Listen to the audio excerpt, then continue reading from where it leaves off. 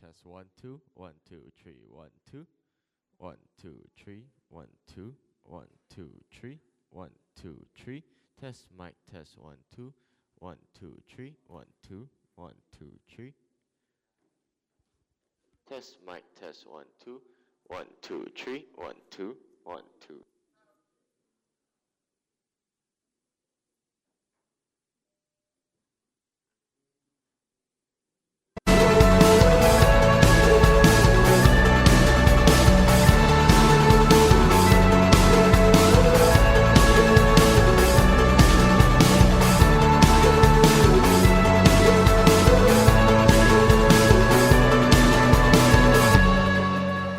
Saya dapati masyarakat mula melihatlah sebab ada yang selepas kita dah aktivasi mungkin dah minggu keberapa selepas minggu ke-4, 5 tu ada lagi lah yang nak jadi ahli skop bebas denggi. Sebab bila kita keluar dalam satu grup.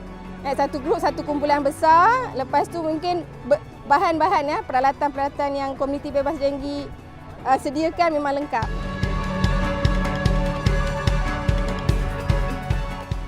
Dengan adanya kerjasama daripada Persatuan Penduduk, agensi yang lain, daripada NGO, daripada MOSTI misalnya, ini akan menjadi satu platform untuk PBT bekerjasama dengan lain-lain agensi supaya kerja-kerja kawalan itu dapat kita laksanakan dengan lebih mudah dan besar.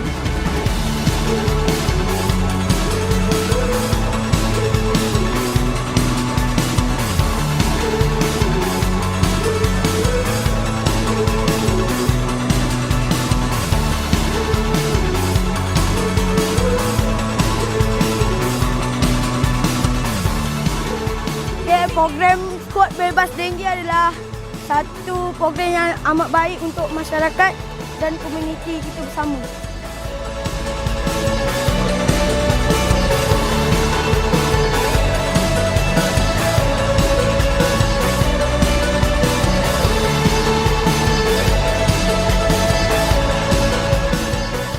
Mengurangkan, mendidik, bertindak, melindungi. Bersama-samalah kita memberantas denggi.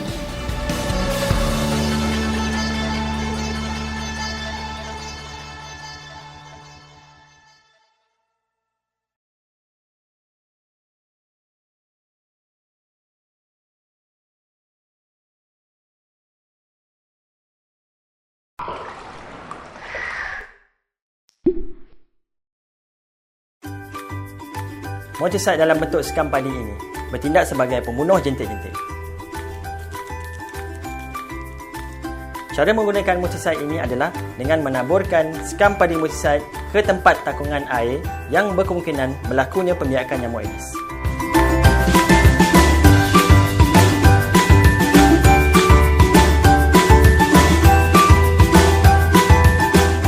Jika tidak pasti, taburkan sekam padi motosid ini di mana-mana sahaja, terutamanya di kawasan yang berpotensi lakunya takungan air. Lakukan aktiviti ini sekali setiap 4 minggu.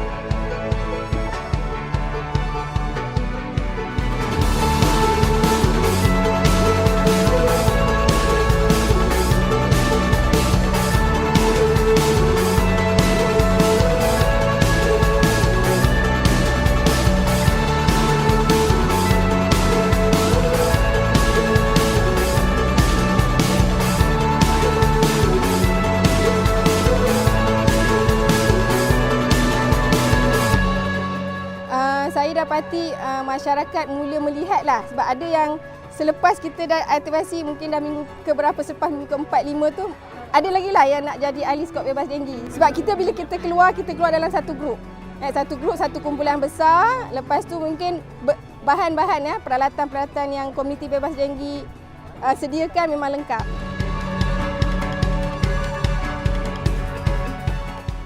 Dengan adanya kerjasama daripada persatuan penduduk, agensi yang lain, daripada NGO, daripada MOSTI misalnya, ini akan menjadi satu platform untuk PBT bekerjasama dengan lain-lain agensi supaya kerja-kerja kawalan itu dapat kita laksanakan dengan lebih mudah dan besar.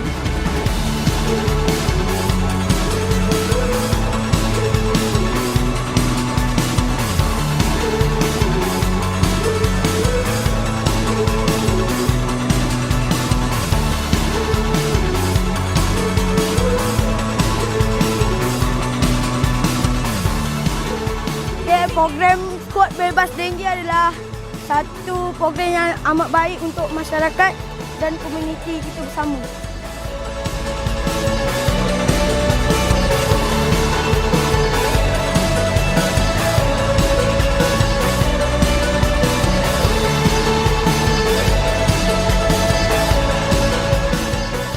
Mengurangkan, mendidik, bertindak, melindungi.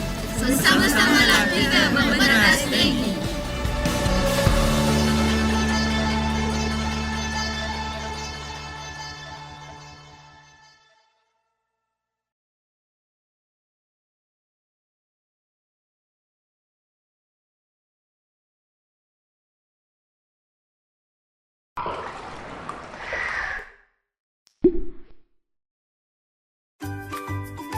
Moticide dalam bentuk sekam padi ini bertindak sebagai pembunuh jentik-jentik. Cara menggunakan moticide ini adalah dengan menaburkan sekam padi moticide ke tempat takungan air yang berkemungkinan berlakunya pembiakan nyamuk Aedes.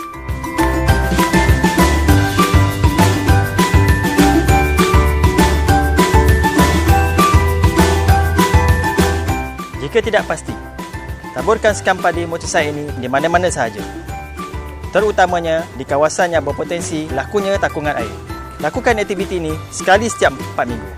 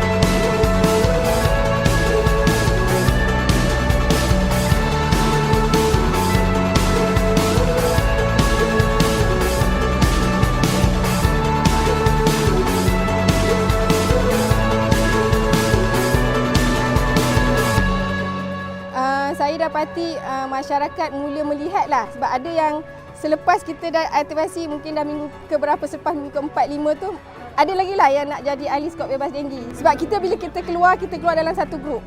Satu grup, satu kumpulan besar. Lepas tu mungkin bahan-bahan peralatan-peralatan yang komuniti bebas denggi sediakan memang lengkap.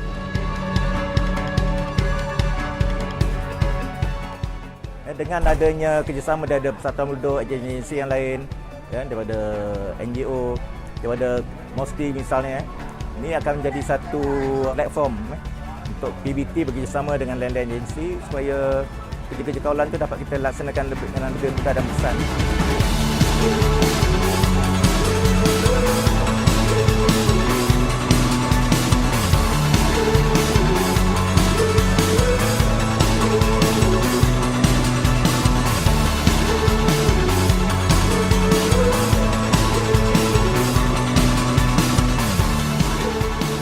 Program Kod Bebas Dengue adalah satu program yang amat baik untuk masyarakat dan komuniti kita bersama.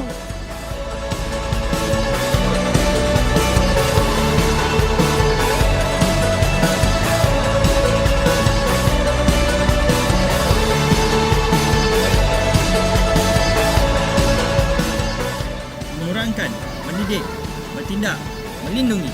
Bersama-samalah kita memberantas dengue.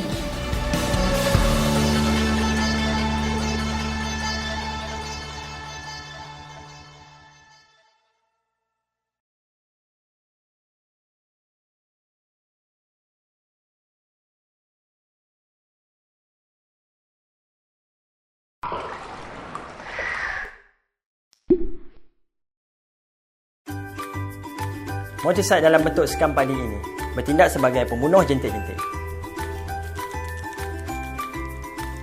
Cara menggunakan motosaik ini adalah dengan menaburkan sekam padi motosaik ke tempat takungan air yang berkemungkinan berlakunya pembiakan nyamuk Aedes.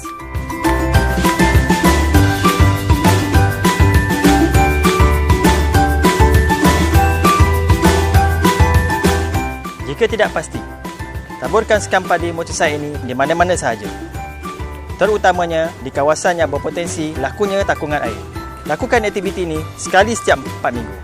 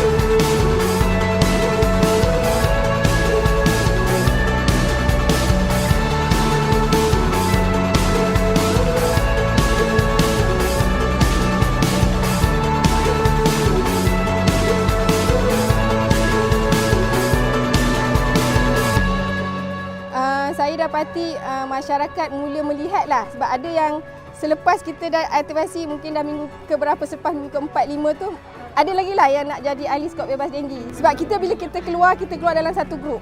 Satu grup, satu kumpulan besar. Lepas tu mungkin bahan-bahan peralatan-peralatan yang komuniti bebas denggi sediakan memang lengkap.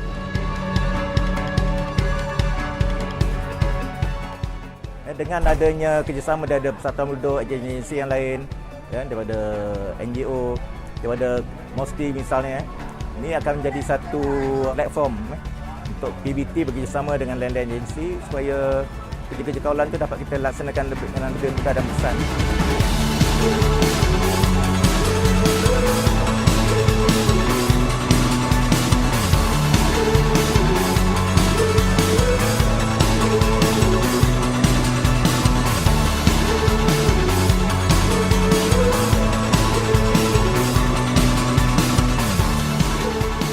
Program Kod Bebas Dengue adalah satu program yang amat baik untuk masyarakat dan komuniti kita bersama.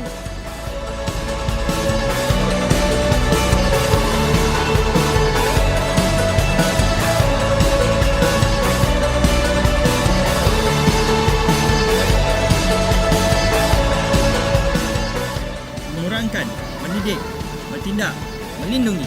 Bersama-samalah kita memberantas dengue.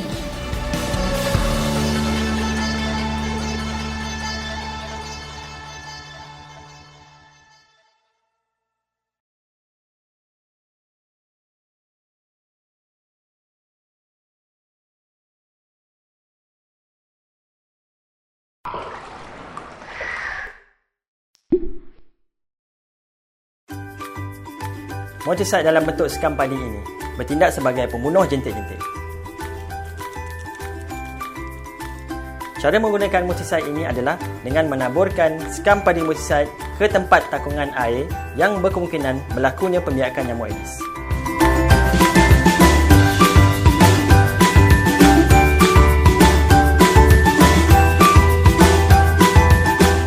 Jika tidak pasti, taburkan sekam padi motosid ini di mana-mana sahaja, terutamanya di kawasan yang berpotensi lakunya takungan air. Lakukan aktiviti ini sekali setiap 4 minggu.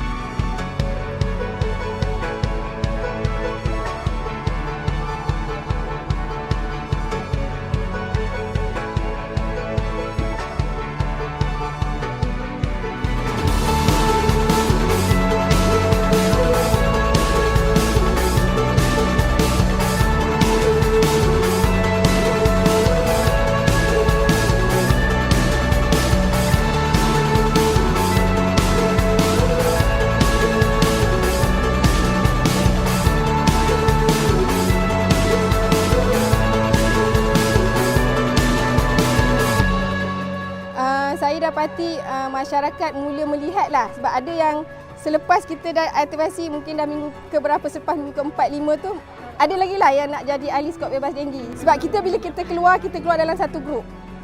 Satu kumpulan besar. Lepas tu mungkin bahan-bahan peralatan-peralatan yang komuniti bebas denggi sediakan memang lengkap.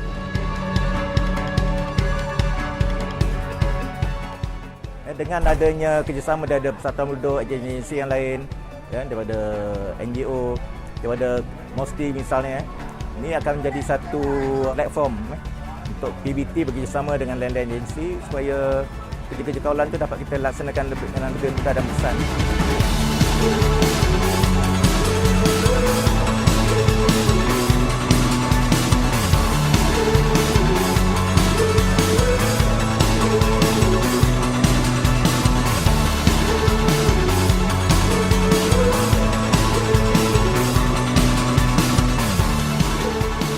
Program skuad bebas dengue adalah satu program yang amat baik untuk masyarakat dan komuniti kita bersama.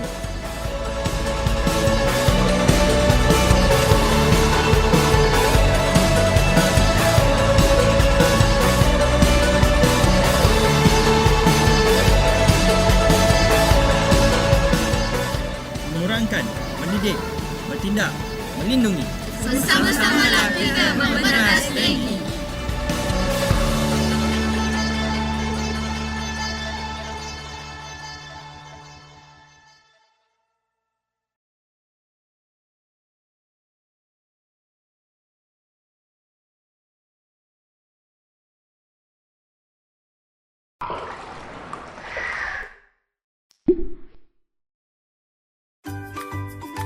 Motosid dalam bentuk sekam padi ini bertindak sebagai pembunuh jentik-jentik. Cara menggunakan multisite ini adalah dengan menaburkan skam padi multisite ke tempat takungan air yang berkemungkinan berlakunya pembiakan nyamuk Aedes.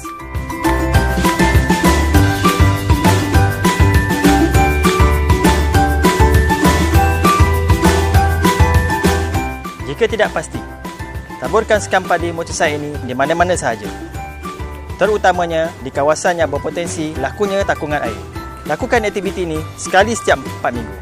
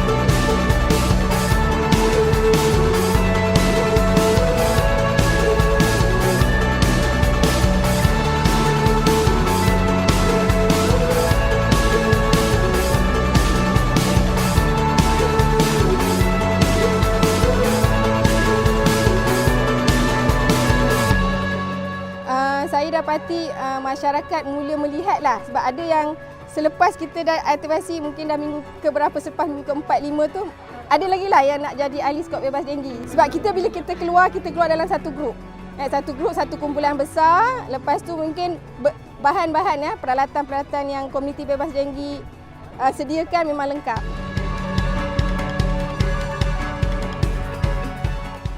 Dengan adanya kerjasama daripada Persatuan Penduduk, agensi yang lain, daripada NGO, daripada MOSTI misalnya, ini akan menjadi satu platform untuk PBT bekerjasama dengan lain-lain agensi supaya kerja-kerja kawalan itu dapat kita laksanakan dengan lebih mudah dan besar.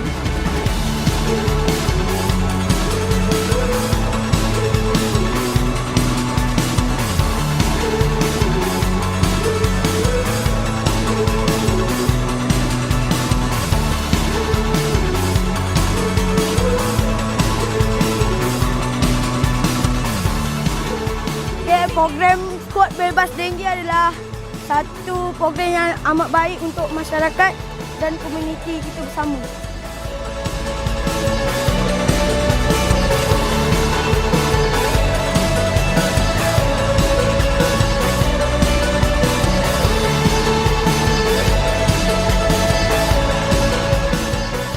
Mengurangkan, mendidik, bertindak, melindungi. Bersama-samalah kita memberantas dengue.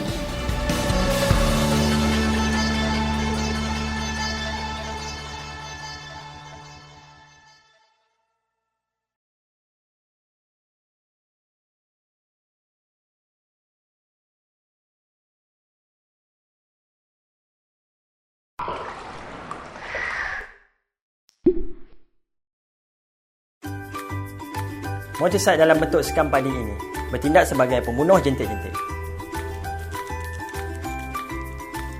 Cara menggunakan multisite ini adalah dengan menaburkan skam padi multisite ke tempat takungan air yang berkemungkinan berlakunya pembiakan nyamuk Aedes.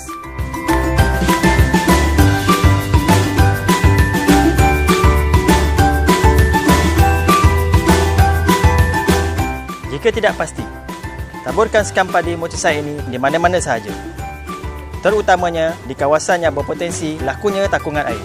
Lakukan aktiviti ini sekali setiap 4 minggu.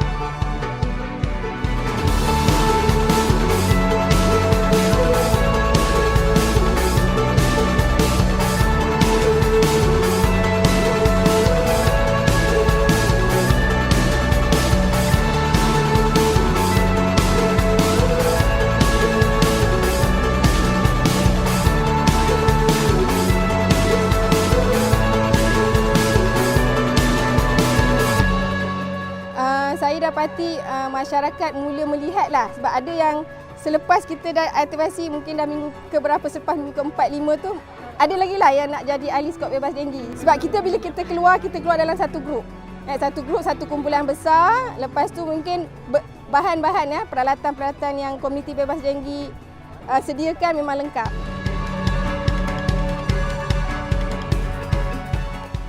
Dengan adanya kerjasama daripada persatuan penduduk, agensi yang lain, ya, daripada NGO, daripada MOSTI misalnya, ini akan menjadi satu platform untuk PBT bekerjasama dengan lain-lain agensi supaya kerja-kerja kawalan itu dapat kita laksanakan dengan lebih mudah dan besar.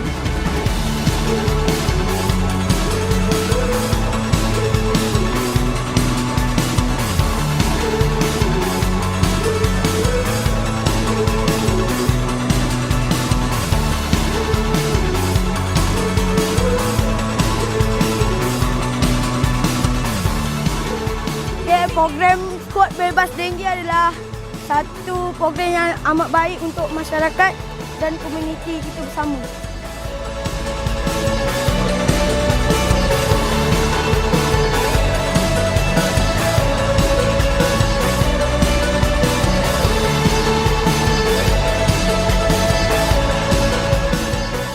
Mengurangkan, mendidik, bertindak, melindungi.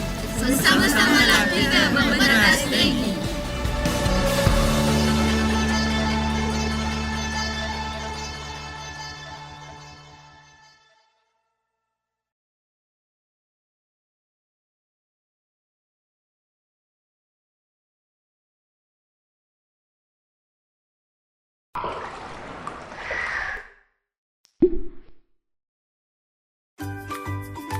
Motiside dalam bentuk sekam padi ini bertindak sebagai pembunuh jentik-jentik.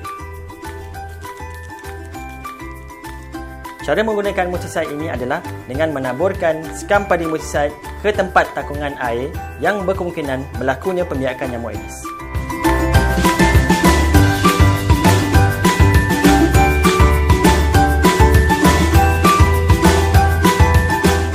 Jika tidak pasti, taburkan sekam padi motiside ini di mana-mana sahaja, terutamanya di kawasan yang berpotensi lakunya takungan air. Lakukan aktiviti ini sekali setiap 4 minggu.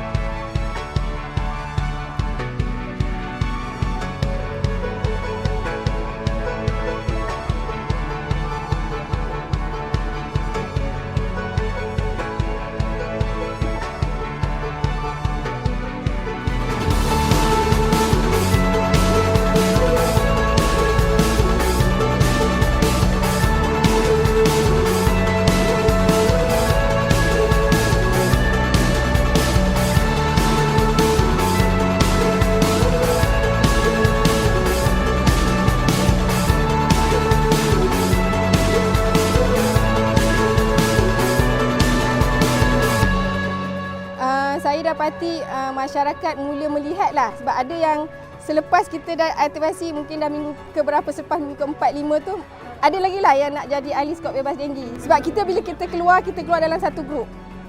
Satu kumpulan besar, lepas tu mungkin bahan-bahan ya, peralatan-peralatan yang komuniti bebas denggi sediakan memang lengkap.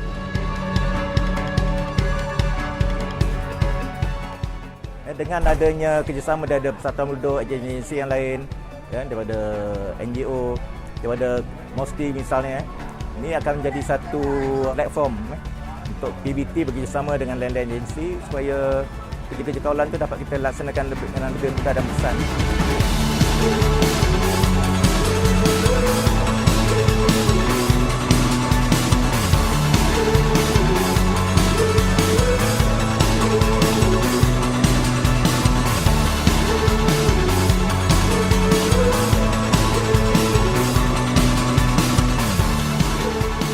Program Skot Bebas Dengue adalah satu program yang amat baik untuk masyarakat dan komuniti kita bersama.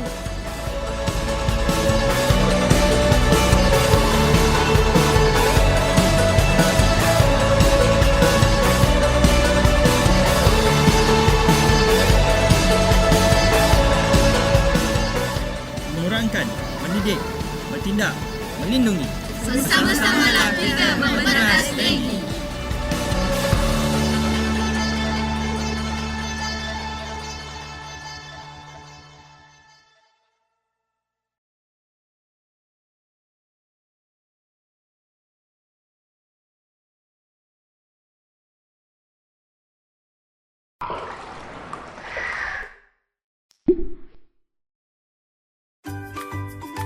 Motiside dalam bentuk sekam padi ini bertindak sebagai pembunuh jentik-jentik.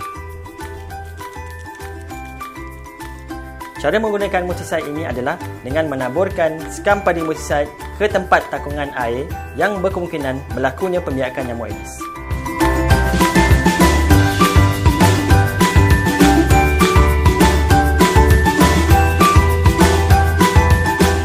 Jika tidak pasti, taburkan sekam padi motiside ini di mana-mana sahaja, terutamanya di kawasan yang berpotensi lakunya takungan air. Lakukan aktiviti ini sekali setiap 4 minggu.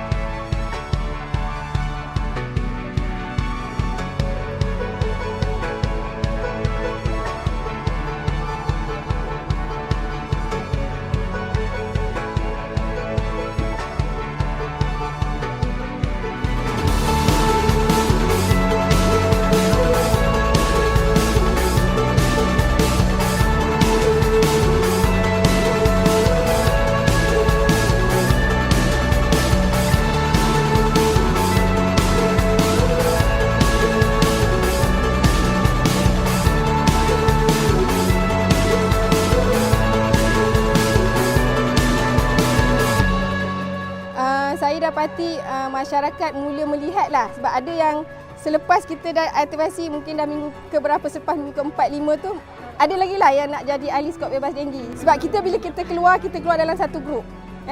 Satu kumpulan besar. Lepas tu mungkin bahan-bahan peralatan-peralatan yang komuniti bebas denggi sediakan memang lengkap.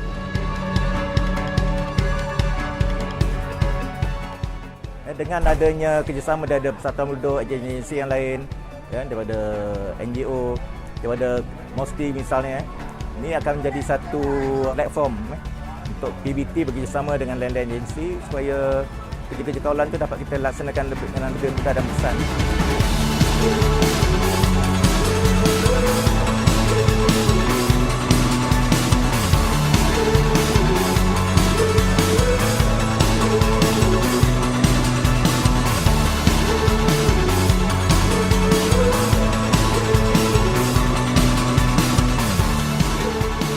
Program Skot Bebas Dengue adalah satu program yang amat baik untuk masyarakat dan komuniti kita bersama.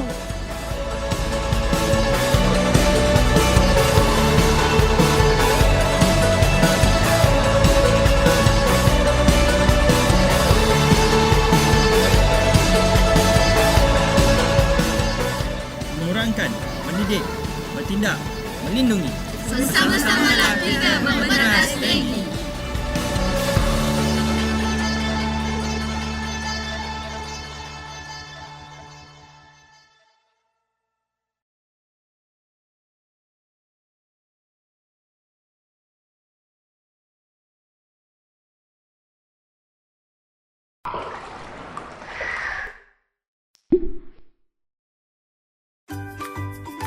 Motosid dalam bentuk sekam padi ini bertindak sebagai pembunuh jentik-jentik.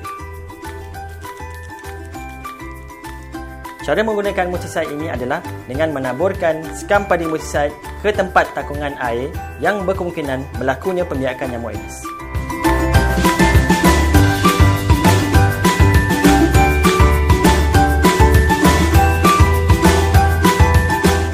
Jika tidak pasti, taburkan sekam padi motosid ini di mana-mana sahaja, terutamanya di kawasan yang berpotensi lakunya takungan air.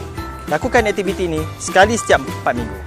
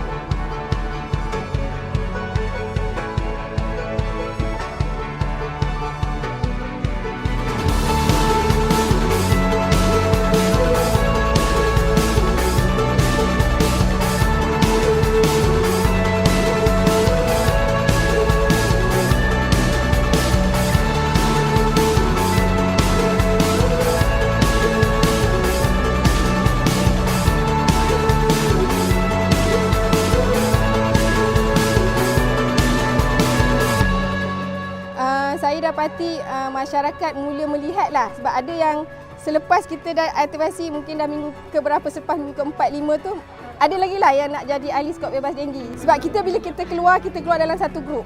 Satu grup, satu kumpulan besar. Lepas tu mungkin bahan-bahan peralatan-peralatan yang komuniti bebas denggi sediakan memang lengkap.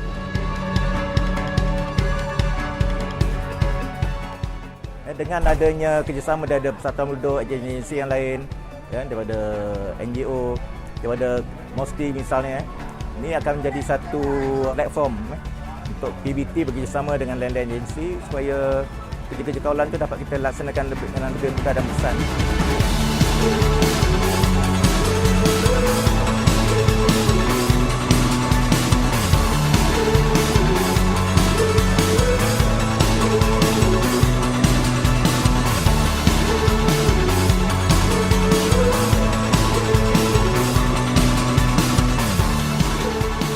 Program skuad bebas dengue adalah satu program yang amat baik untuk masyarakat dan komuniti kita bersama.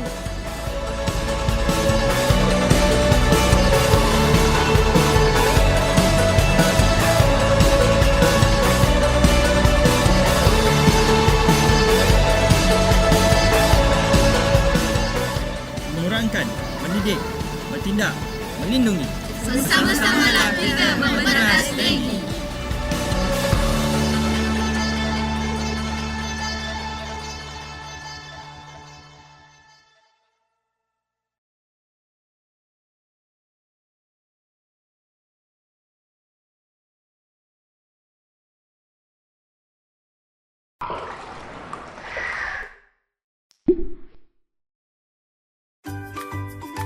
Motosid dalam bentuk sekam padi ini bertindak sebagai pembunuh jentik-jentik. Cara menggunakan motosid ini adalah dengan menaburkan sekam padi motosid ke tempat takungan air yang berkemungkinan berlakunya pembiakan nyamuk Aedes.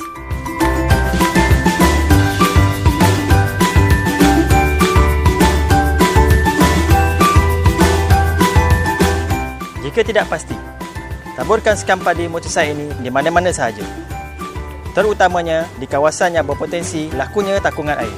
Lakukan aktiviti ini sekali setiap 4 minggu.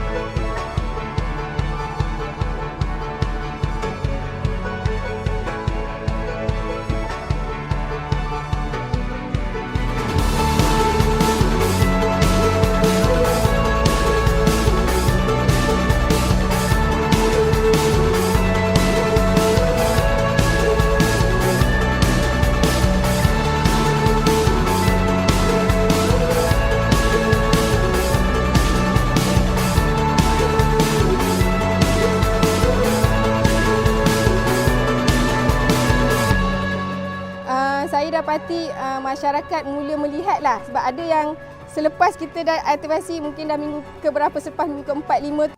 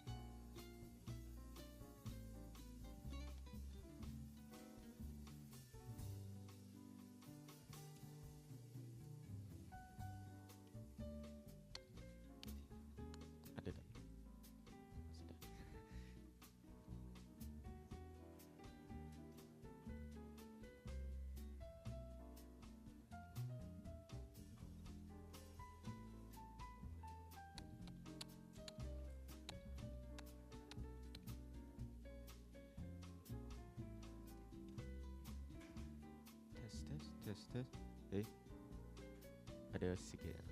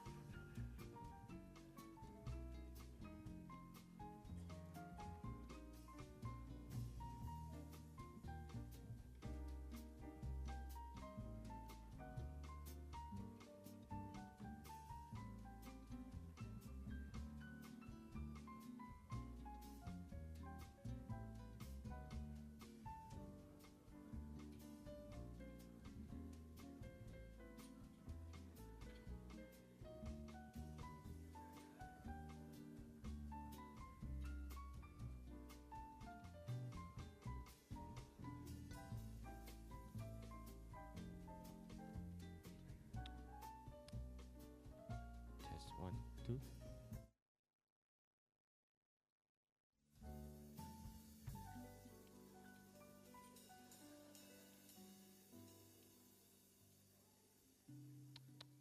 Test 1, 2, 1, 2, 1, 2. Okay.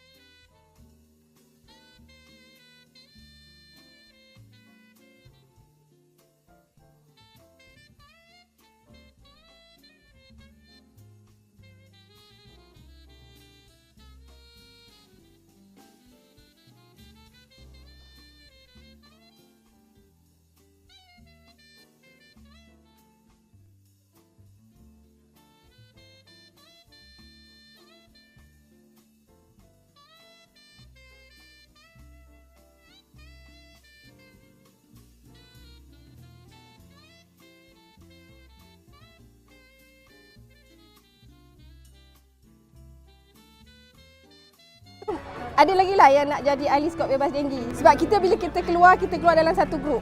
Satu grup, satu kumpulan besar. Lepas tu mungkin bahan-bahan peralatan-peralatan yang komuniti bebas denggi sediakan memang lengkap.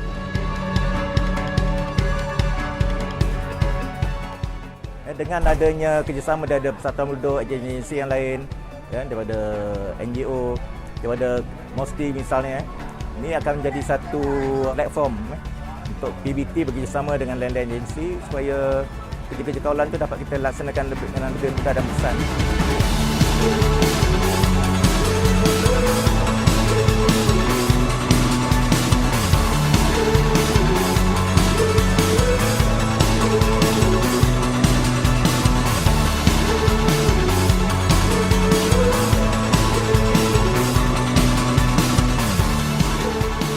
Program skop bebas denggi adalah satu program yang amat baik untuk masyarakat dan komuniti kita bersama.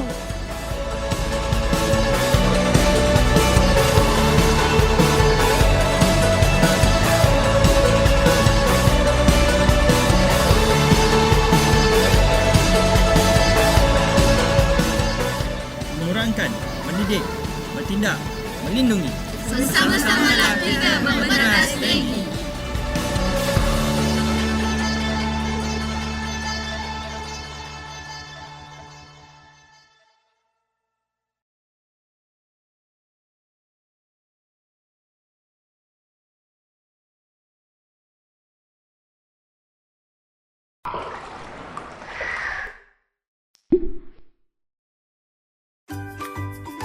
Motosikal dalam bentuk sekam padi ini bertindak sebagai pembunuh jentik-jentik.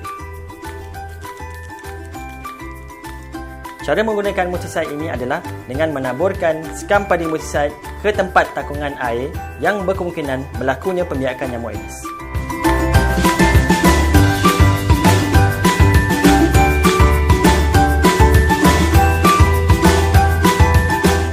Jika tidak pasti, taburkan sekam padi motosikal ini di mana-mana sahaja, terutamanya di kawasan yang berpotensi lakunya takungan air. Lakukan aktiviti ini sekali setiap 4 minggu.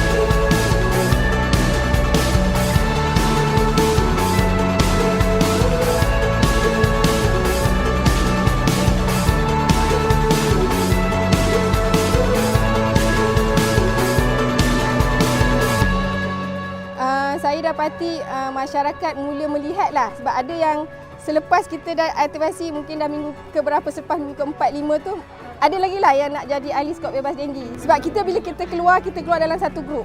Satu grup, satu kumpulan besar. Lepas tu mungkin bahan-bahan peralatan-peralatan yang komuniti bebas denggi sediakan memang lengkap.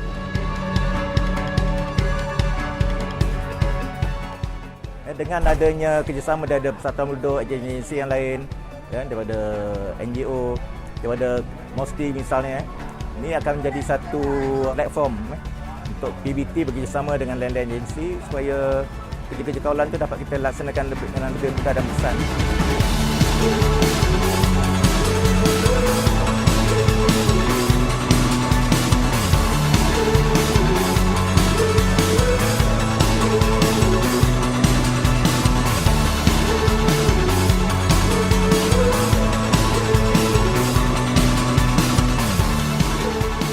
program kod bebas denggi adalah satu program yang amat baik untuk masyarakat dan komuniti kita bersama.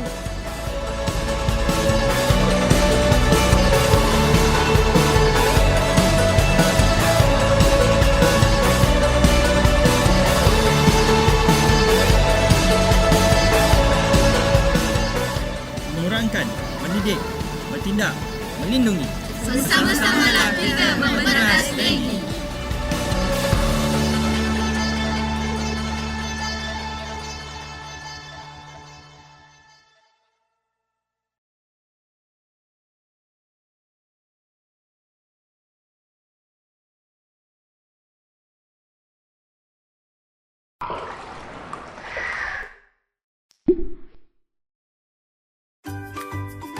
Motosikal dalam bentuk sekam padi ini bertindak sebagai pembunuh jentik-jentik.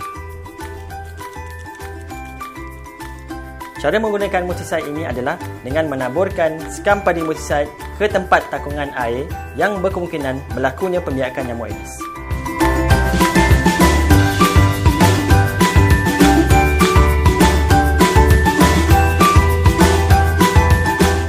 Jika tidak pasti, taburkan sekam padi motosikal ini di mana-mana sahaja, terutamanya di kawasan yang berpotensi lakunya takungan air. Lakukan aktiviti ini sekali setiap 4 minggu.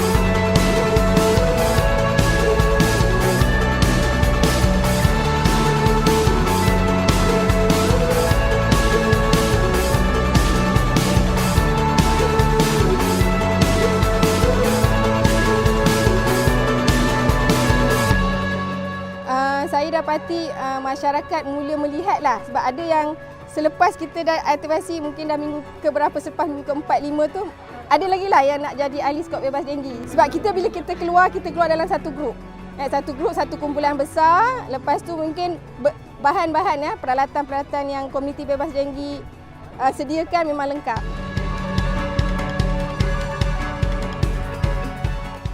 Dengan adanya kerjasama daripada persatuan penduduk, agensi yang lain, daripada NGO, daripada MOSTI misalnya, ini akan menjadi satu platform untuk PBT bekerjasama dengan lain-lain agensi supaya kerja-kerja kawalan itu dapat kita laksanakan dengan lebih mudah dan besar.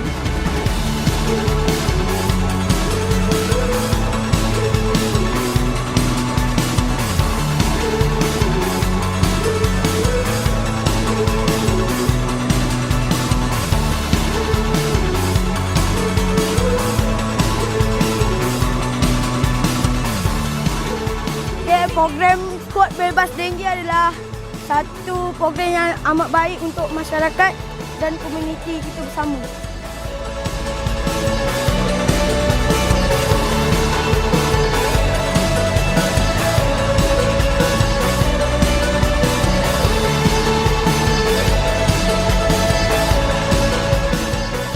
Mengurangkan, mendidik, bertindak, melindungi. Bersama-samalah kita memberantas dengue.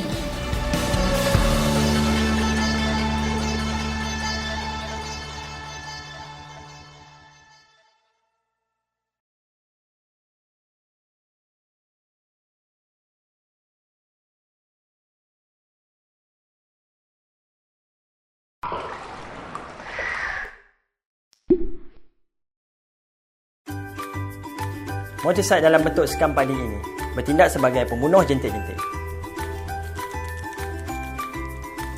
Cara menggunakan motosid ini adalah dengan menaburkan sekam padi motosid ke tempat takungan air yang berkemungkinan berlakunya pembiakan nyamuk Aedes.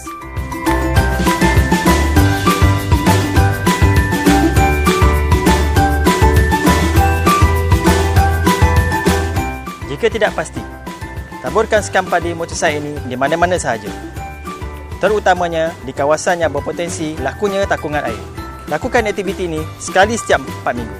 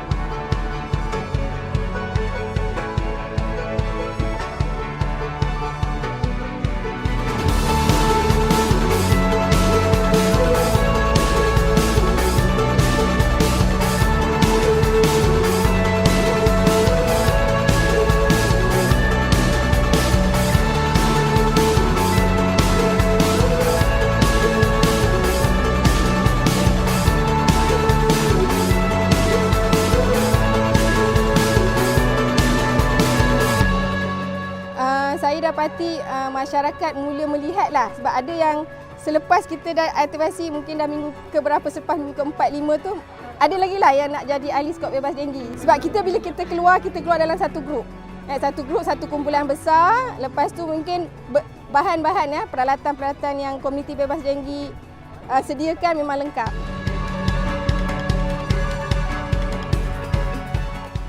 Dengan adanya kerjasama daripada Persatuan Penduduk, agensi yang lain, daripada NGO, daripada MOSTI misalnya, ini akan menjadi satu platform untuk PBT bekerjasama dengan lain-lain agensi supaya kerja-kerja kawalan itu dapat kita laksanakan dengan lebih mudah dan besar.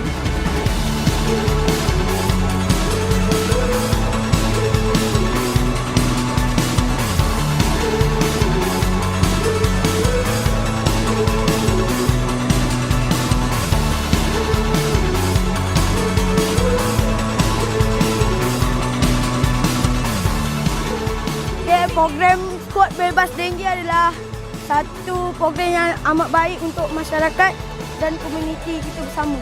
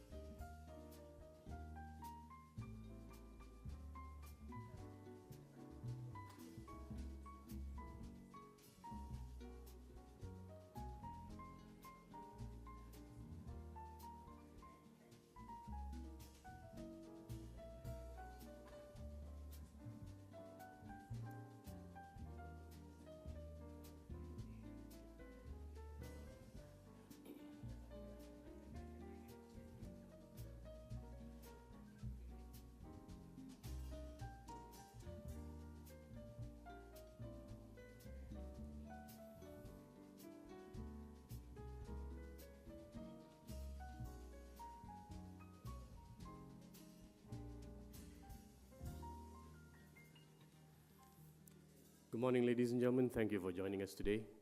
We'll be starting in a few short minutes. So if I may have your cooperation in having your phones on silent mode, please, throughout the day. This is to ensure that the speakers can make their presentations without any interruptions.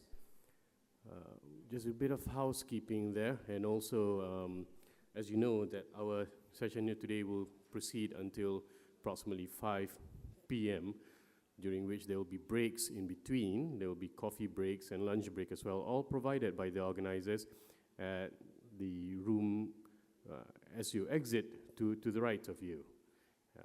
For our Muslim friends, we have prayer rooms as well for your Zohor Salat. Also on this floor, which is at the far end of this hall, to your left and also to your right. For men and women, at both wings, men and women as well.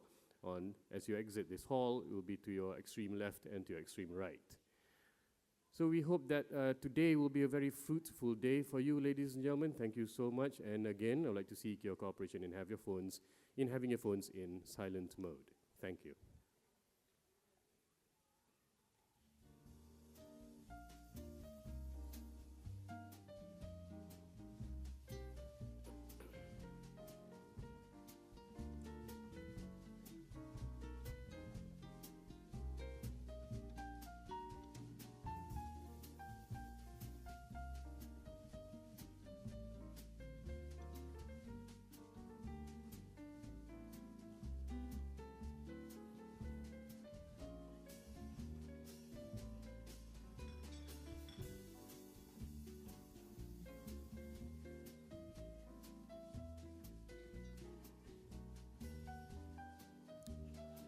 Oh, yes, one other matter, by the way. I'm sorry. You are encouraged to take pictures today. Please take pictures of the entire event today. You can post it up on social media and hashtag Bebas Dengue. Just hashtag Bebas Dengue. And also, as you can see, there are like several cameras throughout this hall. All the speaking sessions today will be streamed live on YouTube. So you can also invite your friends, your colleagues, to participate in today's session. If they can't be here today, then you can ask them to just go to YouTube and just look for the channel Community Bebas Dengue over YouTube, and there will be a live streaming of today's session. So just spread the word around and hashtag Bebas Dengue. Thank you.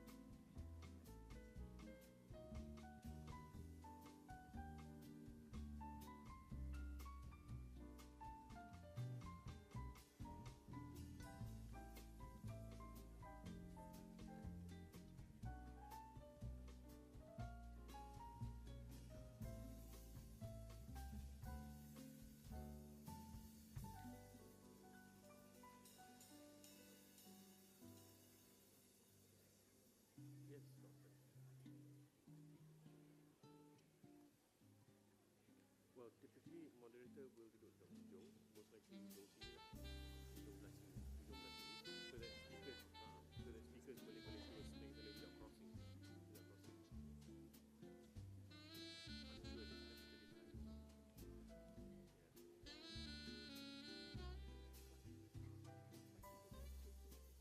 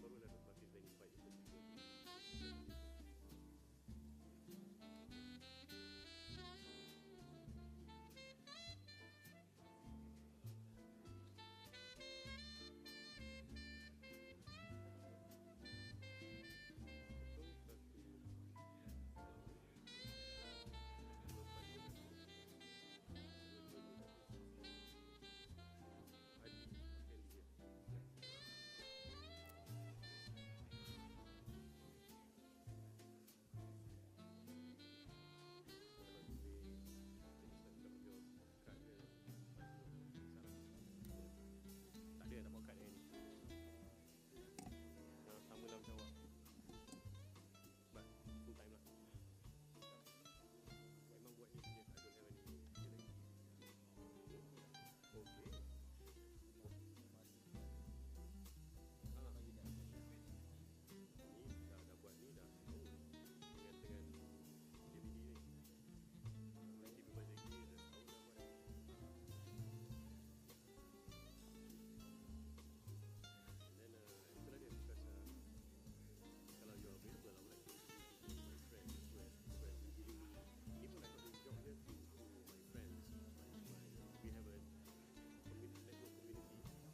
Then when the speakers have sat down, then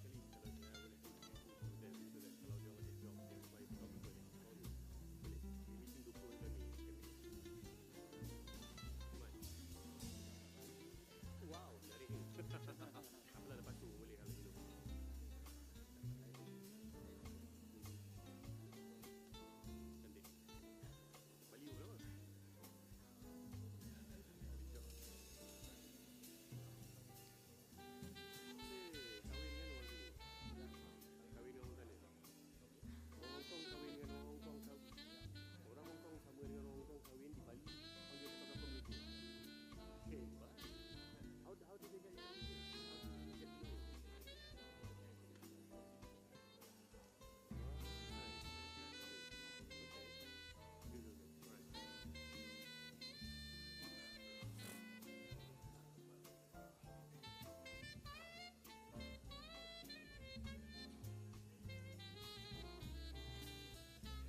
For those who just joined us, good morning.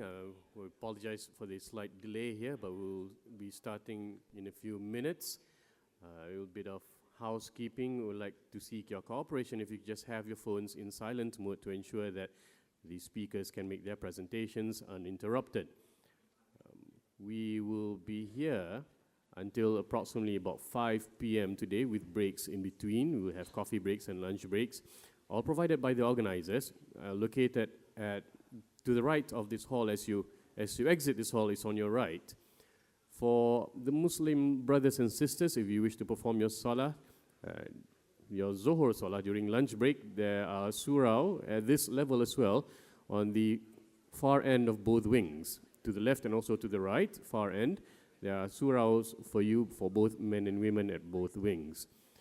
We'd like to invite you to please take pictures. Yes, take lots of pictures for today and post them up on social media and hashtag Bebas Dengue.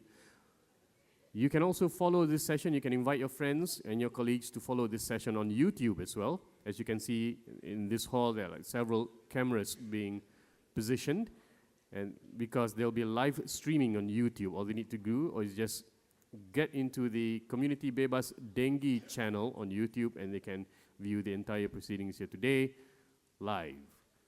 Thank you very much, ladies and gentlemen. We do hope that you have a fruitful day today.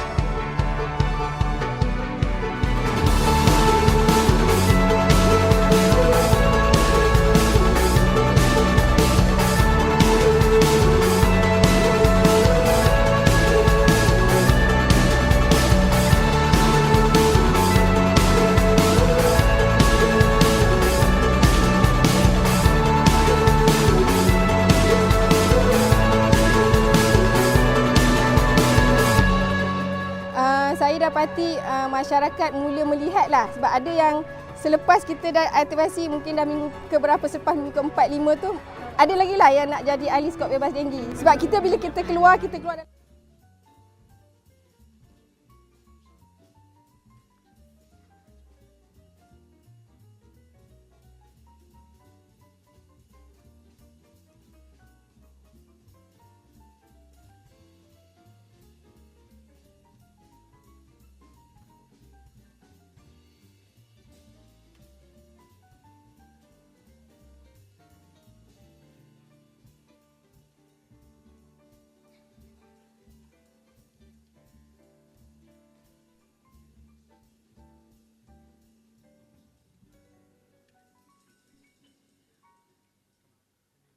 I'm sitting here, is it?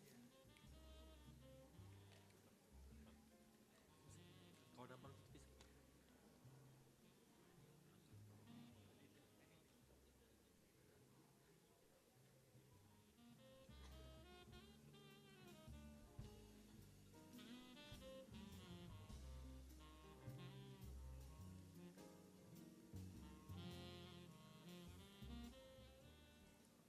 Honored guests, ladies and gentlemen, my name is Adi Effendi, your host for today. Welcome to Kuala Lumpur and welcome to DENGUE360. Yang Amat Mulia Tunku Nakiuddin Ibni Tuanku Jaafar, founder and executive chairman of Entogenex Industries, Sdn Berhad. Mr. Muhammad Yusri Bulat, acting president of InnoBiologics, Sdn Berhad. Madam Hazami Habib, acting chief executive officer of Academy of Sciences, Malaysia. Dr. Neil Ranawira, founder and director of Entogenex Industries, Sdn Berhad. Mr. Marcus Francis, member of the board of directors, Entogenex Industries, Sdn Berhad. Yang Bahagia Dr. Zulkifli Muhammad Hashim and Yang Bahagia Datuk Sri Haji Wan Adnan Wan Mamat, board of directors, InnoBiologics, Sdn Berhad. Distinguished guests, speakers, members of the media, ladies and gentlemen, participants of DENGUE360. Assalamualaikum warahmatullahi wabarakatuh, and a very good morning to you. Before we begin today's conference, and in asking for divine blessings from the Almighty, may He grant us the wisdom to acquire knowledge from today's conference, I would like to now invite Mr. Muhammad Jamil Aizat Jamaluddin to lead the prayers.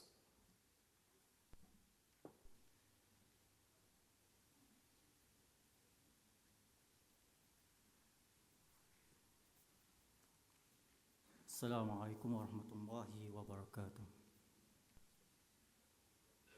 And a very good morning. Al-Fatiha.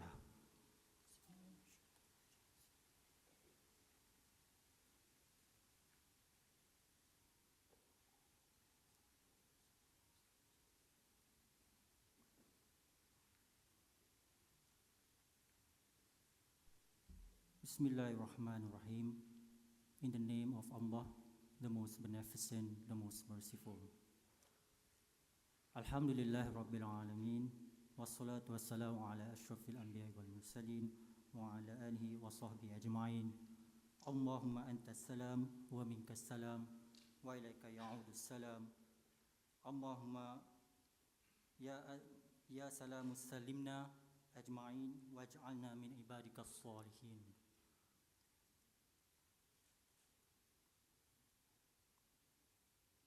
O Allah, we beg of you all good things pertaining to this day and the days hereafter, and we seek your protection from all evil pertaining to this day and the days hereafter.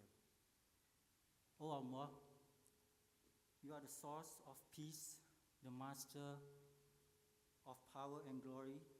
In conjunction with DENGUE360 Conference, Innovations in Dengue Prevention, guide us among those whom you guide, and grant us health among those whom you grant health. O Allah, unite us for the right solution on dengue epidemic issues. Provide us with the fruitful knowledge to control the dengue menace. We seek strength. We pray that the efforts that we make shall grant benefits to this community as well as to the people from all over the world. Allahumma ya qawi ya aziz ya fa'allal lima yurid. O Allah, verily, we ask you for the best supplication, the best deed, the best reward. O Allah, we seek your assistance for unity among various parties involved in this effort to move forward in a single direction in sustainable manner. Rabbana atina fid dunya hasanah wa fil akhirati hasanah wa qina azabannar. Sallallahu ala sayyidina Muhammad wa ala alihi wa sahbihi wa sallam. Alhamdulillah rabbil alamin. Ameen, Ameen, Ya Rabbal Alameen. Thank you, Mr. Muhammad Jamil, for the recitation. Ladies and gentlemen, to welcome you today to today's prestigious event, I would now call upon the acting president of InnoBiologics, Sir Mahat, to give a speech. Please put your hands together for Mr. Muhammad Yusri Bulat.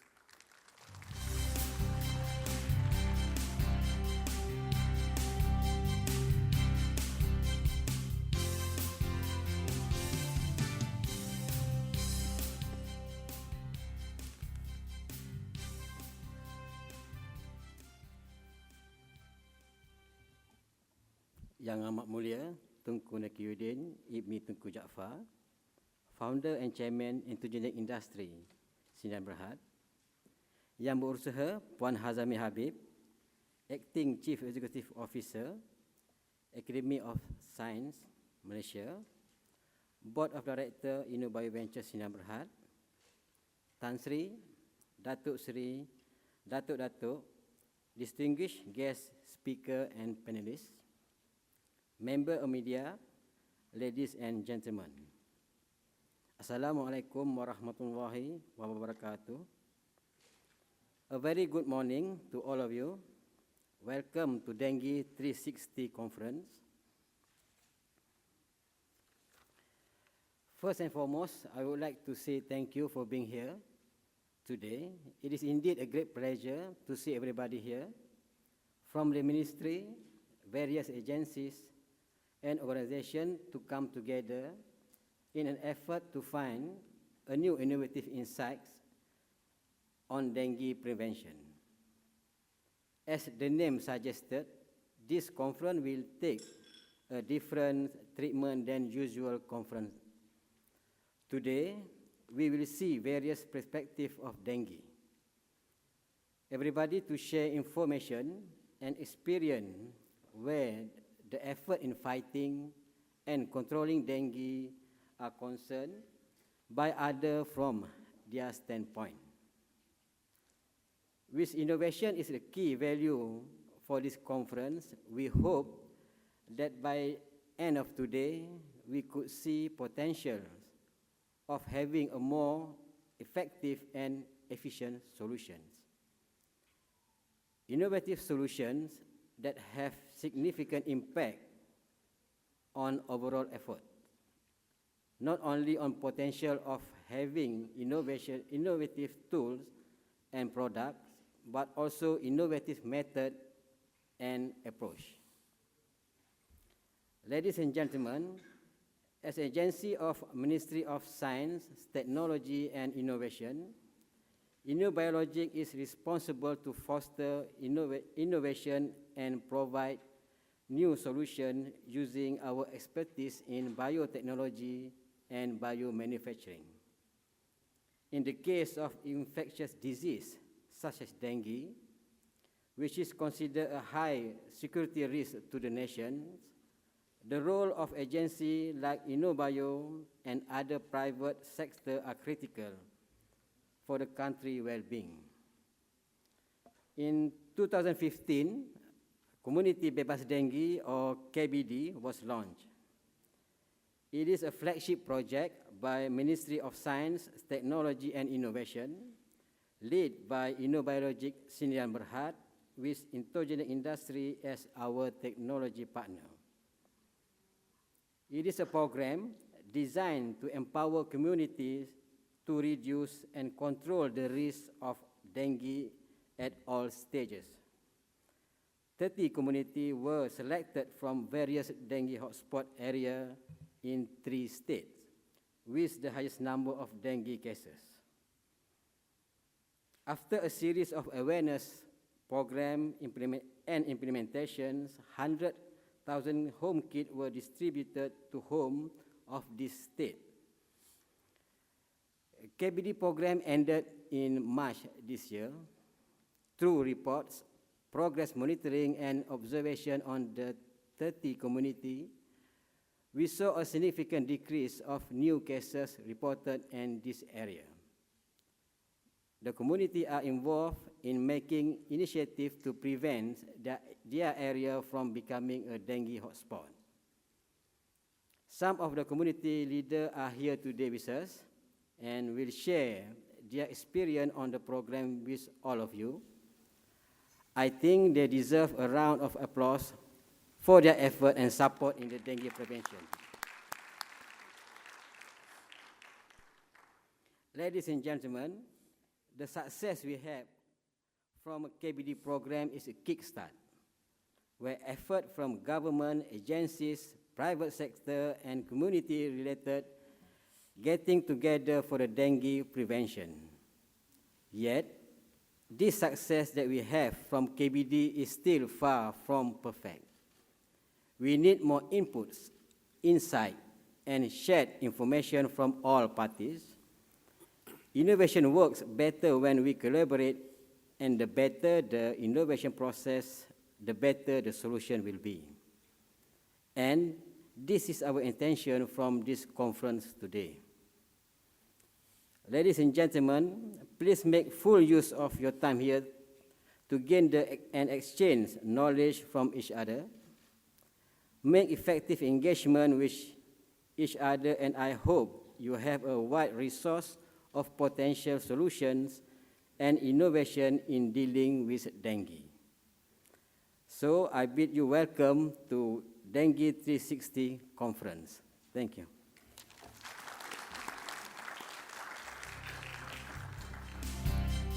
Thank you, Mr. Muhammad Yusri Bulat, for your warm welcome. Distinguished guests, to say a few words, it gives me great honor to call upon the founder and executive chairman of Entogenex Industries, Sdn Bhd. Please give it up for Yang Amat Mulia, Tunku Nakiuddin, Tuanku Jaafar.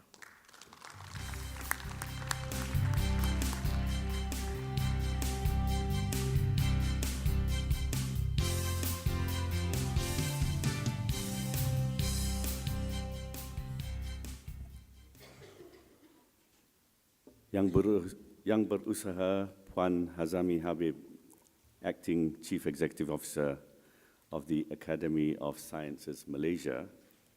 Yang berusaha Cik Muhammad Yusri Bulat, Acting President, InnoBiologics Sdn Bhd. Distinguished guests, ladies and gentlemen, on behalf of Entogenex Industries, it gives me great pleasure to welcome you all to this inaugural DENGUE360 conference on innovations in dengue prevention. We would like to record our sincere appreciation to the Academy of Sciences Malaysia for their collaboration, guidance, and much valued support in the organization of this very important conference. This is indeed a very aptly named conference, DENGUE360. It is certainly what the situation calls for. The conventional methods have not been able to quell the rising tide of dengue, not just in Malaysia, but also in many other countries around the world. And today, we are aware of yet another disease that is caused by the same vector, the Zika virus, which has come into the limelight in recent months, especially in Brazil and some of its neighboring countries, is also carried by the Aedes mosquito. The world needs to relook our strategy on how to beat these diseases. A new game plan is required, hence this 360 analysis of new innovations for dengue prevention is well timed. We are indeed honored to have such an eminent panel of speakers and forum panelists. They bring with them a diverse set of knowledge and experiences that will enrich us all in our quest to derive practical and sustainable solutions to prevent these dreaded diseases carried by the Aedes mosquito that has caused so much death and suffering to mankind. Entogenex is proud to be playing a dynamic role in this initiative. We are the technology partner to the Malaysian Ministry of Science, Technology and Innovation, or MOSTI, in their flagship project known as Community Bebas Dengue, better known as KBD. This project has unveiled some critically promising derivatives, especially in the use of our REAP methodology. REAP, R-E-A-P, is an acronym and stands for key actions focused on the following. R, for reduction of dengue at source with effective biolarviciding. E, for education of communities about the disease and how to protect themselves and their families. A, for activating families and communities to take necessary steps to eliminate breeding sites. And P, for prevention, continuous protective measures implemented with vigilance. This methodology has served as the strategic framework in the deployment of the KBD program, which has seen dengue cases being reduced by more than half in some of the sites that have a well-engaged and proactive community. Our heartiest congratulations to InnoBiologics, as well as everyone in the KBD project management team. Let's give them a big hand.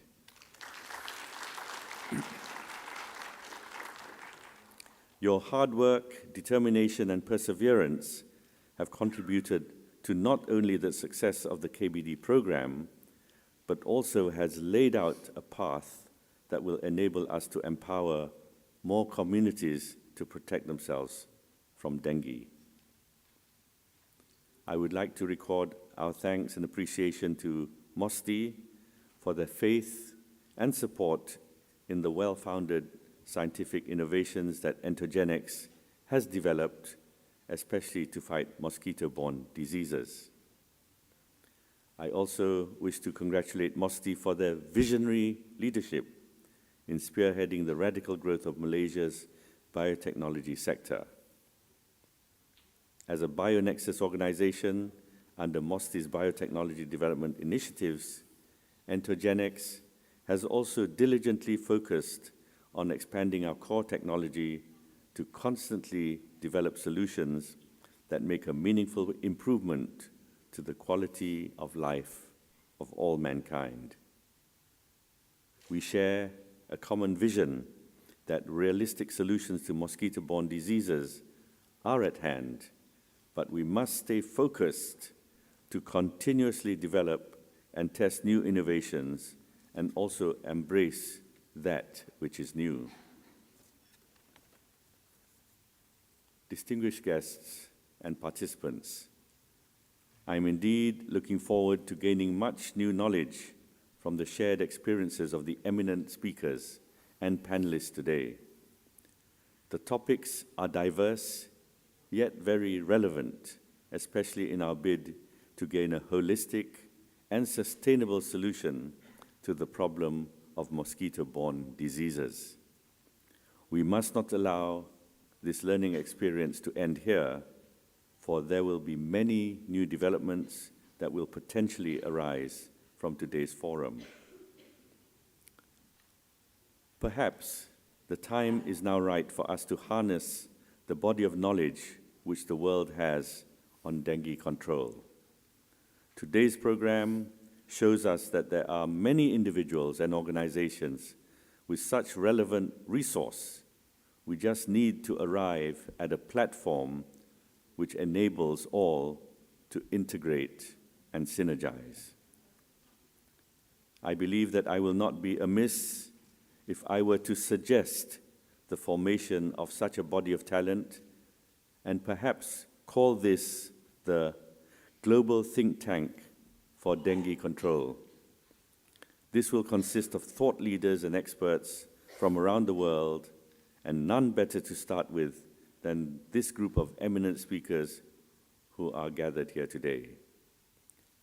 Such a think tank can serve as a central platform to boost the integration of new ideas and innovations from around the world, as well as to fast-track implementation of such practical and sustainable solutions wherever they may be needed around the world. We will discuss with MOSTI, as well as the Academy of Sciences and other relevant stakeholders, if they are able to take the lead on such a platform. Entergenics, as a biotech company involved in dengue control, will be happy to play a suitable role if such an initiative was to be realized. Meanwhile, I would like to thank all delegates for taking their time to join this conference today. I wish you all an enriching and enjoyable DENGUE360 conference. Thank you.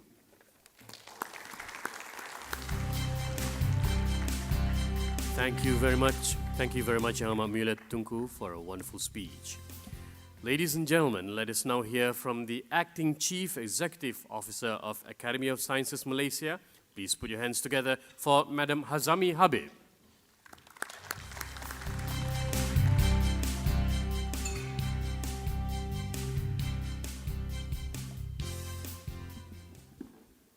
Bismillahirrahmanirrahim. Yang Amat Mulia Tunku Negridin Ibni Tuanku Jaafar, Founder and Executive Chairman Entergenic Industries Yang Berhad, Yang Berusaha Encik Muhammad Yusri Bulat, Acting President Innobiologics Yang Berhad, distinguished moderators, speakers, experts and participants, fellows of the Academy of Sciences Malaysia, guests, ladies and gentlemen. Assalamualaikum warahmatullahi ta'ala wabarakatuh and salam sejahtera. On behalf of the Academy of Sciences Malaysia, I would like to extend a very warm welcome to all of you to the DENGUE360 Forum. Thank you for having me and congratulations to our partner, Innobiologics Yang Berhad, and the Community Bebas Dengue team for organizing this forum.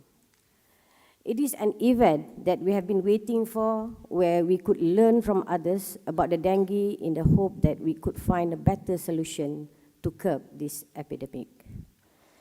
Dengue is a major disease that we are facing until today.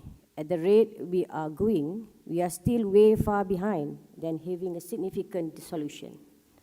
This event is an innovation by itself, where we are looking for answers from all angles that could contribute in developing better solutions than whatever we have at present.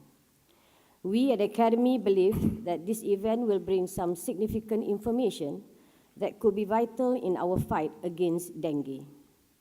This is why when we agreed to collaborate with Innobiologics Yang Berhad in Dengue Toolkit program, the Academy, through our fellows, we have one here, Datuk C.P. Ramachandran, in medical and health sciences, will be able to become the advisor to ensure the success of this noble initiative. Approach top-down to change and to give the right policy and ecosystem, and bottom-up, giving right data and educating and awareness to the community is the holistic approach for us to fight this epidemic. Ladies and gentlemen, the Academy of Sciences Malaysia is an agency under the Ministry of Science, Technology and Innovation that came into force in 1st February 1995 as a nation thought leader in the field of science, engineering, technology and innovation. As an agency that promotes and fosters science, we believe that only through innovation that science and technology can be appreciated by public. By having a better communication between all parties at all levels, that such goal can be achieved. We hope through this event, it is a start for bridging all parties together with better communication, better understanding of each other's roles, and more importantly, to give more attention to the problem at hand as one community. This is Academy's primary goal today. I just came back from Kedah yesterday. We just had this Duta Science program whereby we empower the community in Jerlon, and we appoint them as the ambassador of science in that community, and we hope we can work together with Innobiologic and Entogenic to educate all these leaders in the community for them to have the right information, especially in dengue. Ladies and gentlemen, we have seen an alarming rise of dengue cases in our country. According to Ministry of Health, there is 56.3% spike in dengue fatalities last year compared in 2014. This is very alarming, and the number of dengue cases in Malaysia is still in rise this year. We need to have a better solution to curb this, one that is scientifically and innovatively better and easily available for the public. We understand that we now have an innovative and improved product that proven to control the breeding of Aedes mosquitoes, yet we need to have a better mechanism to promote the distribution of the product and make it available to the masses as quickly and as easily possible. Having a product available in the market is one thing. It would not be good enough if the public are not educated, informed, and act urgently to curb this matter. Campaign alone would not be enough. We need to streamline a system in bringing education and information and transform it into action.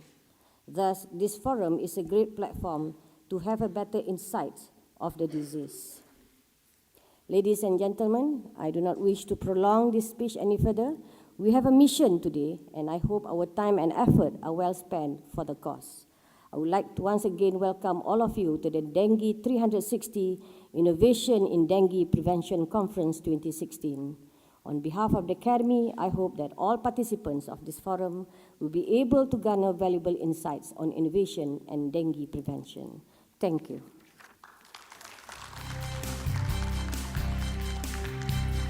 Thank you very much, Madam, for an amazing speech.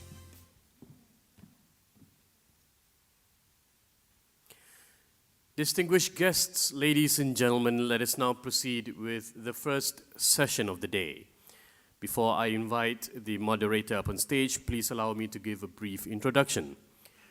She is a distinguished member of the Faculty of Health Sciences, Department of Biomedical Science, National University of Malaysia for 22 years, a medical doctor specializing in the areas of toxicology and pathology, and has been involved in dengue research for more than 10 years. Ladies and gentlemen, here to moderate our first speaking session entitled Innovations in Vector Control, please put your hands together for Dr. Siti Balkis Budin.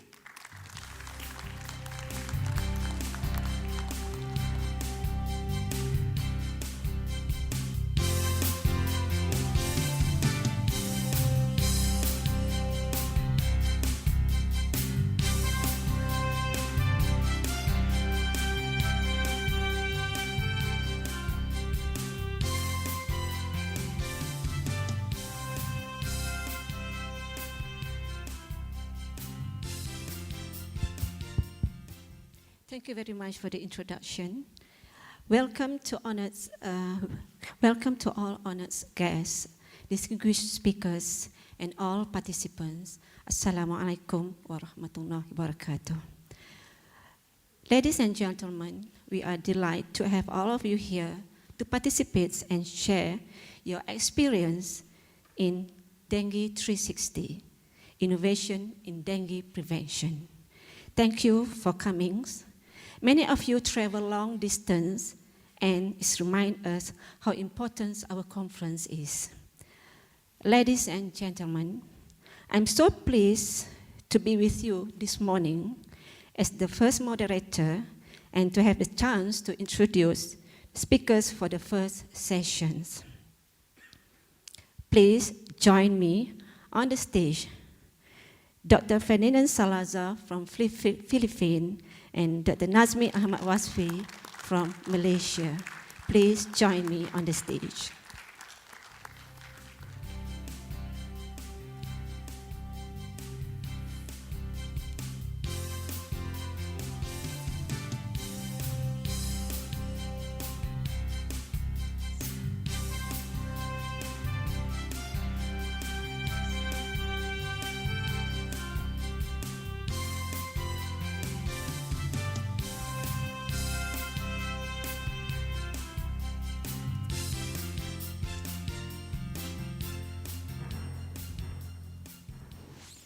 Thank you very much, Dr.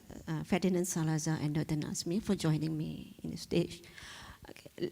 Ladies and gentlemen, let me introduce you, our first speaker, and allow me to read his biodata. Dr. Ferdinand Salazar is an esteemed expert in dengue research. Dr. Ferdinand Salazar is currently holding Chief Science Research Specialist position and head of the Department of Medical Entomology, Research Institute for Tropical Biomedicine, Department of Health, Alabang, Muntinlupa City, Philippines. He finished his bachelor degree from the University of Philippines. He took diploma in applied parasitology and entomology in Malaysia in 1995, whereby he became the top student with distinction.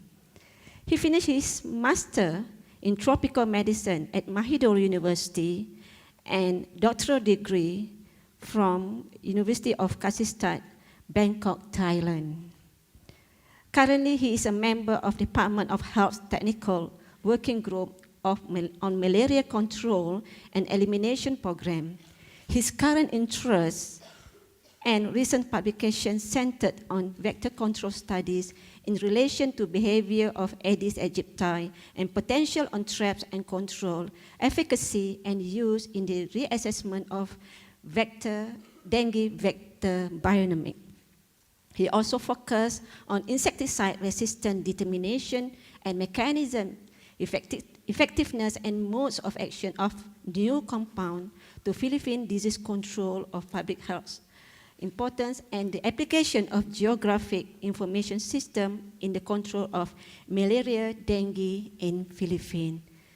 So, ladies and gentlemen, without further ado, please join me in welcoming Dr. Ferdinand Salazar for his speech. Dr. Ferdinand Salazar, now the floor is yours. Thank you very much for the introduction.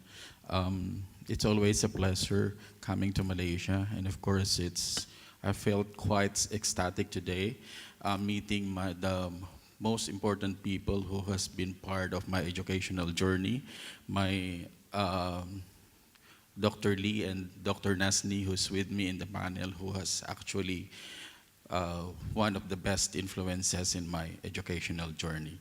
So thank you very much again for Bibas Dengue for inviting me to this conference. The study that I'm gonna be presenting today is entitled Determinants of Vector Density for the Development of an Integrated and Collaborative Approach to Dengue Control in the Philippines. Next slide, please.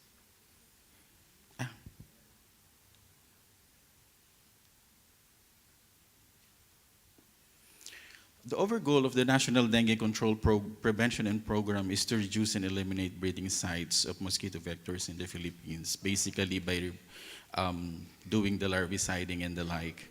And then the local government code mandates local government to implement these measures supplemented by the different administrative orders. And responses to dengue problem is not, however, effective because of several factors that has to be taken into consideration. And traditionally, we've been using larval indices or the stegomyia indices, but we're looking into the use of pupal index as an application if it has epidemiological significance in terms of controlling dengue. So basically, we have these research questions in mind. What pupa density or vector density levels exist at specific points in time related to the potential dengue transmission season, or we're actually looking for a kind of threshold level which would shows direct epidemiological significance during the occurrence of epidemics. So I think my presentation will be a good prelude to the rest of the methods which will be later presented by my former advisor, Dr. Nasni, later. And then a set of other determinants includes what household and community factors are correlated with pupil density, and goes with it will be ecological determinants, including climate, the availability, infestation, and quality of breeding sites and feeding opportunities that affect pupil density. And what social determinants of public, such as public service delivery, waste management, community attitudes, and household practices would relate to the ecological situation that would help improve the control of dengue in Muntinlupa City. And the last one would be what would be the factors that will determine the actual performance of public services, including vector control, water supply, and waste management. So in this study, we'll try to put together as comprehensively as possible what would be those determinants that would affect control of dengue in terms of vector density, because during that time we know that vaccine is not yet available, so it's still vector control which we relied on. So the objectives of the study would be, number one is to understand the ecosystem related biological and social determinants of dengue for a community-centered ecosystem, intervention directed at reducing vector control immature habitats through intersectoral actions. So what we want to develop here is a community-based control program.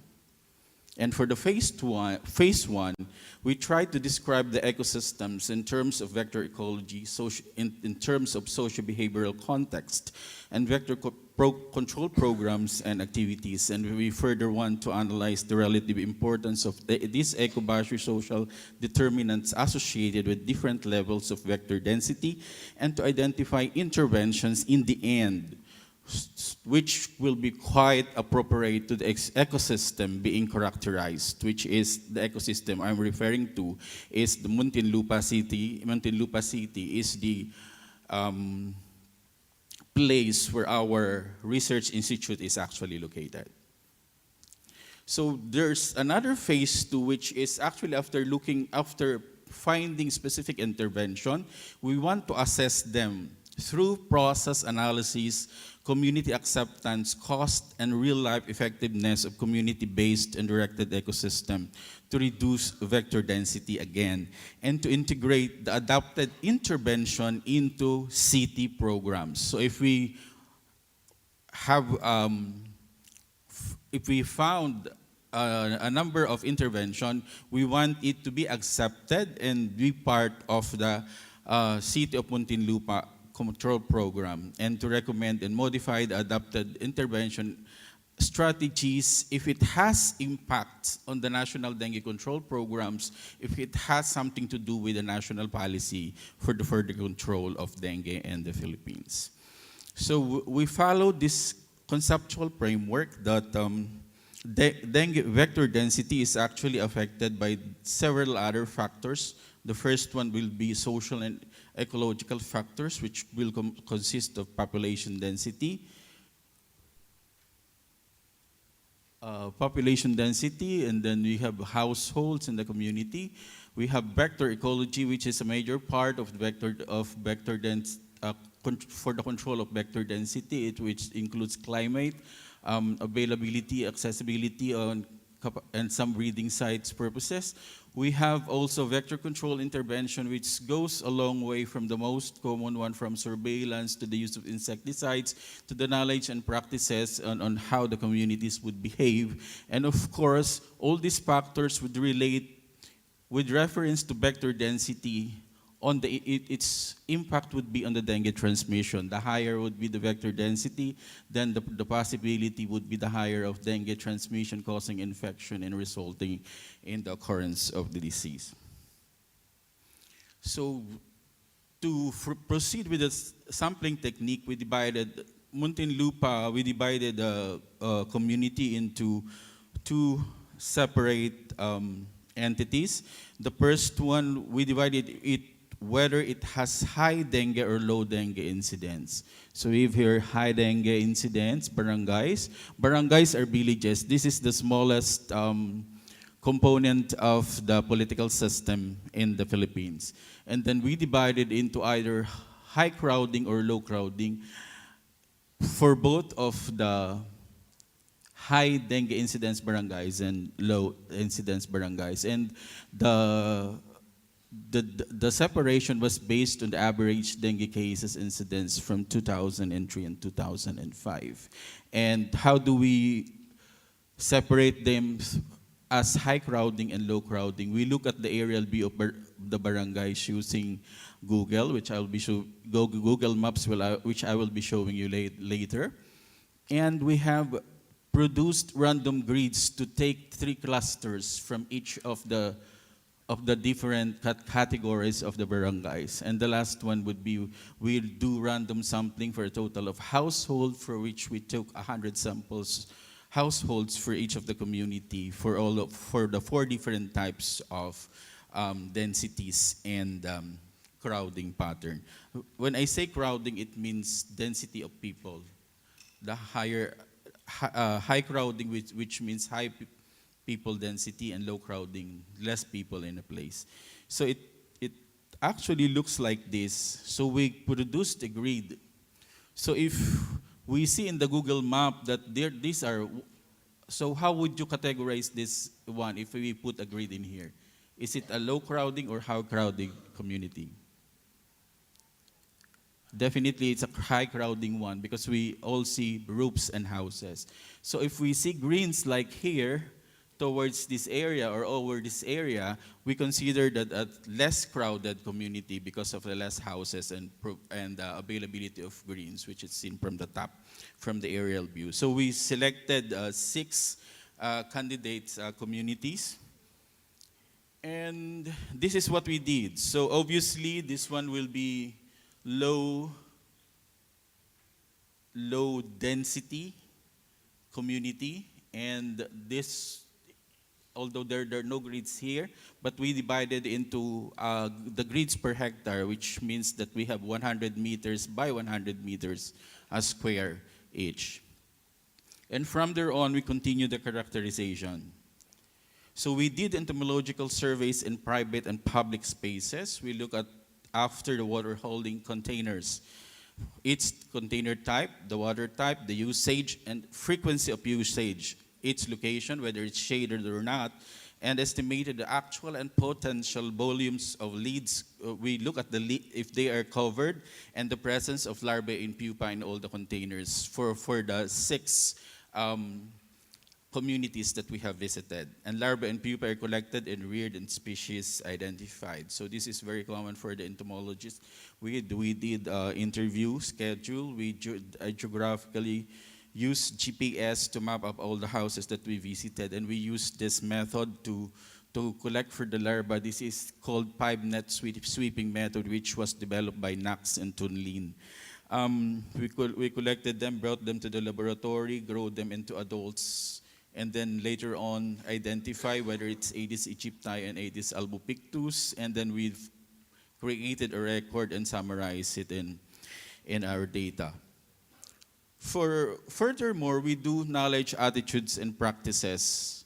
And we had that questionnaire which would provide us the socio-demographic characteristics, which includes dengue experience, knowledge on dengue, such as the sources of information, disease transmission, the types of breeding sites, and the control practices, including the programs. And we further verify it by doing focus group discussions, which involves knowledge on dengue control program, barangay health workers, community activities, and participation in water management. Interviews with community leaders and program managers were also done. And the last one would be observation on the actual control intervention being done within the community. So this is the process that we did. So for the cluster background surveys, we look at the housing condition and what its probable association with regards to transmission. We try to categorize the function of the houses, whether it's residential, the distance between houses, buildings, and the areas and gardens which occur in a particular cluster. We look at the vacant lots, if there are possible breeding sites present in there, the public spaces for leisure and adjacent areas, roads, tire capping areas, waste disposal, public buildings and facilities, and the recent vector activities. So this is actually a sample of a community. This is the,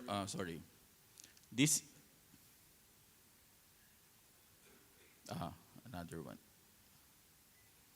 So if you look at the distance, the houses are interconnected with one another. The distance is about 0.5 to about less than a meter, and the road is less than a meter also, if you look at it. And if you look at another site, this would be what you will see in the high density dengue areas.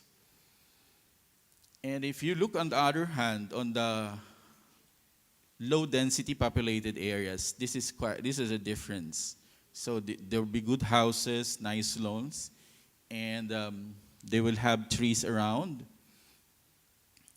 And these are the samples of the public spaces which we found. And there are recreational activities such as basketball courts, of which in most instances there will be breeding sites around here that we found, which I will be showing you later in the types of containers which are found in the public spaces. Okay. So of course the garbage, which is not so good to see. So with regards to the results, the density of population in greens, it states here that the socio-economic characteristics of the population, the housing condition, and the mean distance between houses were similar among clusters within crowding. So those, if they are in highly crowded condition, the socio-economic characteristic, the housing conditions are similar. Greens and gardens can be found, as you can see, from the less crowded clusters. And the defined public spaces includes the common recreation for barangays, basketball courts, multipurpose halls, schools, markets. However, in the clusters where we examined, there's the absence of cemeteries, jetties, and cinemas across all the clusters that we've been to.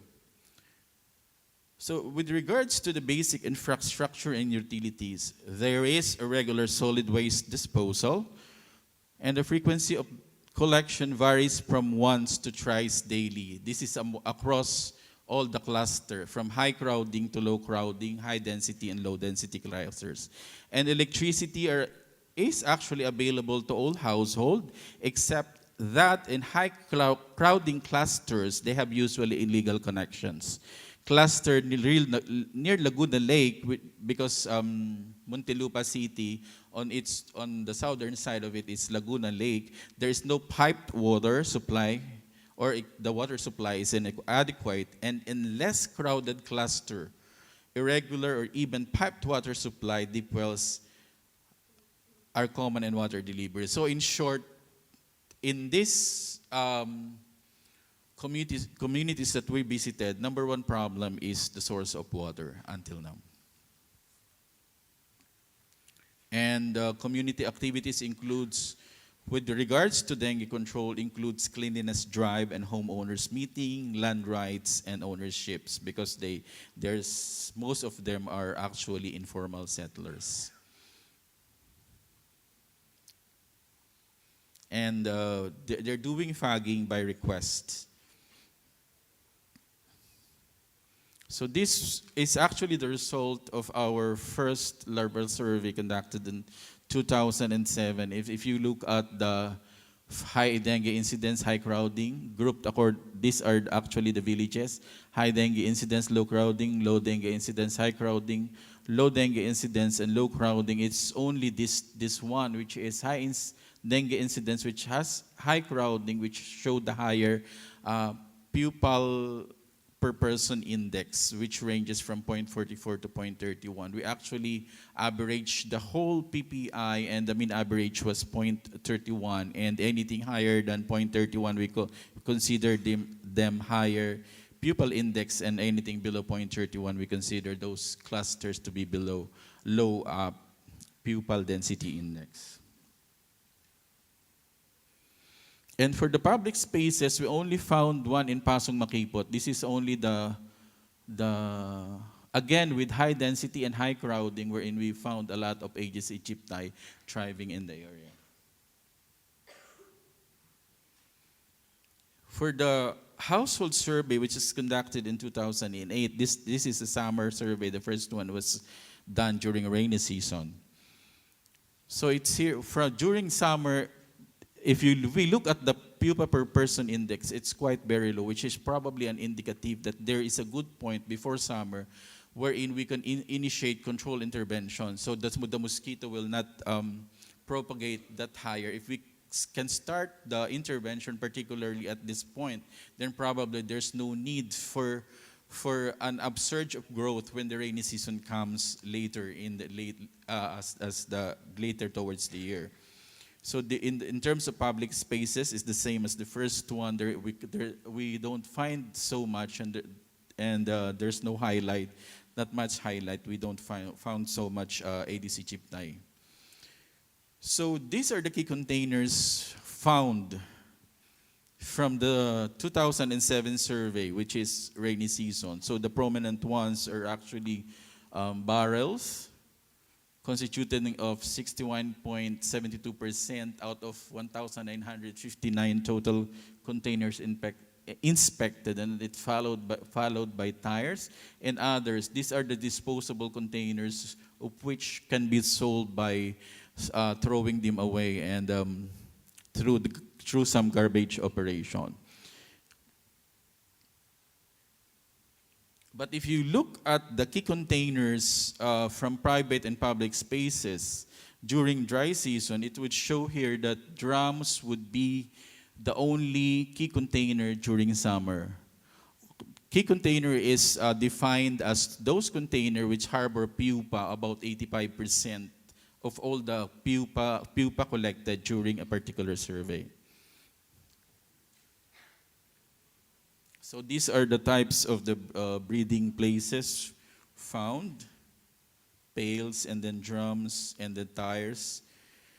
And if we would further compare the results of the ecobiological survey in terms of the number of households surveyed, so we have for the first wet season, 644 households were surveyed, or 77.5% coverage.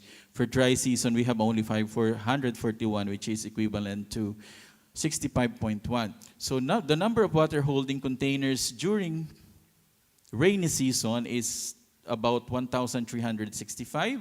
95% are found in the household or in private spaces. If you look at the dry season, there are more containers found as compared to the wet season because of the tendency to store more water during dry season.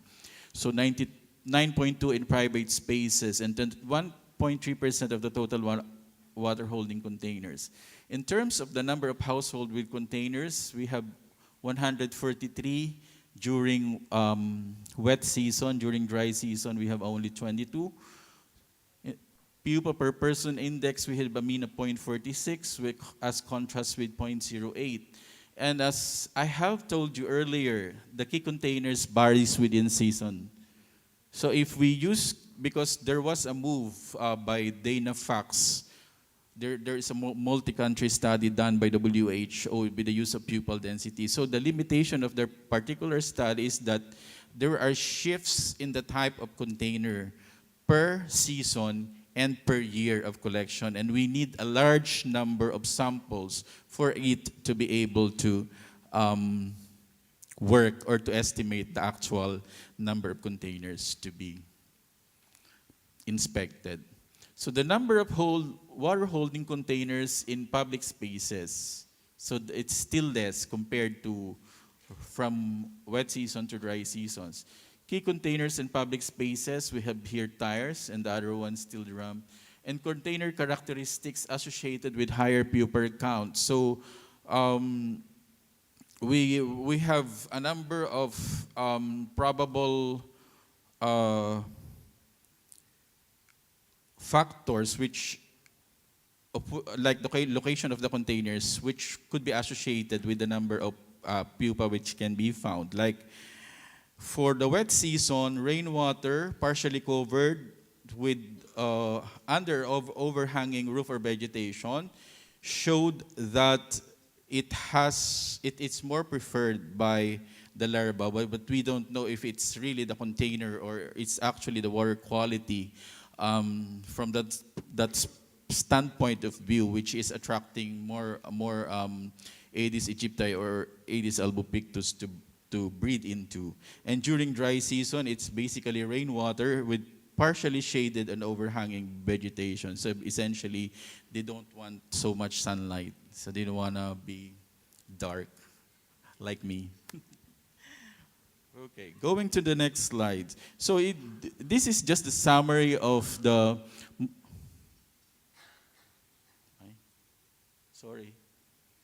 This is just a summary of the cases, rainfall, temperature, and relative humidity. As we can found from here, there would be increase in the number of cases. There's a lag in increase in the number of cases before the heavy rains would come.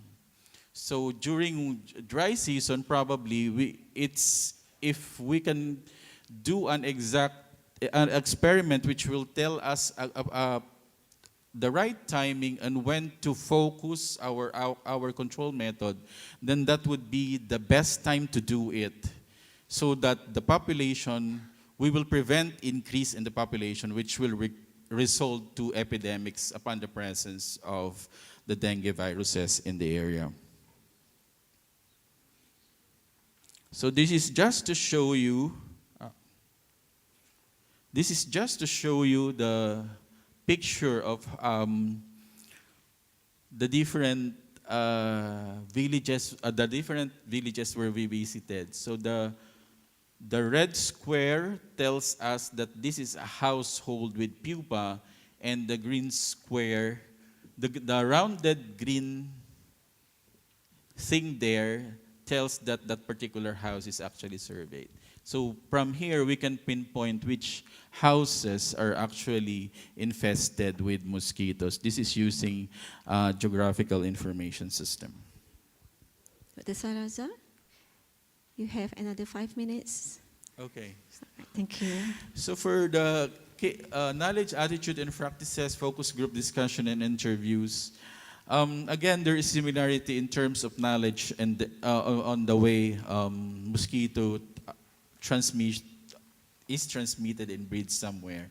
So waste management was through garbage collection and dumping it to specific sites to be later picked up by trucks. So essentially, the gist of this slide is that they have a problem in garbage disposal. Okay. What's next? So there's also a problem in water supply. It says there that 81% of the households store water, 89% from the high incidence and high crowding clusters, while 50 to 87% from high private residential areas. Dengue control until 2008, there was no formal dengue control programs and activities, and includes lectures, cleanup drives, and fogging. And barangay health workers claim that they are receiving negative treatments from families assigned to them, especially in those areas, from the rich areas, the low density or the subdivision areas. And they're complaining of lazy mothers in depressed areas who doesn't want to do any intervention related to dengue.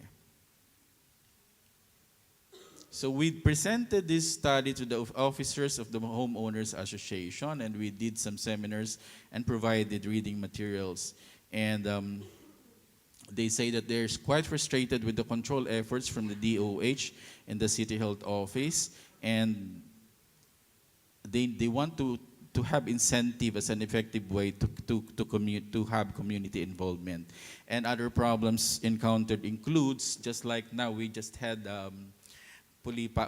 finished election in the Philippines, there's what we call political polarization, which is observed during meetings that either the ruling or the opposing group was actually present. And conclusion, I reached a conclusion before the last 5 minutes. The description of the background of cluster group, according to the incidents and crowding, are similar, but the pupil productivity of the containers in PPI differ.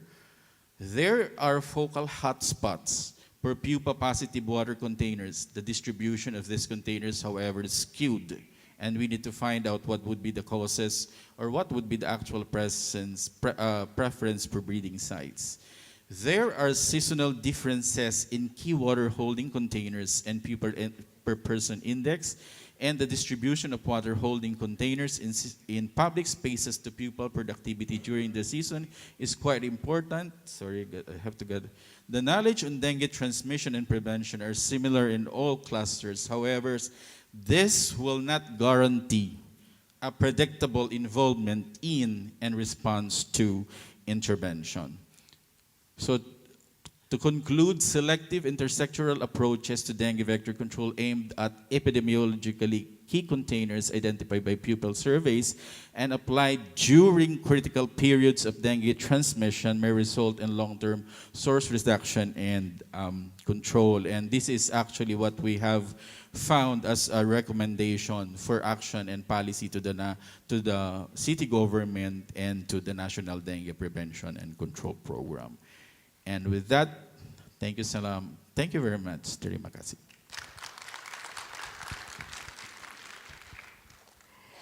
Thank you very much, Dr. Salazar. Terima kasih. We are only going to have our Q&A session after the second presenter finish her talk. Now we are going to have a second presentation from our second presenter, Dr. Nazni Wasi Ahmad. Let me read about Dr. Nazni biodata. Please, Dr. Nazni, please welcome to the stage. Okay. Dr. Nazni Ahmad Wafi has served as a research officer at the Medical Entomology Unit, Infectious Disease Research Center in Institute for Medical Research since 1993. She obtained her PhD in 2004. To date, she has authored and co-authored about 140 papers which were published and presented in local and international journals, seminars, workshops, symposium, and conference. Dr. Nazni has also been invited as plenary speakers locally and internationally. She has received more than 30 recognition awards at national and international levels. During her tenure, she has successfully filed 10 patents, commercialized 3 products, and 5 of her research findings have also been translated into practice use in hospital, forensic, and environment. We are so honored to have Dr. Nazmi as our speakers today. And Dr. Nazmi, without further ado, please give your speech and please welcome Dr. Nazmi.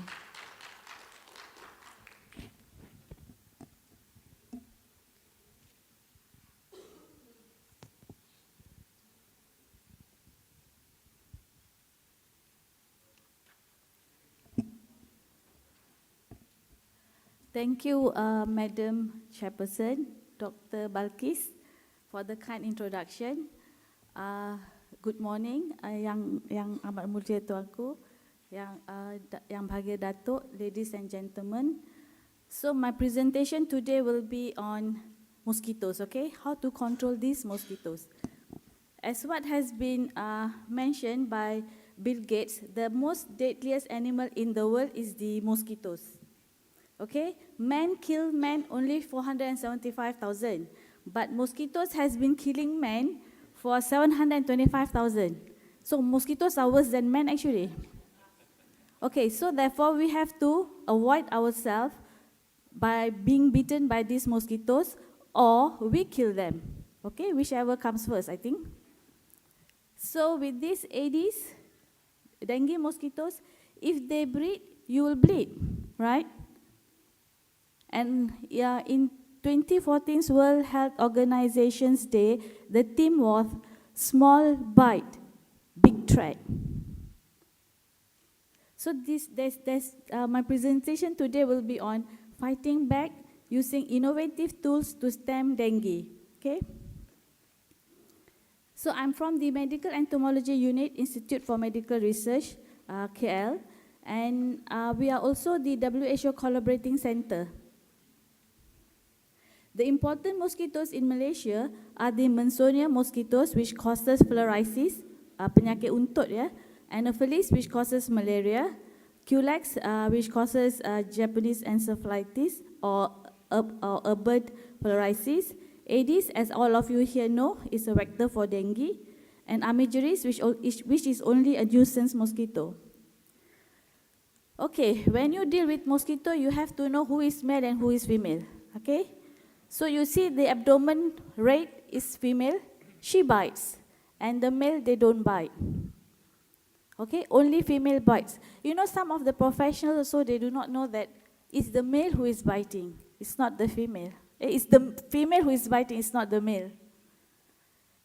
So, the history of dengue, it was not clear, but one theory is that it's derived from the Sawahali phrase, kadingo pepo, meaning cramp-like seizures caused by an evil spirit. This was the belief of those days, where there was not so much of science. The first record of a case of probable dengue fever is in the Chinese Medical Encyclopedia in the Qin Dynasty, which referred to as a water poison associated with flying insects. Okay, in fact, salvific cycles, I mean relations of monkey in the jungle, it has been going on for a long time, which means that the monkeys at the treetops are being bitten by different kind of a mosquito species, the Aedes niveus group. So, but these mosquitoes only stays on top of the trees, biting the mosquitoes, and this has been proven by Albert Rudnick in 1970s to 1980s, okay, where he has found that these monkeys has got the dengue virus, and there is a mosquito up there who is doing the transmission. And this was first recorded in Malaysia, not far from here, which is 10 kilometers from here. This theory was proven by IMR. Okay, dengue first reported in Penang Island in the late 1901, and first report of dengue hemorrhagic fever was also in Penang. I do not know why Penang is the hot point here, okay? And jungle cycle of dengue was discovered by IMR, as I've mentioned to you, by Albert Rudnick. And 2000 onwards, massive annual outbreaks has been happening. So you can see the exponential increase of dengue cases from 2012 to 2015. 2016 is also increasing. And this is the dengue and fatal dengue cases in Malaysia from 2009 to 2016. As you can see that in 2016, there are already 44,200 cases with 98 deaths, which is quite alarming. And if you see in this slide,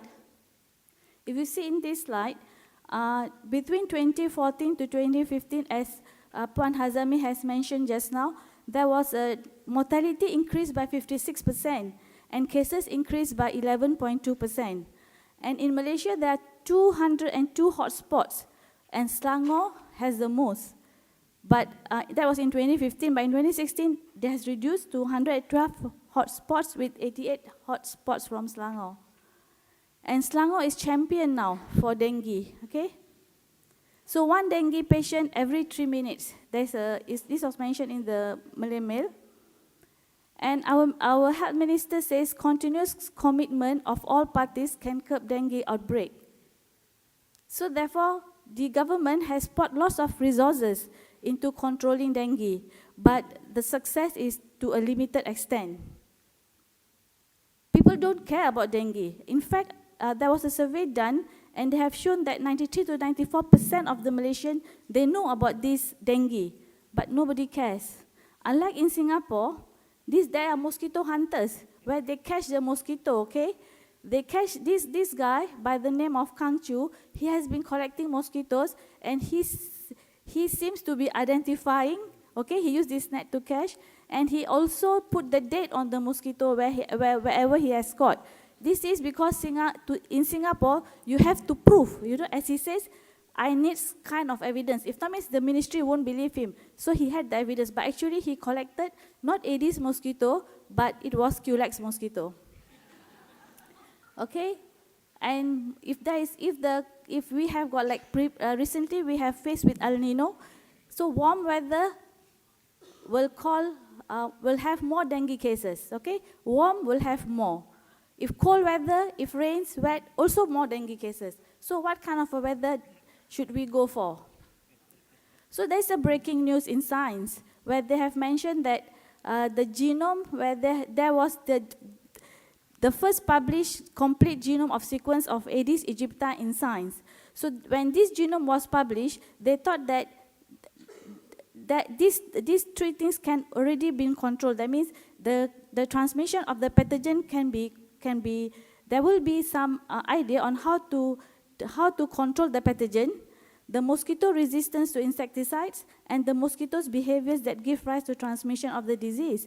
But this was published in 2007, and it's now 2016, 9 years has passed, but dengue is still there. Okay, the threat towards mosquito is still there. We still cannot control these mosquitoes. So I would not name this Godzilla, but it is a Mozilla. Excuse me. So whatever it is that we have been doing to prevent and control dengue is not working for the past 14 years. And this has been mentioned by Gabler. This is due to the rapid air movement by human beings, okay? And now everyone can fly. But it's a cheap rate, so everyone can fly. So we do not know whether we are a carrier or not, because within the same day we can go to another place and we can transmit dengue. So Malaysia too is not exceptional from this. And there is a dengue fever's economic bite estimated in Lancet. The global estimated cost of dengue is 8 billion annual global cost of dengue. And this is the per individual dengue case, okay? It is a 70 US hospitalized case. And up to 58 million symptomatic dengue cases in 141 countries. But total fatal cases is 13,586 total cases. But if you see, there's only one death in 5,991. So here the figure looks small, but if you see Malaysia per se, the figure is quite big. So the cost of greater than other major infectious diseases, as you can see, rotavirus is only US 2 billion, Chagas is 7 billion, but dengue is now 8 billion. So the dengue vectors are Aedes aegypti and Aedes albopictus in Malaysia. And there is a 3-in-1. You have got 3-in-1 coffee, 3-in-1 shampoo. Now you have got 3-in-1 Aedes aegypti medical reference. But there's still myth where they believe that if you eat banana at night, you will be bitten more by mosquitoes. But this is not true, as proved by CNN. And also, there's also belief that mud crab soup cure for dengue fever. There may be some truth, but you have to have evidence base. Excuse me. So therefore, we can't control the mosquitoes.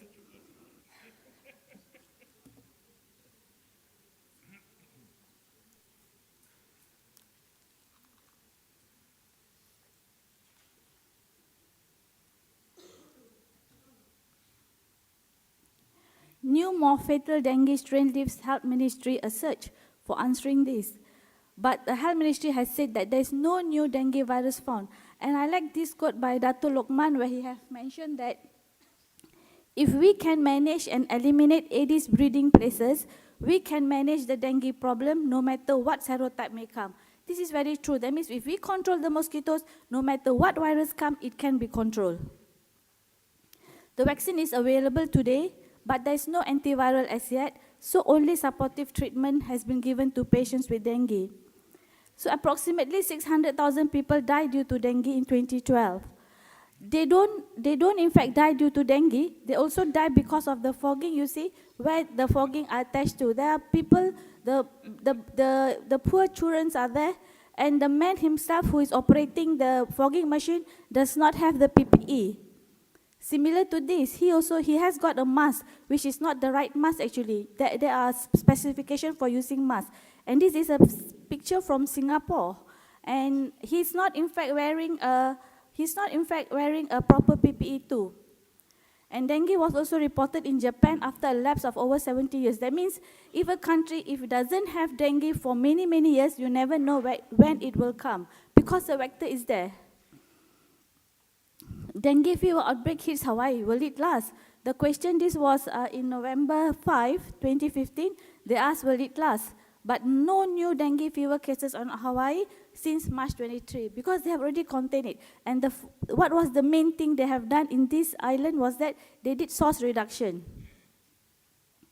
And Hong Kong confirmed second local transmission of dengue fever.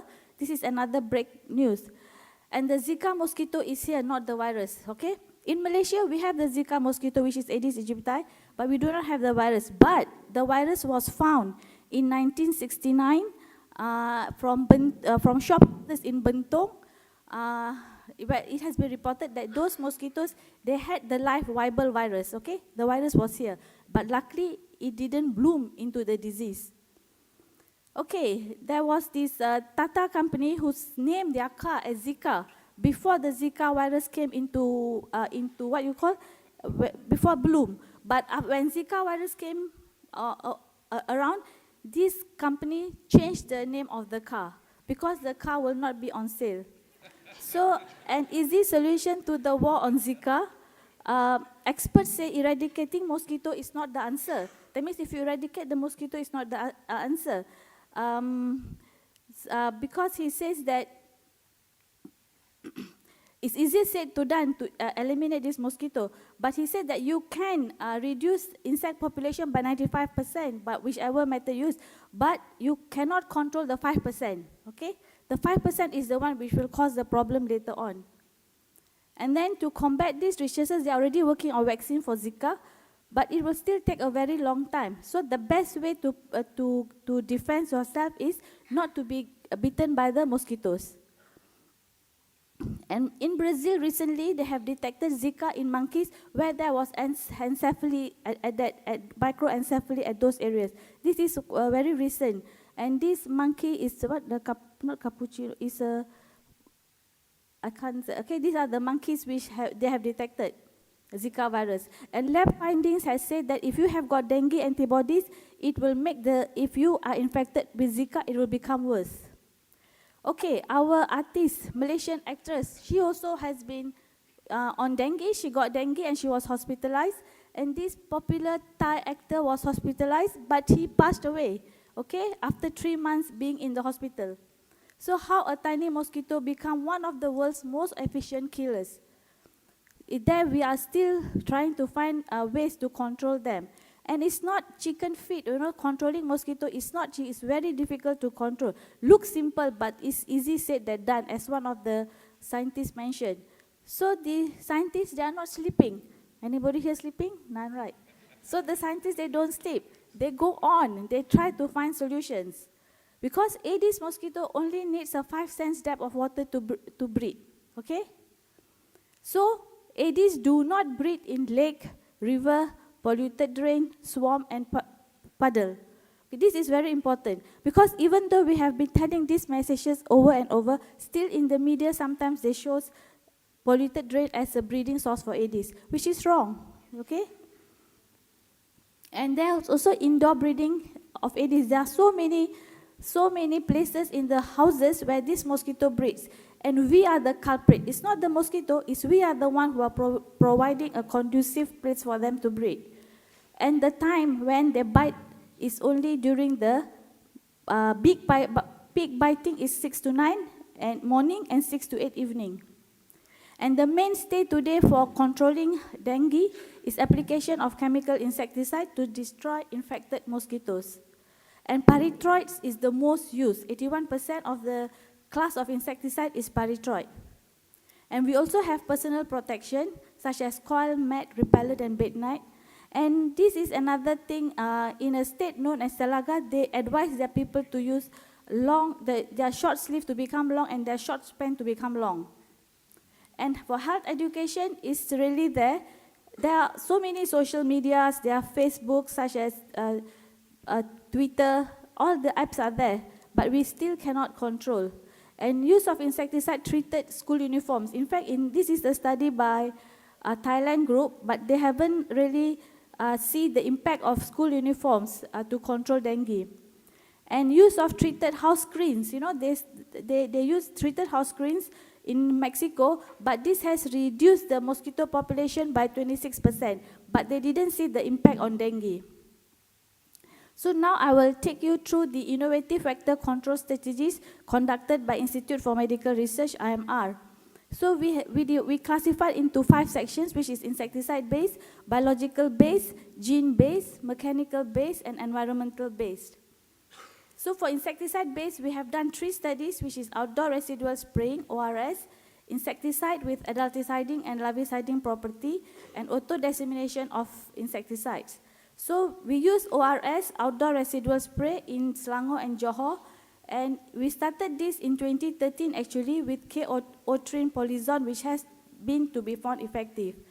So now we are using it in operational use.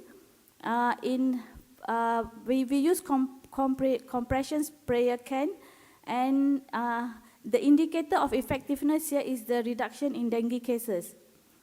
So one thing about ORS is highly technical, and you must get the right dosage on the wall, and it's quite laborious. So from the locality tested, we have got over 300 localities, but if it is a high-rise building, what we have found is that 80% of the locality has reduction in dengue cases if it is high-rise, because when you put the insecticide, it is not really exposed to sunlight and water, so it stays longer. So it was quite effective. But in landed properties like terrace houses, there was only 60% of the locality has a reduction in dengue cases. So the conclusion from this study was that the spray coverage of every locality must be more than 70%. This is one of the vital criteria, that it has to be 70%. It needs a skillful and well-trained operators to obtain the 30 milligram dosage. We did another study using ABATE. ABATE, I think everybody knows here, is a Tamifos. The AI is Tamifos, and it has been used in Malaysia since 1970s.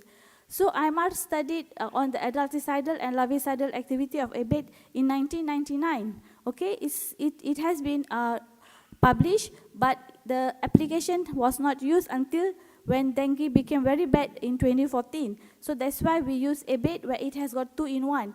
Previously, we thought it only kills larvae, but now we know that it also kills adults. So we start using ABATE. So any studies which has been done is not wasted. It may be used one day. Like this study, we used after almost 10 years. So the trial site was Sungai Jelok Kajang, 7 hectares. And we have got a control site here. The pink one is the trial site, and the yellow one is the control site. So we measured the cases here. What we noticed was that the blue control site, there was always dengue cases. But in the treatment site, the green, you can see there was no dengue cases up to week 30. Okay, we have been monitoring, we have been spraying weekly.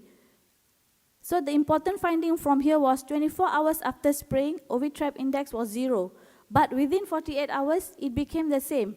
The ovitrap index has the same number of mosquito as normal without spraying. That means the protection is only for 24 hours. So in the treatment areas, there was only 5 cases, but in the control area, there was 29 cases. So there was a significant decrease in dengue cases when we did our study. So the next study was usage of auto-dissemination, which is a pull and push technology. So the concept of this was adult mosquitoes, they are not killed by contact, but these adult mosquitoes, they act as a vehicles of transmission of the chemical to other water-holding containers. So what happens is these Aedes mosquitoes, they are known to have that skip oviposition behavior. That means they will not lay eggs, all their eggs in one container. They like to lay secret here, a bit here, a bit here. You know, they will lay in several containers for survival. So therefore, once a container is contaminated, when she comes and lay eggs, she will pick up the pyriproxyfen, the insecticide, and she will transfer in another container. So this is how you can control the mosquitoes by her behavior. This has been used previously by using fungi and nematodes, but Ito in 1994 found that pyriproxyfen is one of the very safe insecticide to be used for these purposes for females, which serves as vehicles for transferring pyriproxyfen to other larval habitats.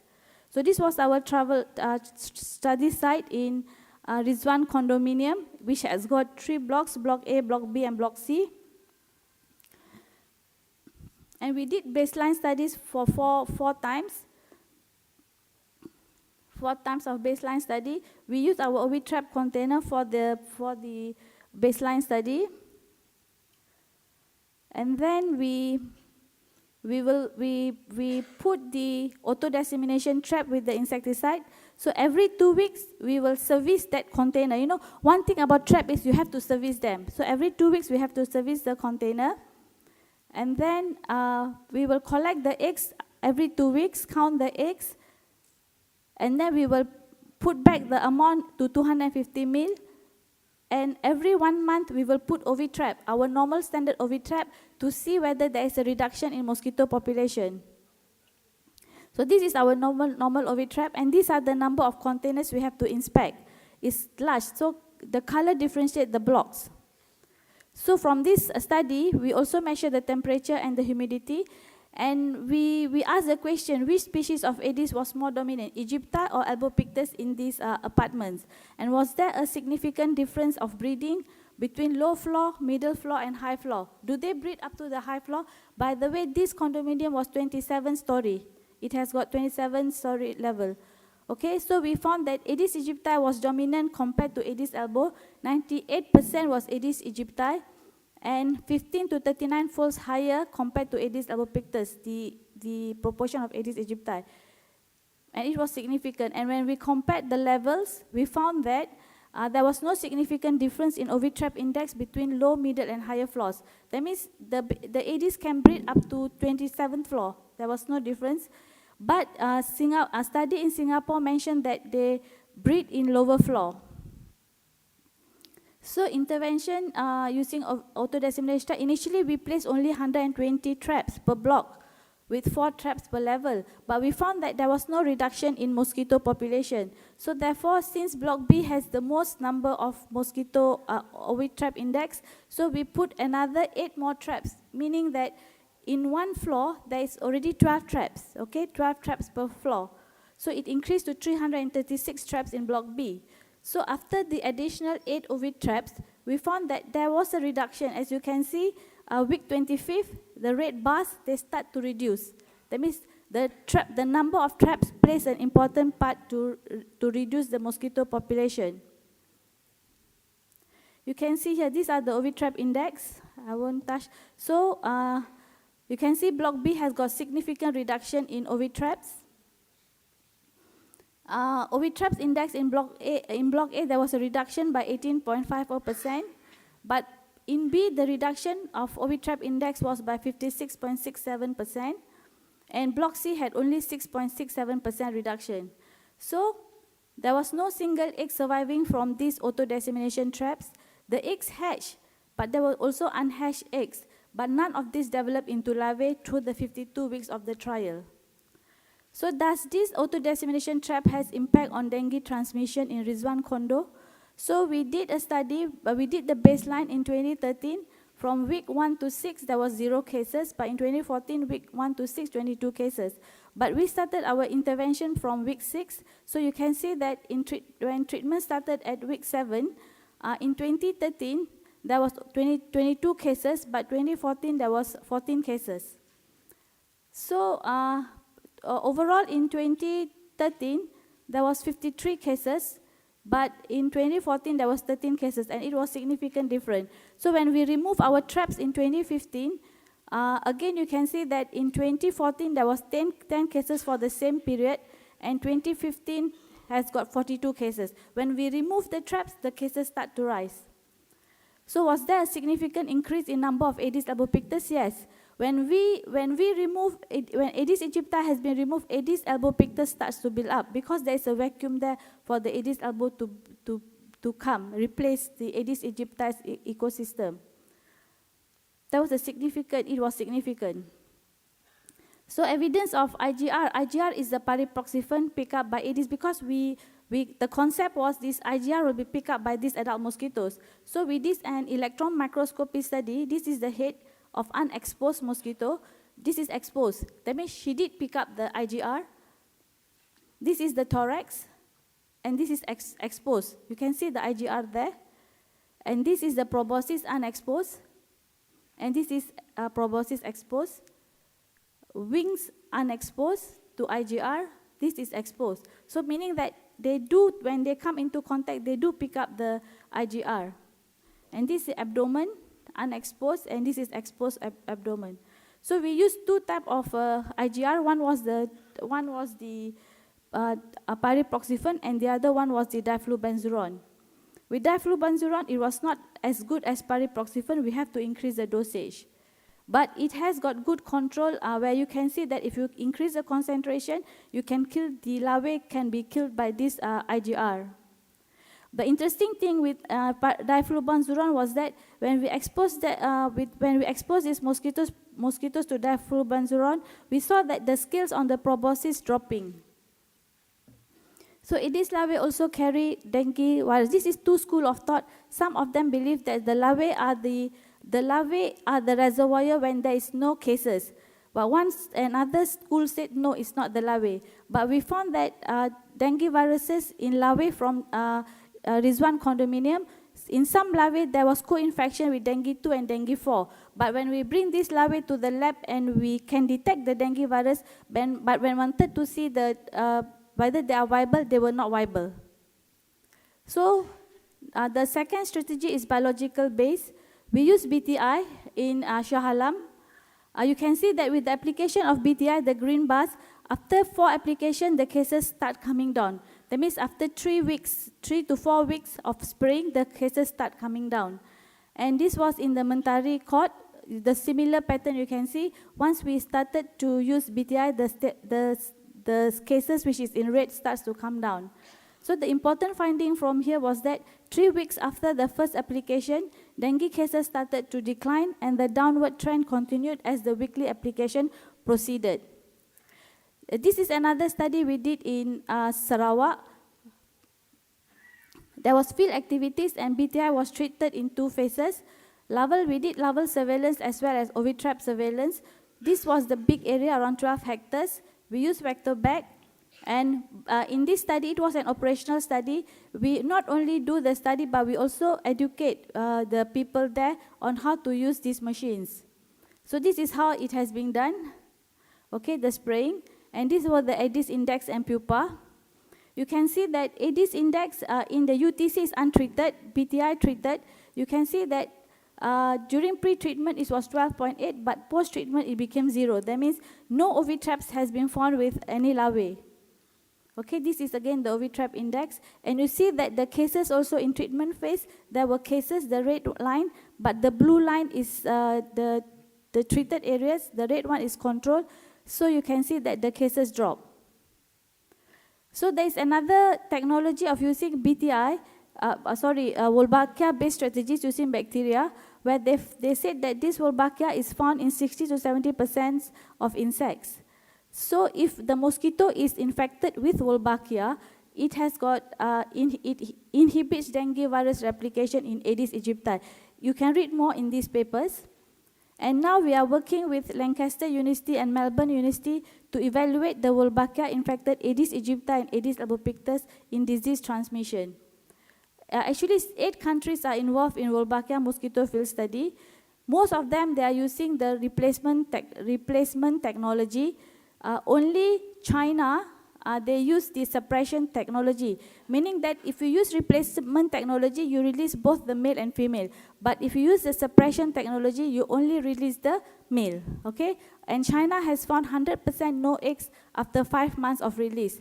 And the ratio to release is 5:1, meaning 5 male to 1 female. So in India, they said to control dengue, India needs to move beyond for fumigation. This is what the Australian expert Scott Ritchie mentioned. Okay, so you shouldn't be using any kind of fogging. And now India also is going towards bacteria to tackle the dengue problem. And we also use toxorhynchitis in Majlis Perbandaran Subang Jaya, but the results is yet to be published. Okay, you can see this toxorhynchitis mosquito. Look at the mosquitoes, not the nails, okay? And the third strategy is the gene-based. Gene-based strategy is where we have used the genetic modified organism, that these mosquitoes, where it was, when we were doing this study, I was a bit afraid to go to work, because every time you have to answer questions to this GM. It was a phobia, actually. So when we did this SIT riddle technology, it actually is a very good science, but the perception is the people's perceptions. It's content, but one thing about SIT is a bit expensive. So what is done is that these mosquitoes, they are inserted with little gene, and what is to be released is only the the mosquitoes, male, they mate with the female, and there will be no offspring. Before we did the study, before we did any open release, lots of biosafety studies has been conducted by IMR, and there was very heavy regulation for open field release. Finally, we were given permit. There is a permit to release mosquitoes. With the permit were given to release these mosquitoes in the jungle. But everyone knows that Aedes aegypti is not found in the jungle. Only Aedes albopictus is found. So anyway, the objective had been achieved, where we found the longevity and the dispersal of the male Aedes aegypti genetically modified. Okay, we didn't do any control. We only released to see the longevity and the dispersal. That's all. Before we release, we give lots of talks. This is Dr. Lee Han Lim, my boss at the back there. So he gave talk to the public, okay, to the community before we release. And we in fact put posters in 4 languages in the jungle. I do not know whether the monkeys can read there, but we were asked to put, we put there. And the inspectors from NRE came and to check on us whether did we put the posters or not. So yet the NGOs were shocked. They said they are shocked. We did lots of public engagement, but the NGOs were always at the back of us, waiting when to attack us. So they said that it's not the same length. A lot of controversies. That's why I said I was scared to go to work. Okay, so this is nice. Terminator Salvation, I'll be back. So I do not know. I don't think the GM will be back in Malaysia anymore. But the Natures was very kind. They said on 10 February, they said that in Malaysia, it was very transparent. The Malaysian authorities went to some length to inform people that the trials were ongoing. Okay, this was something good which Nature has picked up. So when we did all the lab studies, Brazil was very happy. Brazil waiting for us. Sorry, Brazil, if there's Brazil from here. And they straight away went to field trial. You see, because we have already proven all the baseline studies. And when I was in any seminars, if the Brazil people are there, they see the Malaysian is there, they say thank you to Malaysia because you have done all the baseline studies. And we just released. When they released these mosquitoes, they found that there was suppression by 91%, 80 to 91%. But they didn't do any impact on the disease transmission, but the mosquito population was reduced. No matter what said and done, Luke Elfie, the professor, he invented these mosquitoes. You can stop the mosquitoes being released or whatsoever, but he got the European Inventor Award in 2015. So the fourth strategy is mechanical based. This is where we use the IMR autocidal trap. The beauty of this trap is both the larvae, you can kill both the larvae and the adults at the same time. So this is a prototype, but now it's already commercially available, and we did catch lots of Aedes mosquitoes.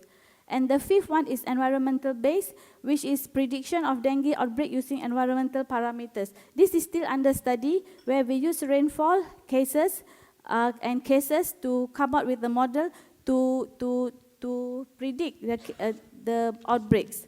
So the future research is you have to incorporate, like for instance, integrated indoor and outdoor treatment. You can use outdoor residual treatment and auto-sidal trap or auto-dissemination trap indoor. This will bring down the threshold and maybe you can control the disease. The other one is maybe you can integrate pre-focal spraying and insecticidal paint. We are also working with Kansai and Nippon to get a paint which is already coated with insecticide. So it has got two purposes. One is to kill the mosquito, one is as a decorative purpose. So the existing methods are in the green. These are all we have been using. And methods under development is the yellow portion which is underneath. You can see Wolbachia, Pratransgenesis. You can see the toxic sugar beet. These are still under development. Dr. Nazmi, sorry. We are running out of time, I think. Okay. So maybe if you can finish your talk within 5 minutes. Okay, thank you. So sterile insect techniques, we are working with IAEA, and we are now using on the dosages. So in China, they have done a study using Wolbachia and sterile insect technique, and they have reduced the mosquitoes, but 100% they have suppressed the mosquitoes. So you have to bring down these mosquitoes, and you should be thinking out of the box now. We should be thinking out of the box. We should not be doing what we are doing now. We should be doing something which is different, which can give some impact. And WHO says that now we should use these three strategies, which is Wolbachia, sterile insect technique, and GM Aedes aegypti. This is what WHO has said. So new weapons to fight Zika, which is the mosquito. Let the mosquito do the job. So these are some of the very intelligent and very, interesting way of, they have looked for fighting dengue fever in Malaysia. But the only thing is, it's very impressive, but the only thing is when you use this kind of, system, there is, one thing is that when you use the agent in this umbrella, first of all, mosquitoes, they don't breed in Aedes aegypti, they are container breeders. So how can we let these drops into the container? Secondly is that the concentration of the agent which is being used. So sometimes we need to see some things beyond things, but I should say that this is a really brilliant idea. So there's also this new evidence finds that Zika virus could cause a severe neurological order. There is education that Zika virus is caused by Aedes aegypti or Aedes albopictus, but yet the picture here is on Anopheles staphylococcus. So you see the message is not being transmitted. The disease is here for many, many years. They know the vectors, yet it's the wrong picture there. So another thing is street lamp targets dengue fever. It's very fascinating idea. I should say it's a very good idea. But these lamps on when it's dark. So how can you capture Aedes? You will capture more of Culex mosquito. So can we stop mosquitoes from infecting the world? Maybe we have to think like a mosquito in order to control them. That 5% which is causing the problem. So let the males find the female. Let them reduce by themselves. So with this, I thank all, and I would like to thank the organizers for inviting me to this talk. Thank you.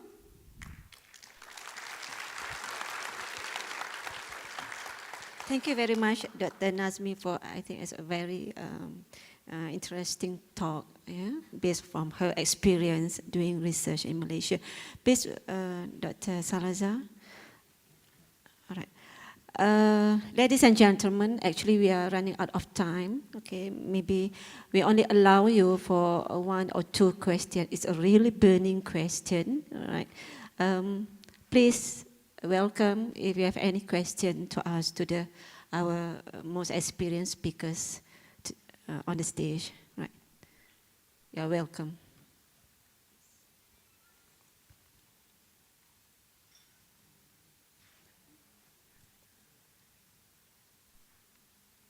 All right, yes. Yes. Could you introduce your names first and...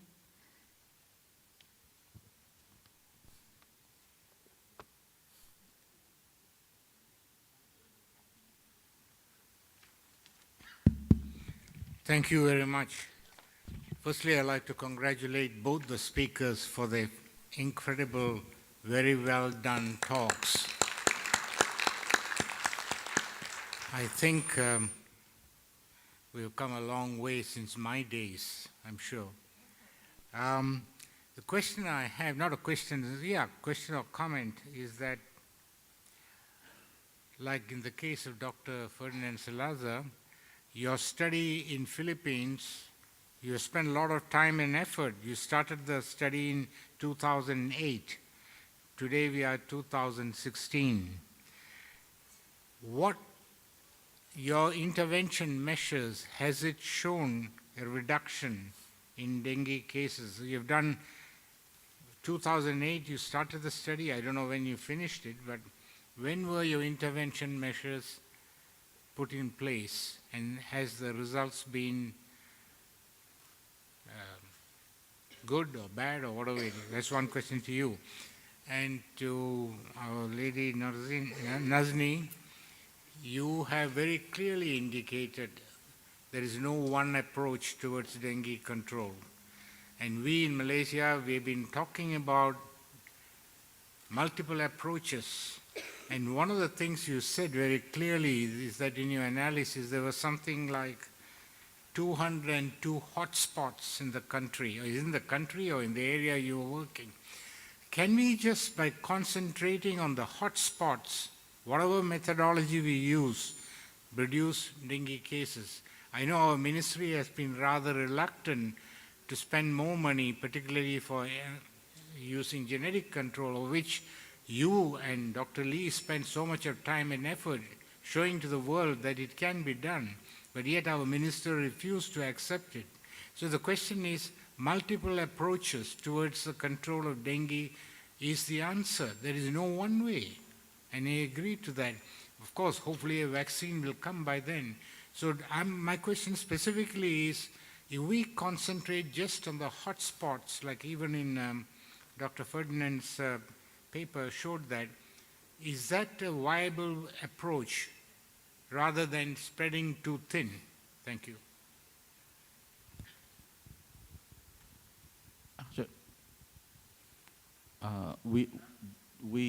The intervention was started about 2008, and the usual result for all those type of studies that has been done in the Philippines is the problem of sustainability.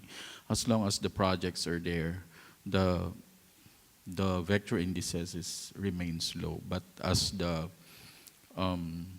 project officers leave that particular area, it's a matter of it returns back to its original state. So it's really a problem of sustainability.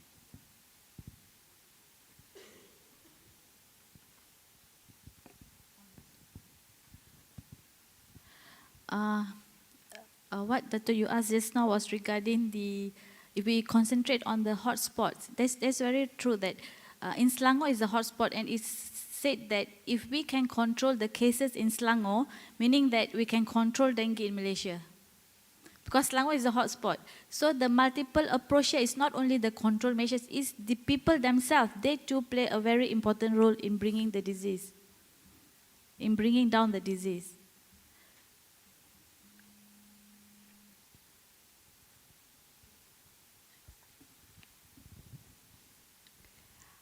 All right, any other question from the floor? Maybe I will allow you one more question. Any other question? Okay, 1, 2, 3. All right, thank you very much.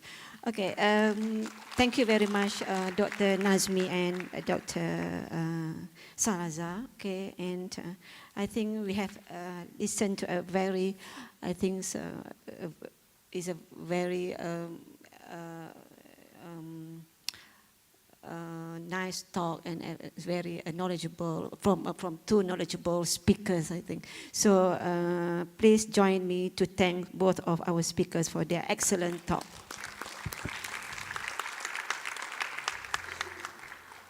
Thank you. I would like to invite. Thank you very much. I would like to invite the speakers to please remain on stage. Now, as a gesture of appreciation for their invaluable sharing, I would like to invite Madam Hazami Habib to please come up on stage to present a memento to the moderator as well and the speakers. Not letting you off that easy. Ladies and gentlemen, Dr. Siti Balkis.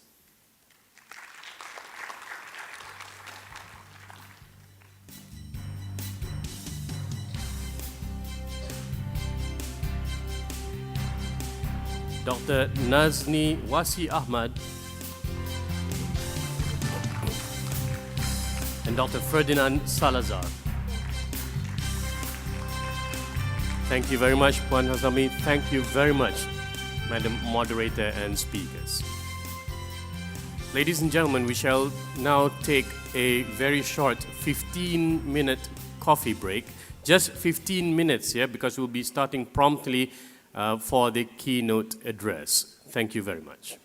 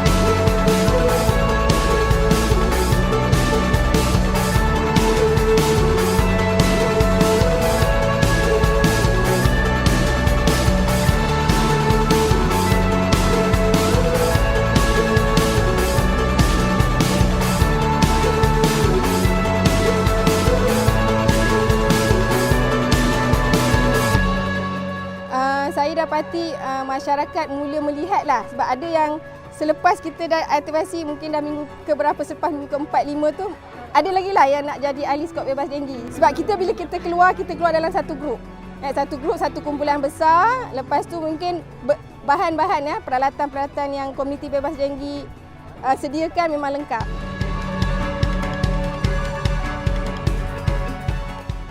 Dengan adanya kerjasama daripada persatuan penduduk, agensi yang lain, ya, daripada NGO, daripada MOSTI misalnya, ini akan menjadi satu platform untuk PBT bekerjasama dengan lain-lain agensi supaya kerja-kerja kawalan itu dapat kita laksanakan dengan lebih mudah dan besar.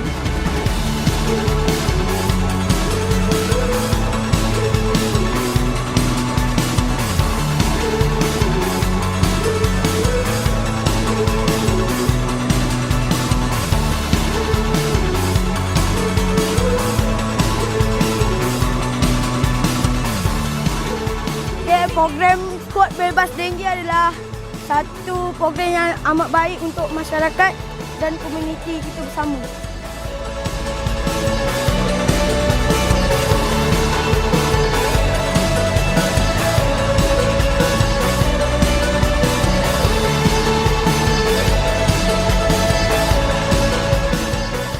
Mengurangkan, mendidik, bertindak, melindungi.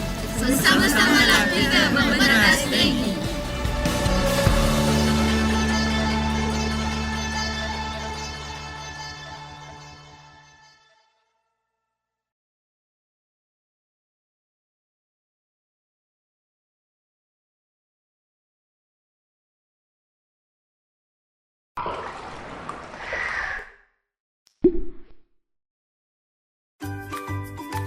Motorcycle dalam bentuk sekam padi ini bertindak sebagai pembunuh jentik-jentik. Cara menggunakan multisite ini adalah dengan menaburkan skam padi multisite ke tempat takungan air yang berkemungkinan berlakunya pembiakan nyamuk Aedes.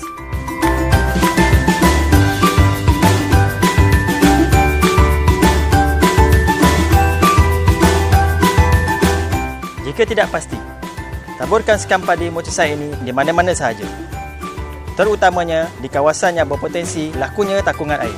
Lakukan aktiviti ini sekali setiap 4 minggu.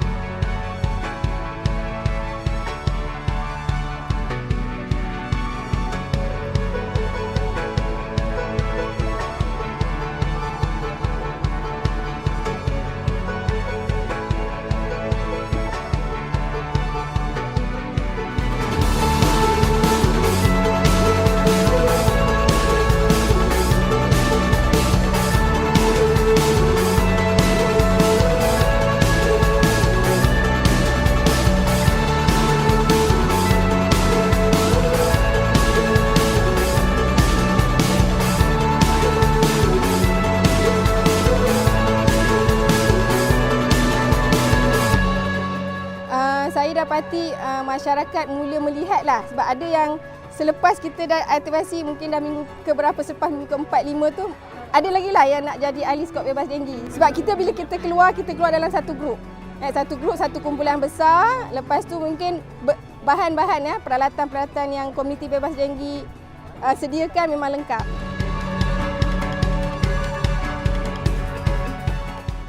Dengan adanya kerjasama daripada Persatuan Penduduk, agensi yang lain, daripada NGO, daripada MOSTI misalnya, ini akan menjadi satu platform untuk PBT bekerjasama dengan lain-lain agensi supaya kerja-kerja kawalan itu dapat kita laksanakan dengan lebih mudah dan besar.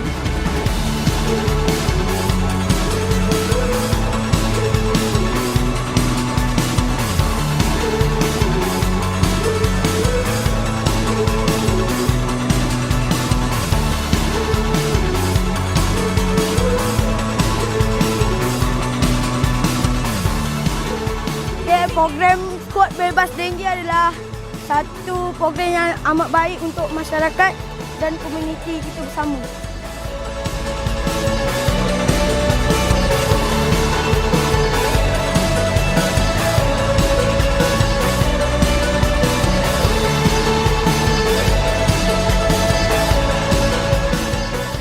Mengurangkan, mendidik, bertindak, melindungi. Bersama-samalah kita memberantas dengue.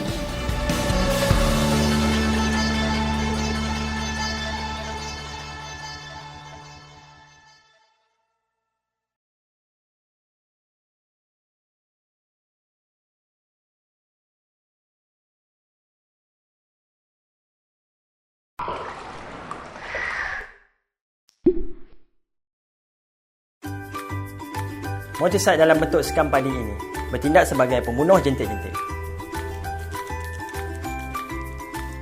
Cara menggunakan multisite ini adalah dengan menaburkan skam padi multisite ke tempat takungan air yang berkemungkinan berlakunya pembiakan nyamuk Aedes.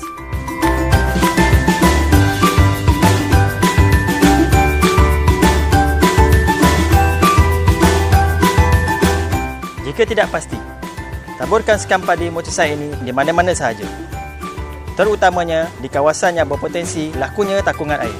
Lakukan aktiviti ini sekali setiap 4 minggu.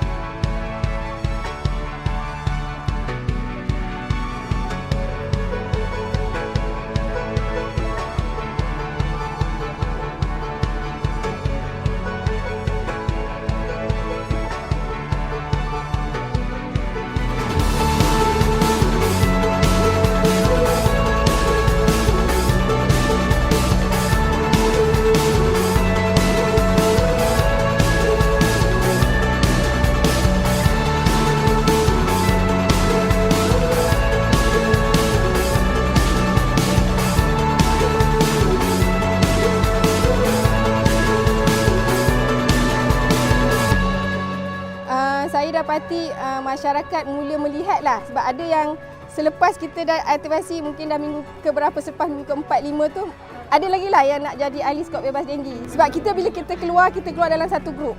Satu grup, satu kumpulan besar. Lepas tu mungkin bahan-bahan peralatan-peralatan yang komuniti bebas denggi sediakan memang lengkap.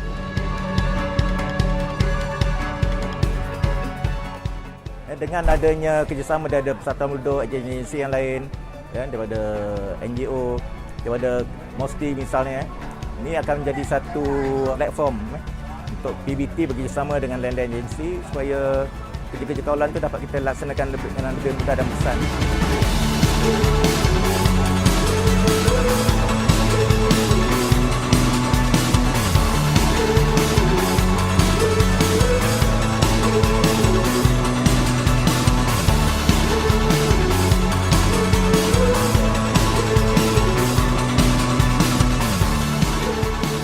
Program skop bebas denggi adalah satu program yang amat baik untuk masyarakat dan komuniti kita bersama.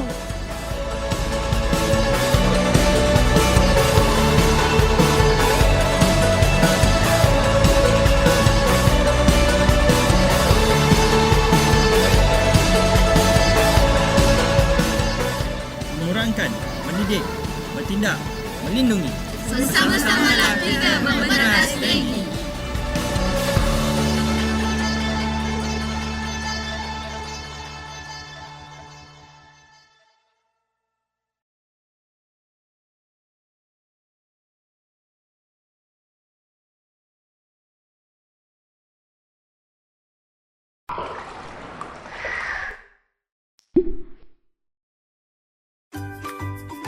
Moticide dalam bentuk sekam padi ini bertindak sebagai pembunuh jentik-jentik. Cara menggunakan moticide ini adalah dengan menaburkan sekam padi moticide ke tempat takungan air yang berkemungkinan berlakunya pembiakan nyamuk Aedes.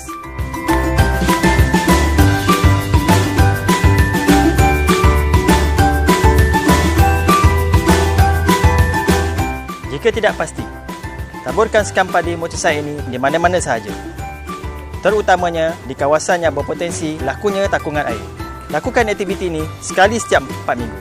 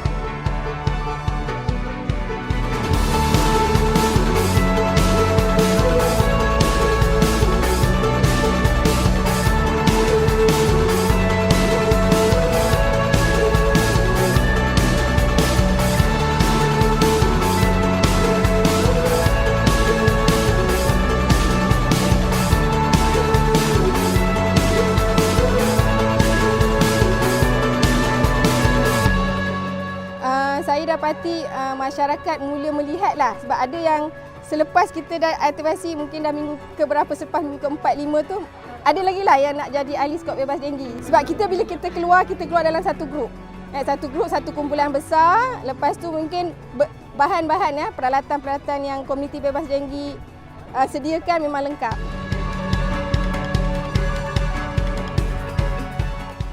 Dengan adanya kerjasama daripada Persatuan Penduduk, agensi yang lain, daripada NGO, daripada MOSTI misalnya, ini akan menjadi satu platform untuk PBT bekerjasama dengan lain-lain agensi supaya kerja-kerja kawalan tu dapat kita laksanakan dengan lebih mudah dan besar.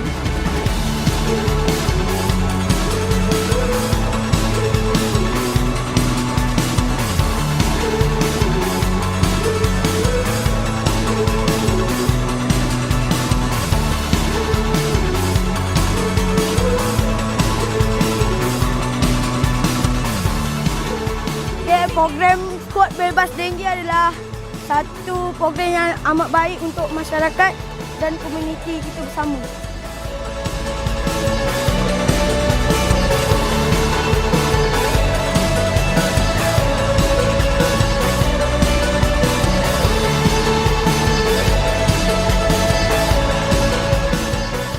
Mengurangkan, mendidik, bertindak, melindungi. Bersama-samalah kita memberantas dengue.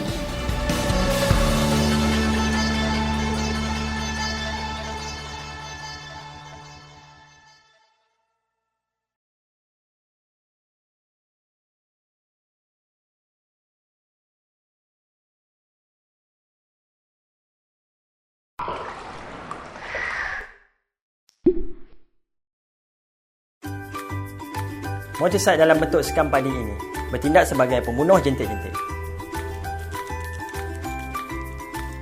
Cara menggunakan motosikal ini adalah dengan menaburkan sekam padi motosikal ke tempat takungan air yang berkemungkinan berlakunya pembiakan nyamuk Aedes.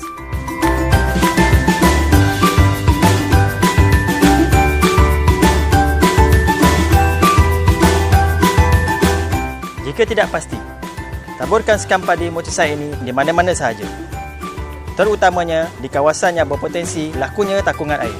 Lakukan aktiviti ini sekali setiap 4 minggu.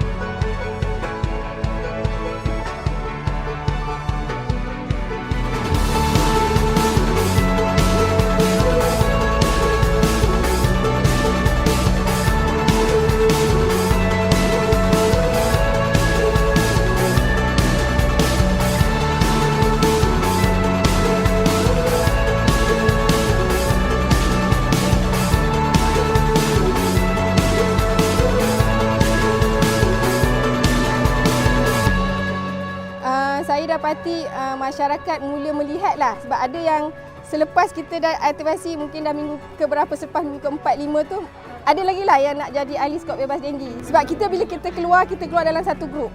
Satu grup, satu kumpulan besar. Lepas tu mungkin bahan-bahan peralatan-peralatan yang komuniti bebas denggi sediakan memang lengkap.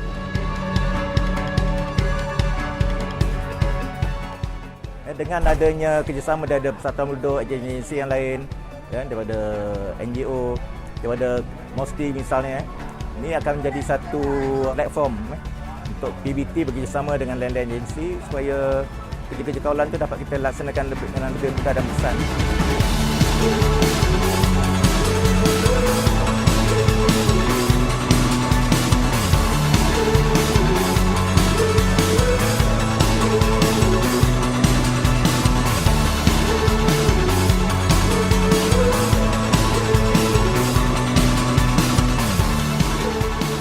Program Kod Bebas Dengue adalah satu program yang amat baik untuk masyarakat dan komuniti kita bersama.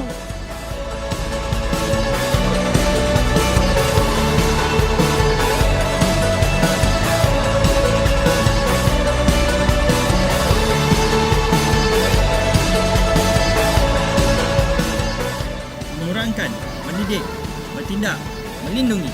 Bersama-samalah kita memberantas dengue.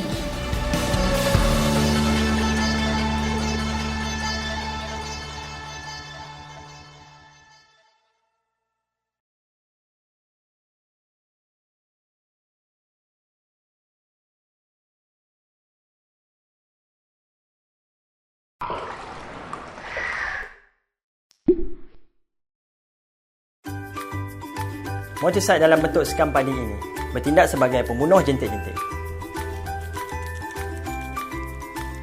Cara menggunakan motosid ini adalah dengan menaburkan sekam padi motosid ke tempat takungan air yang berkemungkinan berlakunya pembiakan nyamuk Aedes.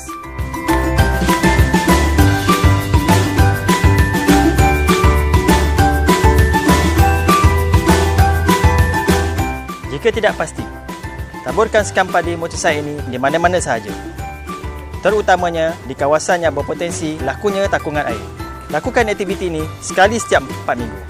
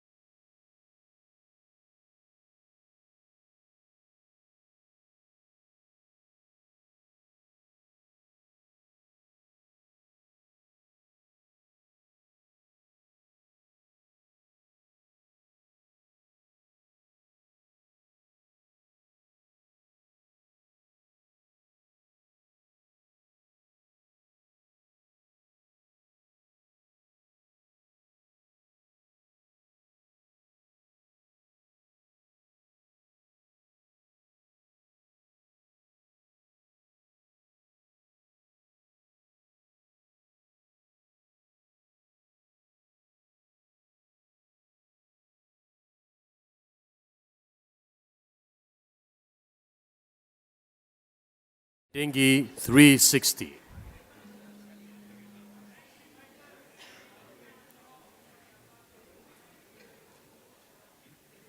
Here to deliver the keynote speech on behalf of the Secretary General of the Ministry of Science, Technology and Innovation Malaysia.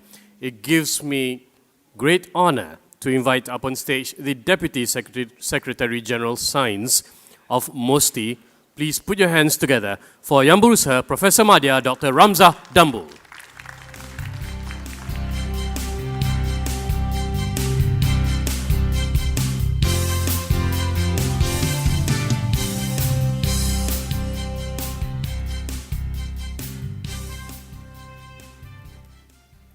Assalamualaikum and a very good morning. Well, probably you don't expect me to be here, but unfortunately, the minister and Yang Berbahagia Datuk Seri KSU are not able to come.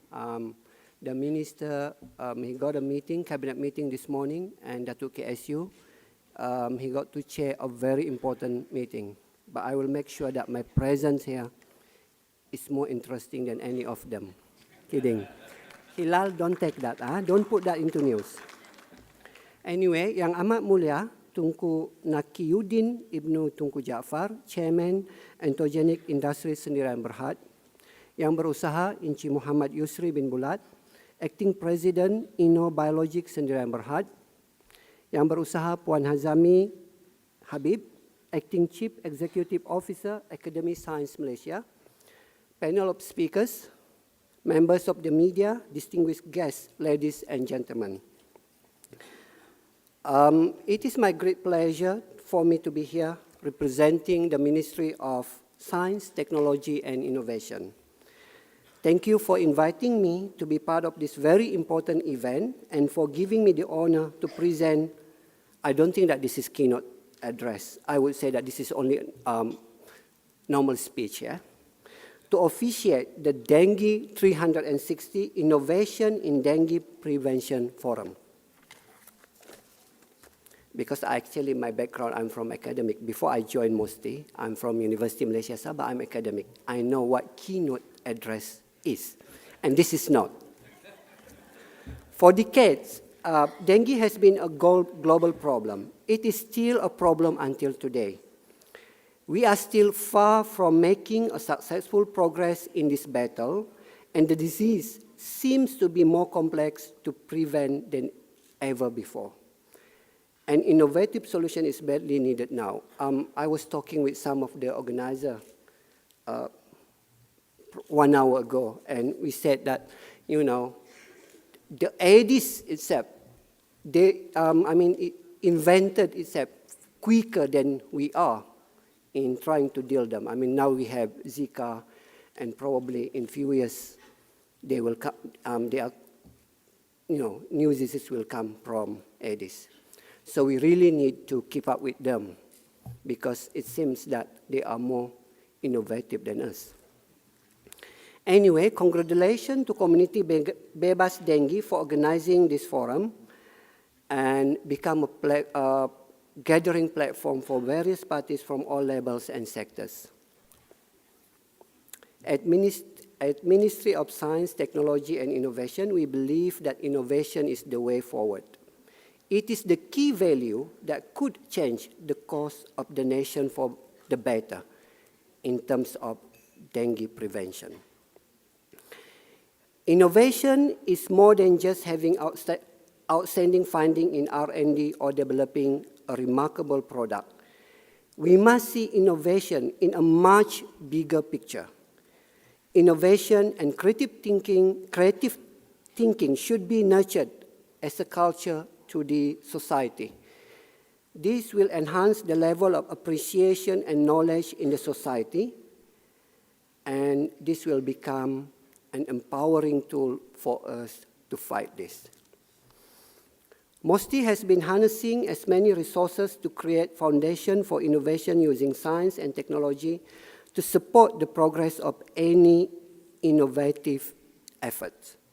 While MOSTI is aggressively upgrading facilities and support to encourage more innovative effort, no innovation can be developed without the people from all walks and levels. And I was told by the organizer, this is what our forum is all about today. We encourage people from all sectors, all walk of life to join, okay, and to get that, knowledge and awareness on how we are moving forward. Ladies and gentlemen, dengue is a serious matter. It has come to the point where it needs our attention with urgency. This can be seen by rising numbers of dengue cases year by year, in Malaysia especially, and more alarmingly, the rising number of casualties.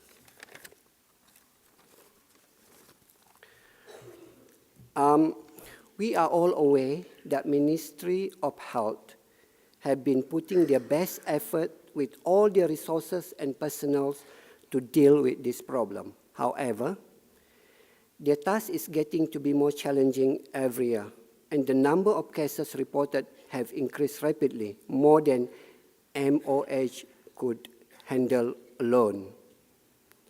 And with this, MOSTI believes that it is very, very important to lend in our support on this matter. We believe we can contribute by providing insight and knowledge on science, as well as resources that could help in providing innovative solution to tackle dengue. Okay, what we have been doing in MOSTI. In 2015, MOSTI has introduced the social impact program known as Community Bebas Dengue Program, or KBD in short. This is a project under the flagship program provided by MOSTI. Flagship program is a big, huge program, and it is aimed to if we have societal problem, and this research fund is aimed to deal with that one, yeah. The KBD program is managed by one of our agency, Biologics Sendirian Berhad, and the technology partner, Entogenic Industries Sendirian Berhad. They are here today, right in front of you. Okay. It is a community intervention program.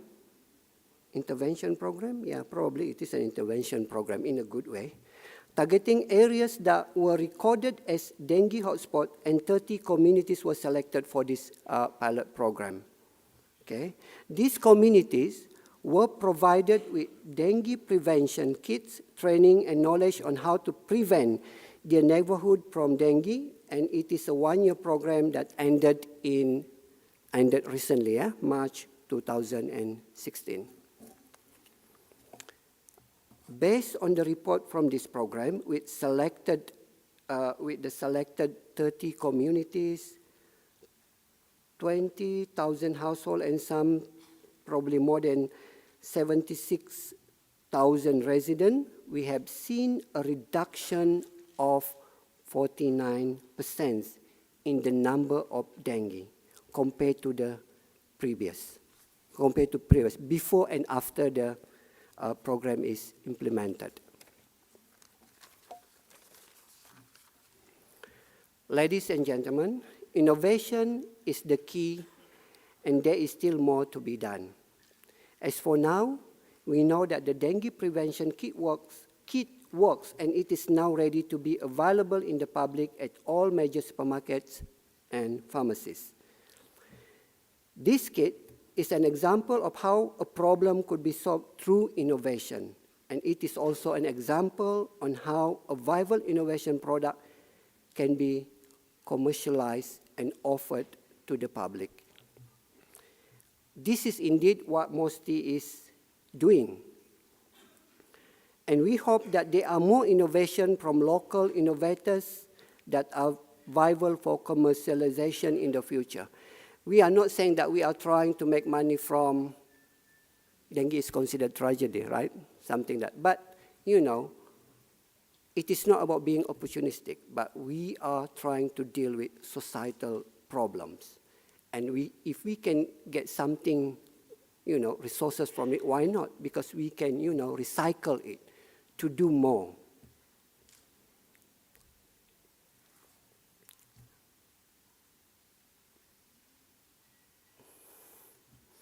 I'm very honored to be here in the presence of such, I think, a very diverse community that all are probably very committed to fight dengue and trying to prevent the dengue as well as in controlling this epidemic, not only in Malaysia but around the world. Okay? And it is very interesting that this forum is taking a holistic problem-solving approach, Dengue 360. It means that dengue, all angles, 360 is the maximum angles that we can get. Looking into a problem from all angles will provide some new insight and information that we have never seen before. This is how innovation starts. And no innovation can be developed without people working together and collaborate at all levels. And that is what we are doing here today. Mostly we remain committed to expand on the success of the KBD program, and we are keen to provide our resources and support to any innovation worth developing and to be commercialized at the global stage. Ladies and gentlemen, I wish the best to all of you here who participate in this important event. I hope there will be more insight and idea stemming from this forum, and the outcome would be an inspiring for all of us. I know that we have started the program earlier this morning, but just to revive the excitement, or just for the sake of being ceremonious, I declare that Dengue 360 Innovation in Dengue Prevention Forum 2016 is officially open. Thank you very much. Assalamualaikum warahmatullahi wabarakatuh. Thank you very much. Thank you very much, Yang Berusaha Professor Madya, Dr. Ramza Dambul, Deputy Secretary General, MOSTI.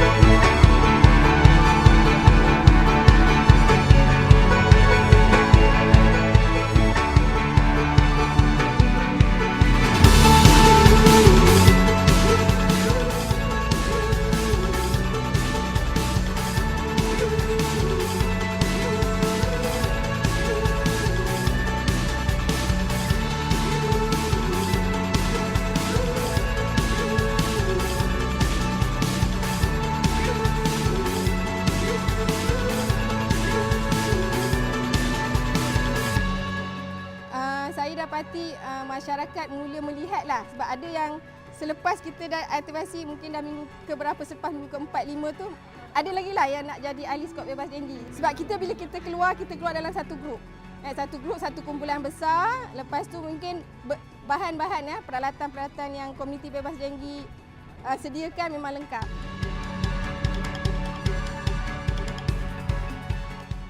Dengan adanya kerjasama daripada Persatuan Penduduk, agensi yang lain, daripada NGO, daripada MOSTI misalnya, ini akan menjadi satu platform untuk PBT bekerjasama dengan lain-lain agensi supaya kerja-kerja kawalan itu dapat kita laksanakan dengan lebih mudah dan besar.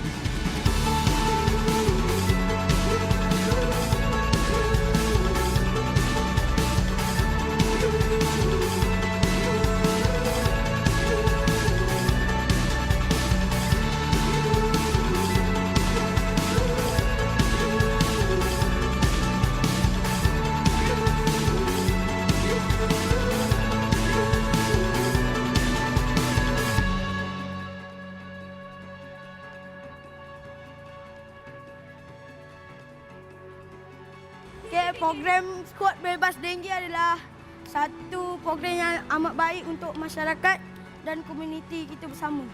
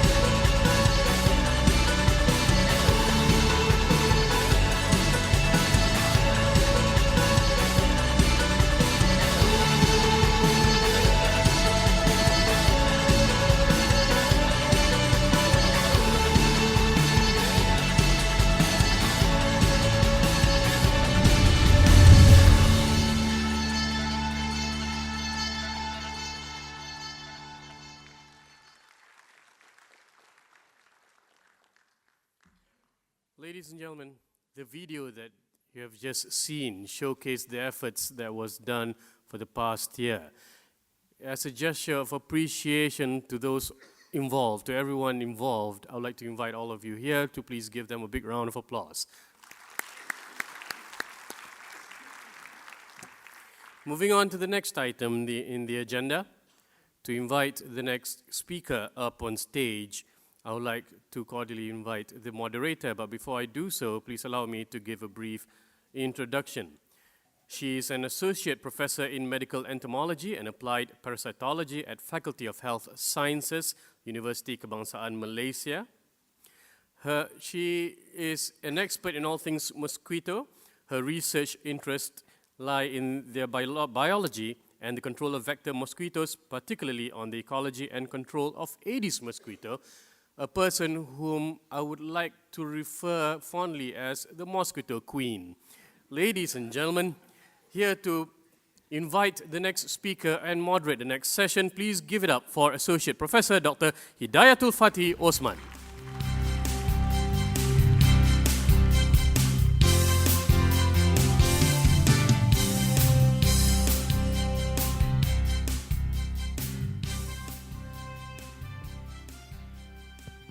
Oh, that's a very, very warm and a very generous statement comes from the Mr. Adi. And with that also, coming from the queen of mosquito, right? So I would like to open up the second session, which it's going to be very excited because we are having a lineup of people from Brazil for this session.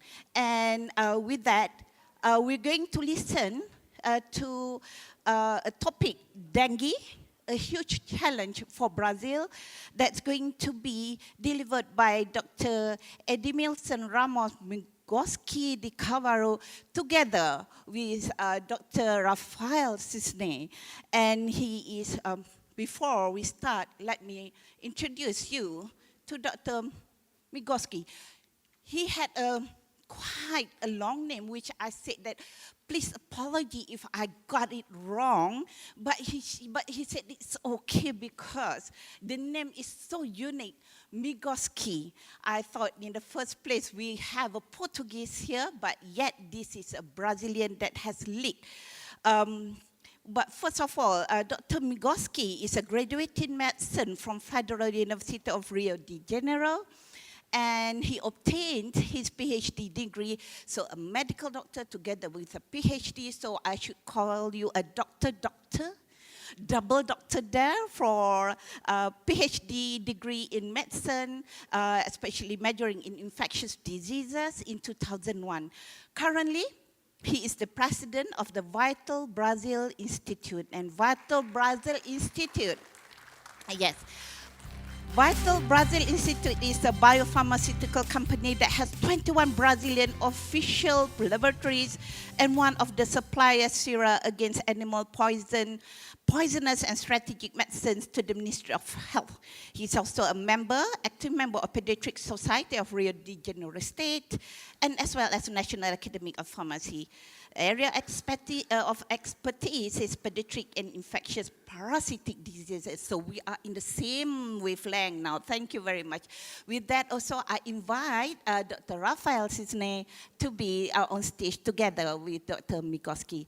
The floor is yours. Thank you very much. Thank you.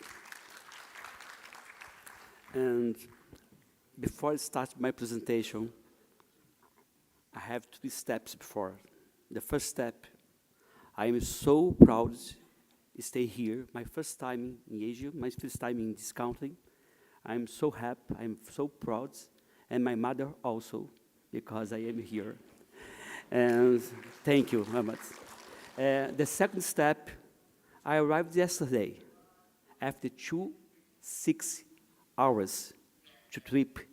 Then my body is here, but my mind is still in the room, at the room. I am so tired, but I am so happy to stay here. And the last step, my English is not good enough. Then I apologize in advance, and I'd like to introduce Professor Dr. Rafael Sisi to help me during my presentation. Then, if I make some mistakes, probably I will make a lot of mistakes because I repeat, my mind is still at the room. Rafael Sisi will help me. Then, IVB, Instituto Vital Brasil. Okay, okay. My name is Edmilson Migovski, and Rafael Sisi is my colleague and scientific director, Vital Brasil Institute. This is Rio de Janeiro, the best place in Brazil to live, the nice city in Rio de Janeiro, the best, the more beautiful city in Rio. I lived here. I am here. You can see me, probably.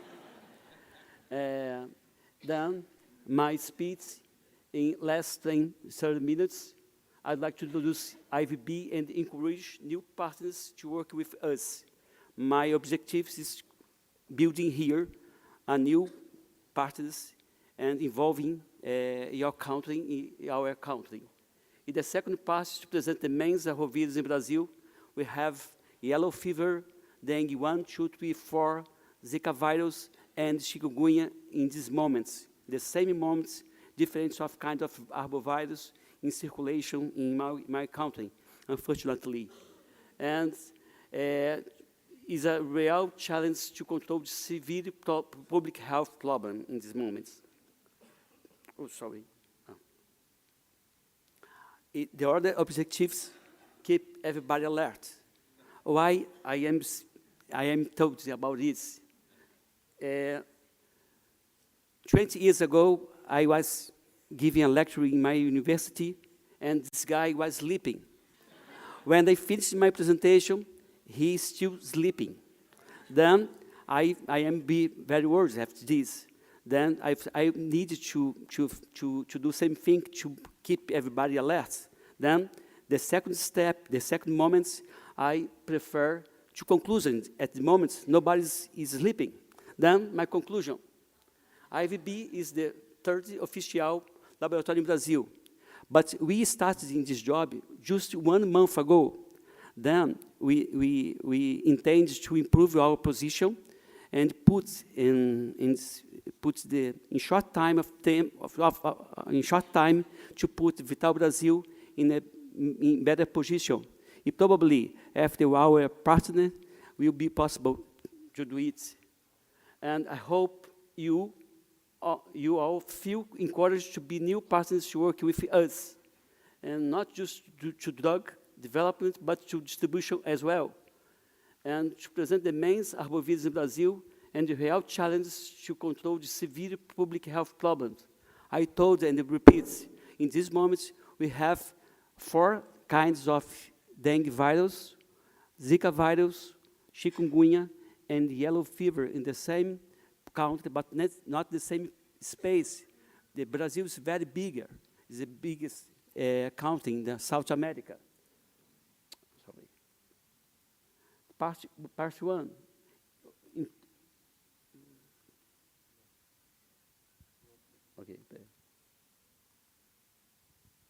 Okay. Then about us. Vital Brasil is an official laboratory and the only for Brazilian cell products. Nowadays, we are the only. Just Vital Brasil is producing some solos. And our objective, principal objective is serve the entire public and private sectors with the production in serum and human medicines for Brazil public health system. Our story was created by Vital Brasil, the name of the scientist, and since 1957 as a Rio de Janeiro state government company.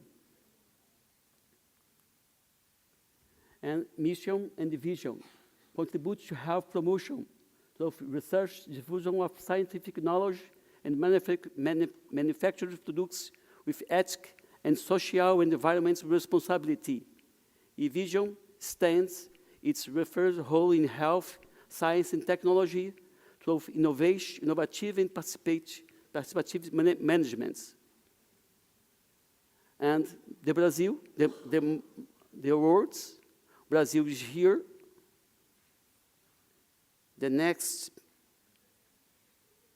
you can see South America and Brazil here, and our states. There is Rio de Janeiro State and Rio de Janeiro City.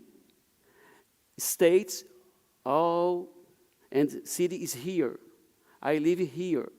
And the Vital Brasil's other city near, and just a bridge between the both city. You can take the car and through the bridge and arrive here. Then every day I leave this space and arrive here. Here I worked. And we have different places where Vital Brasil farm, where it can produce the soros, and Nova Friburgo, other camps. We have 9 space today, but this more important space here, and the main building in Niterói. And you can produce plasma, serum, but we want more. We want more. We can improve our production, encourage new partners abroad, and carry out specific new antivenom serum for different countries. For instance, we can produce serum against the specific snakes here in Malaysia or other countries. If you want, we can develop new serums also. And in these moments, we can produce snake, scorpions, spiders, and in studies in these moments for bee also. The first producer, the unique to produce this kind of antivenoms in the world. And we have stem projectable water generation. We have quality control. Now, in these moments, we are producing anti-cancer medicines.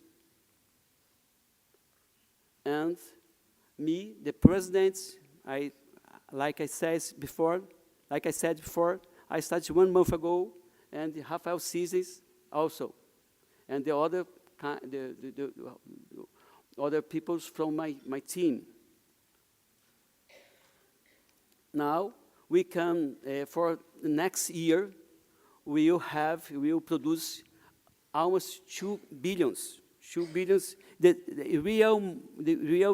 Almost the same value than the ringgit, the same relation, and $1 for real, and $1 for ringgit. Is that correct? Then the same. Then not in this moment, unfortunately, but next year we will receive more money. Then it's good and new. And part 2, the more important, in my opinion, to present the main arbovirus in Brazil and the real challenge to control the severe public health problem.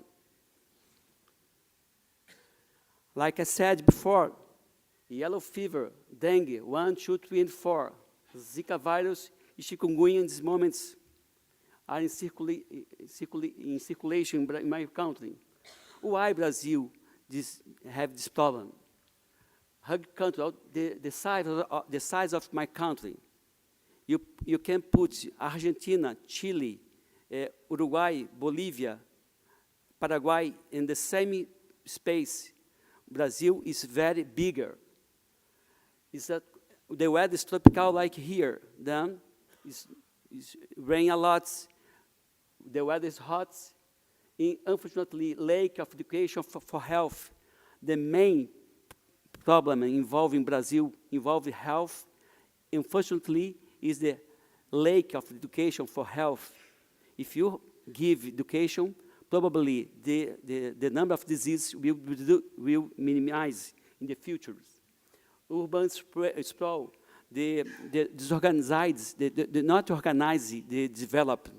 Some poor areas, you can see, poor basic sanitation, and the regular supply of water, forcing reservoirs in each residence. Everybody has reservoir in residence. The absence of waste recycle policy, then the waste on the environment, unfortunately also. And some areas of conflicts make it difficult to access health agents. And until 9 years ago, only 3% of the city of Rio de Janeiro had the family health program. Now, we hope at the moment of the Olympic game will be 70. We will a great notice, good notice, but until 9 years ago, a big problem, the absence of a family health program. Brazil is here. Then, high sustainability in Brazil. The south of our country is better because the weather is more cold. Then the population is more organized also, more developed also. Then poor regions in Brazil. And Zika, case of activity transmission in Brazil. Unfortunately, another bad news.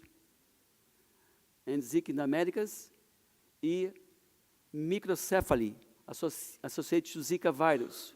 In Brazil, 100 cases, confirmed cases to date. Then Colombia, 7, Martinique, 3, Panama, 3, and the United States, 1. But Brazil, the record is Brazil. And case of microcephaly reported in subnational region of Brazil classification. Then you can see here, so that's the Rio is here, and we under investigation, 571, and confirmed cases, 43. And some cases was discarded, 239. But we have some 10% cases confirmed under investigation, almost 600, and confirmed 4 and 3 cases. It's 10 or 50 times more than the usual in our country. And cases in almost all country, except South, but Rio has problem here. And the cumulative case in Brazil for epidemiological week since last year, is increasing. Now, in these moments, 5,000 cases. And cumulative Zika virus case in Brazil. Started the epidemics. The epidemiology, the epidemic problems started here after World Cup started here 2 years ago and spreads all the country. And dengue, chikungunya, Zika virus, and microcephaly in Pernambuco. Pernambuco is the northeast of my country. In some cases, microcephaly here. Joseph, the Zika virus, Zika here, and Zika here, Zika here, and microcephaly here, chikungunya also here, improve. And the arthralgia, the problems involving the public health, in consequence of chikungunya is very severe in our country. The people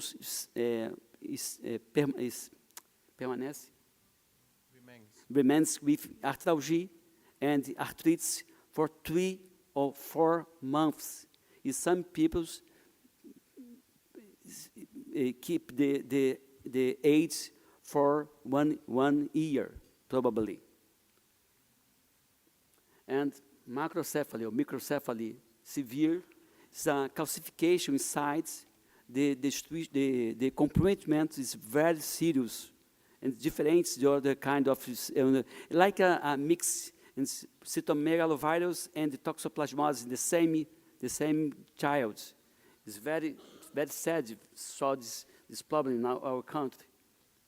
And dengue here, after period 1906 and after 1906, the red map, and Zika, mosquito Aedes, albopictus, and Egypt is adapted. Our problem, new problem. The scientists in Brazil identify in the salivar glandular the Zika virus in Culex mosquito. Then, if it is be confirmed, the problem will improve, because in Brazil, Culex is 20 times more than Aedes aegypti, more numerous.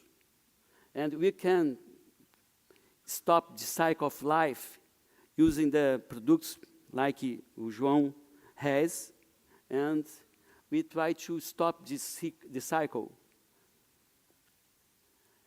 Dengue virus circulation in Rio de Janeiro state. Here, you can, here's Rio, and in this moment, Rio, we have dengue 1, 2, 4, the stage here, Rio, where is the game, Olympic Games will be here.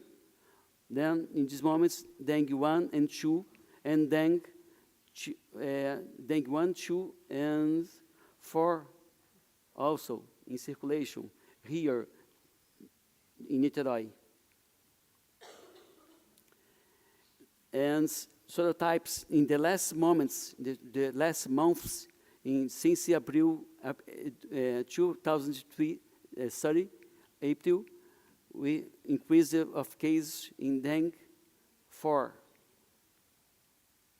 And in the past, the first problems, the second moments, in the third moments, you can see here, usually the case improve in May and June. It decrease in July, August. The Olympic Games will be in August. And usually the number of cases reduce. Then you can see here, there is a improve here.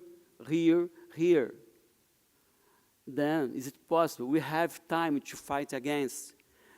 Like I was talking about this. Is it possibility to try to solve this problem? We have time, and I don't know if time enough, but it's necessary to fight against this problem. Hotel 5-star for here, and usually the people take away the titles and the environments. And dengue, it was the most disturbing of the three main arbovirus, but until the microcephalic case, then the main words myself is Zika virus in consequence of the microcephaly. High rates of deaths by more severe forms. Hemorrhagic forms differential. The same person can have up to 4 times dengue, 1 for each serotype. In the early diagnosis and access to appropriate medical case fatality rate decreased to less than 1%. And Zika virus manifestations is not my data, it's from other accounts, but in my experience, it's very severe. The conjunctivitis and rash is very strong also. Different from dengue, is more discreet.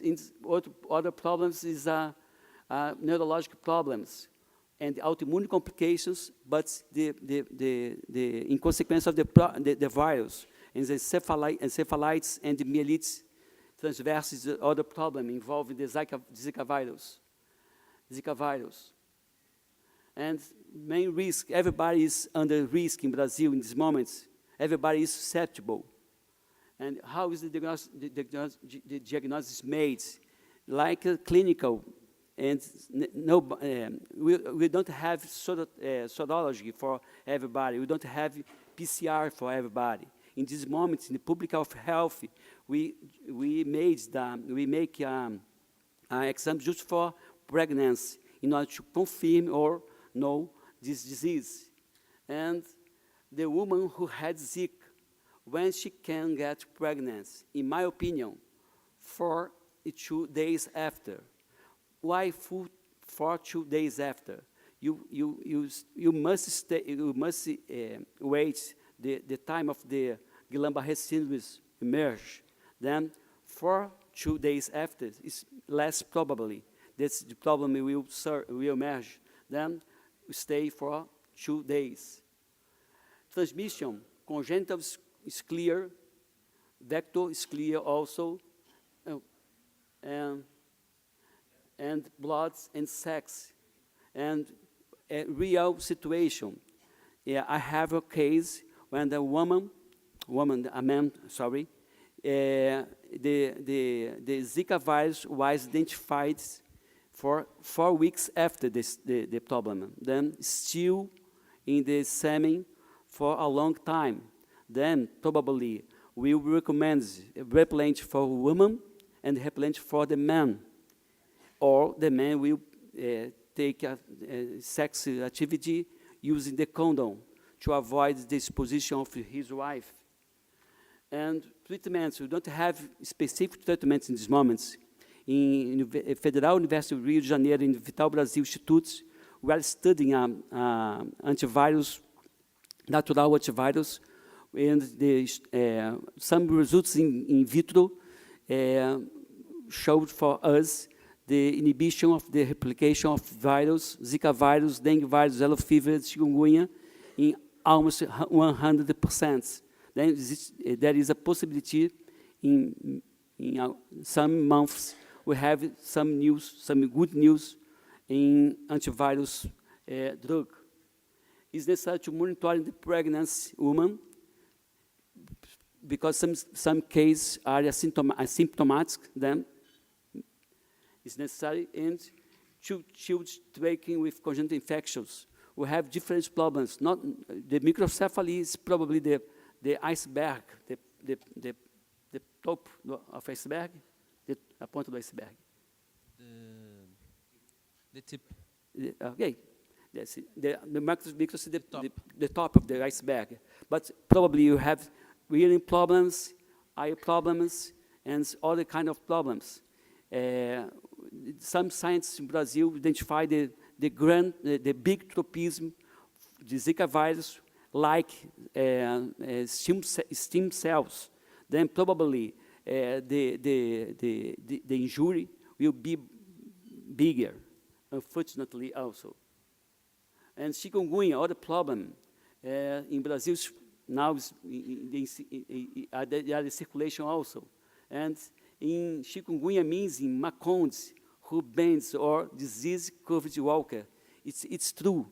When you saw the patient with chikungunya, he walked this way. In this other sporadic human cases occur, but large outbreaks in humans were not common at the past. But, however, in urban centers in Africa and Asia, the virus can circulate between mosquitoes and susceptible humans, and the cycle similar to dengue virus. Since its discovery in Africa in 1952, chikungunya outbreaks have occurred occasionally, but recent outbreaks have spread the virus in other parts of the world. And generally, chikungunya reemergence were documented in Africa, Asia, India, Europe, with irregular intervals, 2 or 20 years between outbreaks. Currently, chikungunya has been identified in about 40 countries and has become a priority in public health. In Brazil, unfortunately, it's very common also. But despite all problems, I hope to see you there in Rio de Janeiro. And we have some strategy to combat, to fight against mosquitoes. And I'd like to invite João just to comment this Stella, please. I have a time, 5 minutes? 3? We have short time, but we must fight. We must try at least. Yeah, very good. These are the areas of the Olympic Games where they will be played. So we're looking at here, where's the pointer? Here. This is going to be the major center here. We're looking at Maracanã Stadium.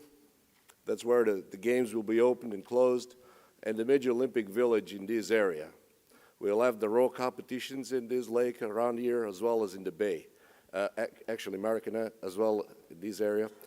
In Copacabana, and this is the shooting area. That's where the bow and arrow, also the shooting competitions will be held.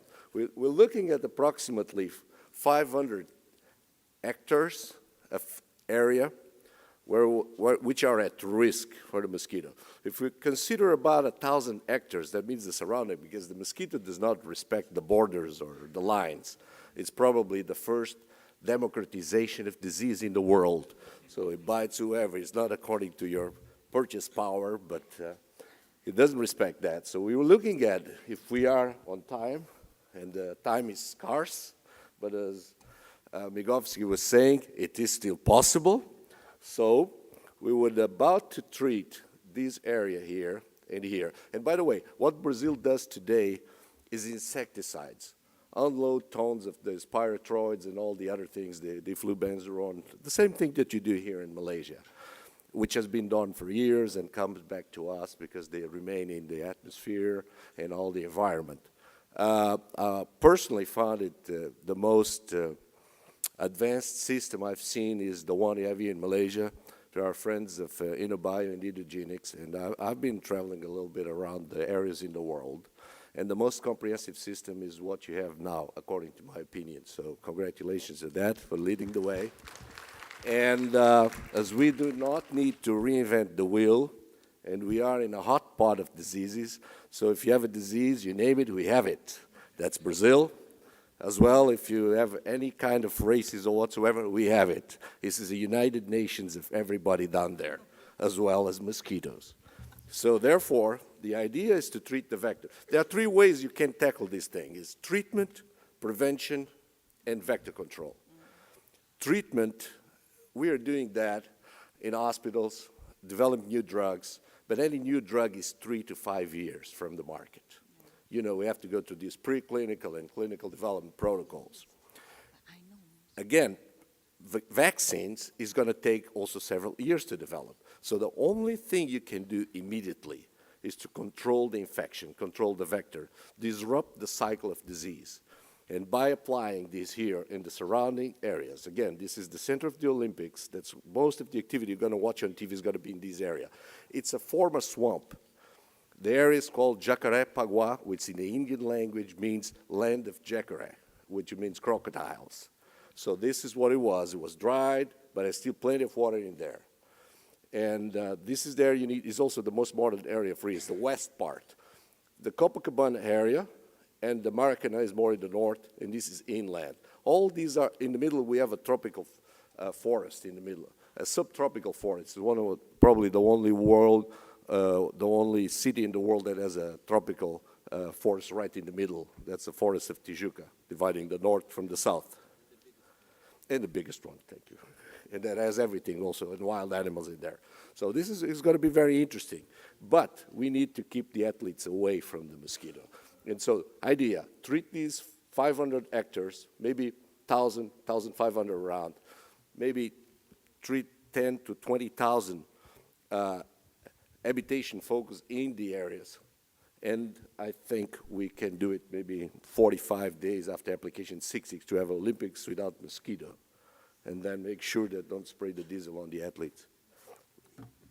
Then I need to start here. I live here. Then we must start the fight here, because I live here in Copacabana. And we have now some partners. Probably in the future, Malaysia government will stay here together us. Thank you.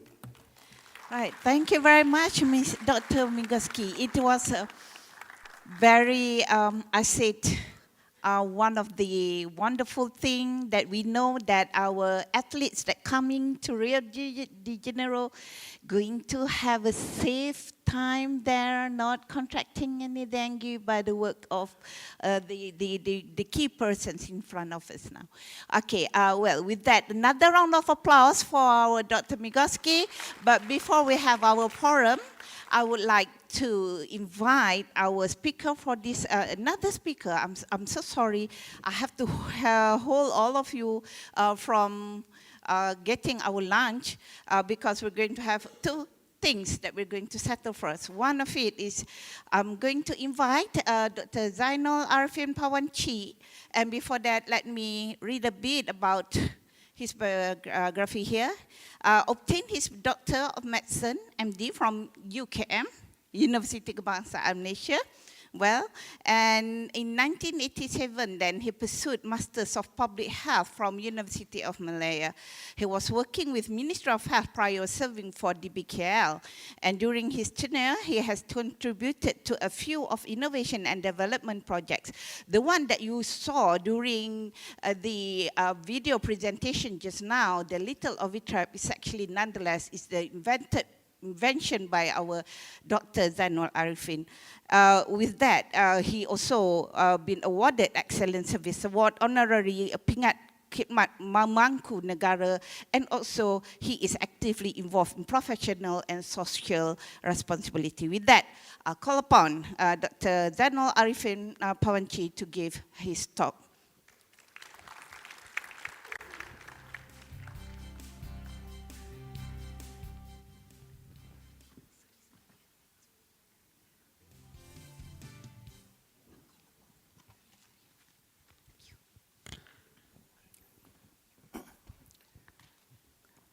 Thank you, Prof. Dr. Hidayah. Bismillahirrahmanirrahim. Assalamualaikum warahmatullahi wabarakatuh. Yang amat mulia Tengku Nakiuddin, Dr. Neil, para our speakers, and my humble respect to my lecturer and teacher, Prof. Datin Dr. Ernie Ishak, ladies and gentlemen. My topic is a bit controversy, as being stated by the second speaker, that when you talk about eradication of the Aedes mosquito or elimination of the mosquito is an impossibility, as what has been cited by certain scientists. I've been working in DBKL for the past 30 over years. This will be my last year before I retire. Just taking through for the equilibrium of disease, where you have the host, the agent, in this case the dengue virus. Then we have the interplay of the environment. Of course, in vector-borne disease, we have the component of the mosquito here, which actually is complicating the situation. We all know the Aedes mosquito, but I would like to make a suggestion for all the universities, or especially the students, to take up the basic studies back on the characteristics and the behavior of the vectors, which are ever-changing. There is a very good book that was written by the Department of Environment Singapore, what works and what doesn't work in the control of dengue. We should refer to that and see what were the experience. Now, this is a life cycle. The difference of what was learned previously, what was known previously, and what is known now are always changing. I did not put the time for the life cycle because there are things that have changed. When we talk about 7 days life cycle, we are seeing a 4-day life cycle because of the change in the weather, temperature with the El Nino and so on. So this is a big challenge that needs to be taken up to look at the differences. And the way where the mosquito is breeding are also changing. No doubt we are talking about, the mosquito does not breed in the drains. But we see differently. There are a lot of breedings in the sump, in the drains. We are seeing breeding in the septic tanks. That's why there was a project in Miri where they did the polystyrene beads. They push the polystyrene beads in the second compartment of the septic tank to reduce the breeding of Aedes in the septic tank. So you're talking about polluted water that are actually supporting and sustaining the mosquito life cycles. We already know regarding the agent. We know how the virus gets into the mosquito. In fact, how from a person that has got the virus, and then how it is being transmitted via other mosquitoes that bites the patients. Now, this is the incidence or the occurrence of dengue from the year 2001 until the latest, will be 2016. There was a marked increase during the early 2000, but then after that we see a decrease. And suddenly, in the year, I cannot see the year, then we see a decrease which is being sustained until now. And this year, 2016, we may be seeing maybe up to more than 8,000 to 10,000 cases until the end of the year. Now, I'm not putting any statistical studies and so on, but this is true observation from a person that is doing the operational work of controlling dengue. These are the patterns of disease occurrence for dengue in the 1970s, 80s. No? We have been told that there is always this so-called 5-year cycle before the cases goes down and then come up for another cycle, goes down, another cycle, goes down for another cycle. There are a 2-year break here because there was a national cleanliness campaign that was done in the year 2000 at the instruction of the Yang Amat Berhormat, the Prime Minister of Malaysia at that point in time. But after that, as you see in the previous graph, there was a marked increase, but there was a lot of suppression of the cases. And these are genuine diagnosed cases, reported and recorded. And these are cases that occurs, I'm talking about in KL. These are some of the major breeding sites. I think you all are quite aware of it. But I would like to show you some of the designs or building materials that are being used that contributes to the breeding of the mosquito in built areas. Now, these are hollow bricks.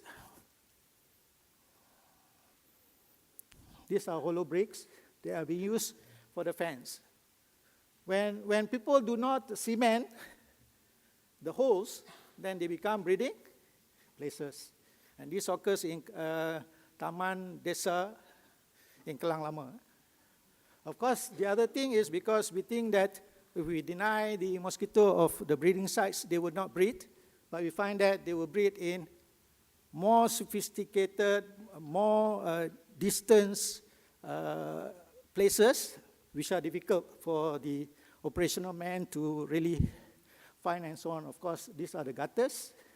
And here in the grounds, because of the structures in decoration, the landscapes and so on, when it rains, they collect water and they become a breeding place.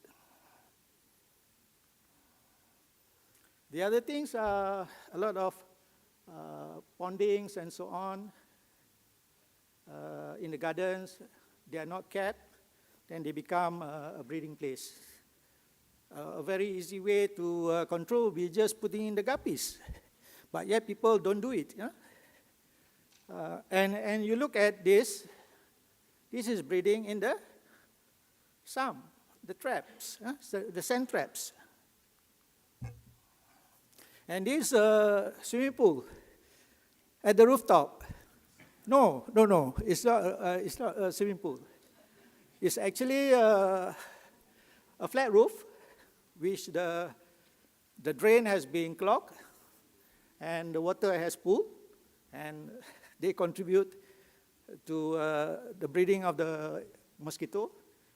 This occurs near to in the army camp, and we had to have an operation of cleaning up and so on to drain the water.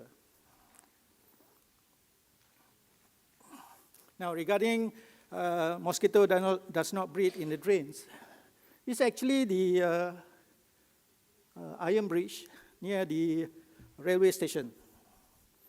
So they had an event recently, and my people were on duty, and they found that this thing was not running, and breeding was there. So we had to put in the BTI and so on to get rid of the breeding. Huh? So if we were to miss, then the mosquito will be released into the environment. Of course, the other thing is the landscape. A lot of people are using the balivas and so on.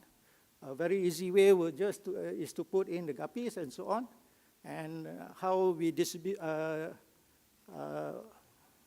manage our tires and so on. And these are other breeding places that they're occurring.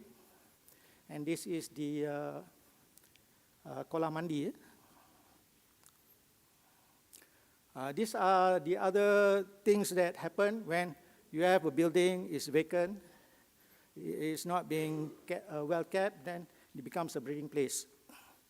The other things are in the nursery. There are a lot of receptacles and so on, and contributes to the dengue population. These are other areas which also happen where there are vacant lands, they are being occupied by the residents living around there, where they cultivate illegally and so on, and then they leave all the receptacles which contain water, and they become breeding site. This is actually the rooftop. You can see the water tanks and so on. And when there is a leakage, then water collects, and this becomes a breeding. And these are common in our flats. And of course, the other thing contributor is the construction sites. Now, previously we have been talking about when there is a case, we do ULV. What I found in the Singapore experience is that there is a rebound in the spraying of the ULV. Say you hit the building, you hit the wall, so where does the chemical goes? It is not going into units and so on. So in this kind of places, you really need to do a mass thermal fogging operations to control the mosquitoes. Of course, the other thing is the design of the planter boxes. If they are left uncultivated and so on, this is what we see in a college, in Mara College in Taman Semelin. They had an outbreak of more than 30 cases at one point in time.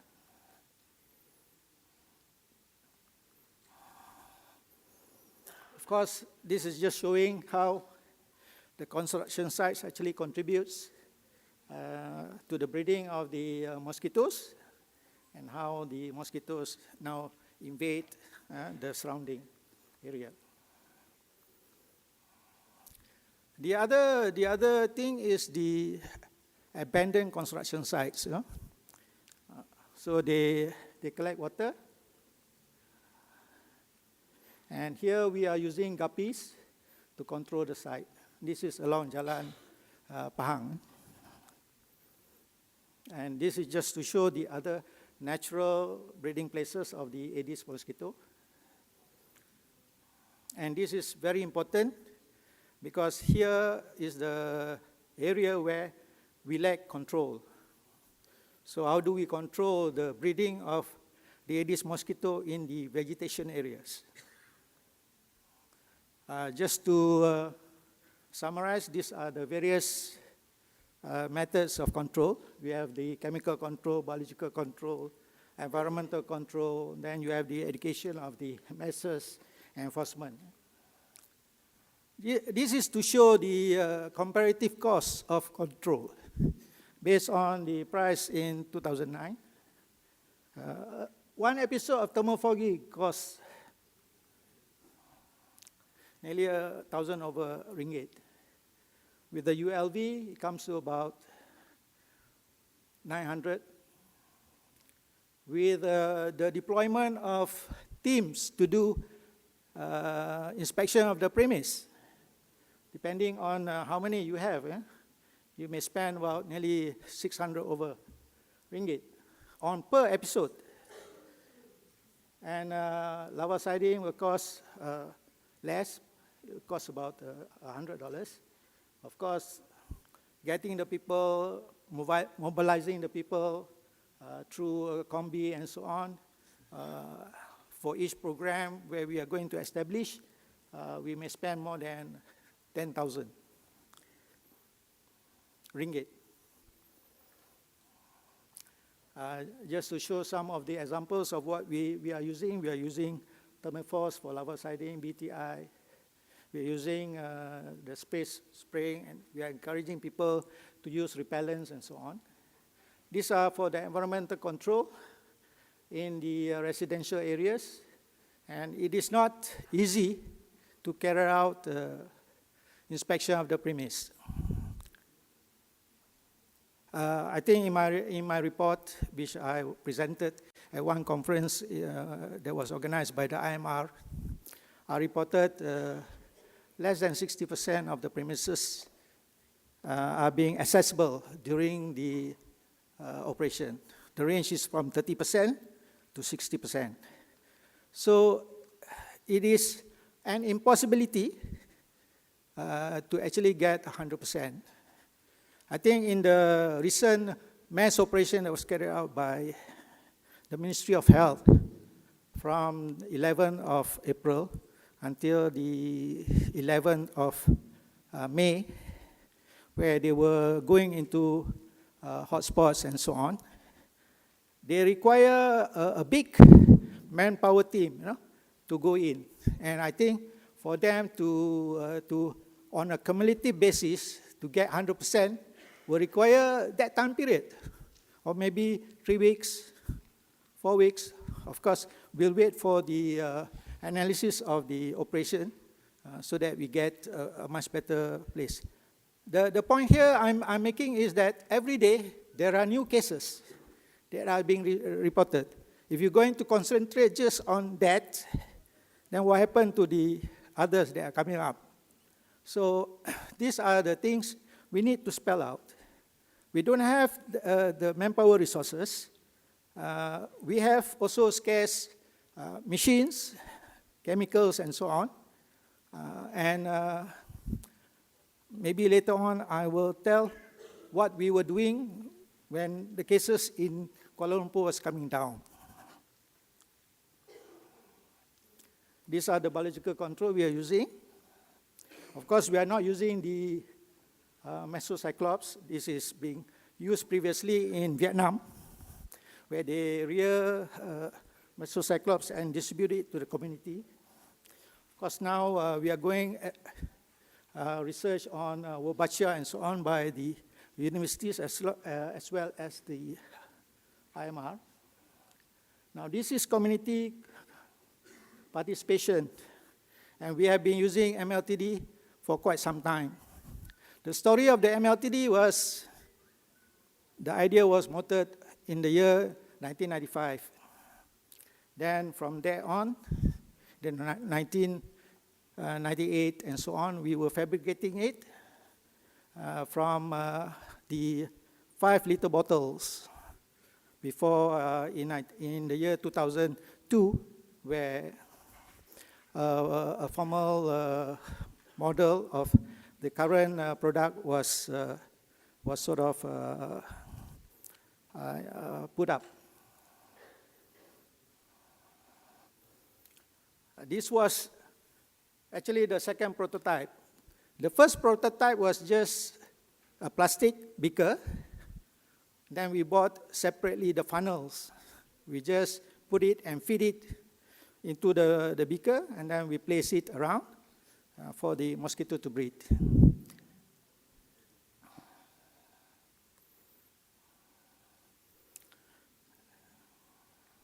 So we were placing it in the graveyards,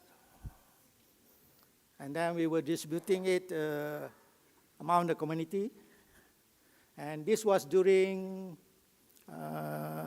Tan Sri, the ex-minister of Wilayah, currently the head of Felda Global.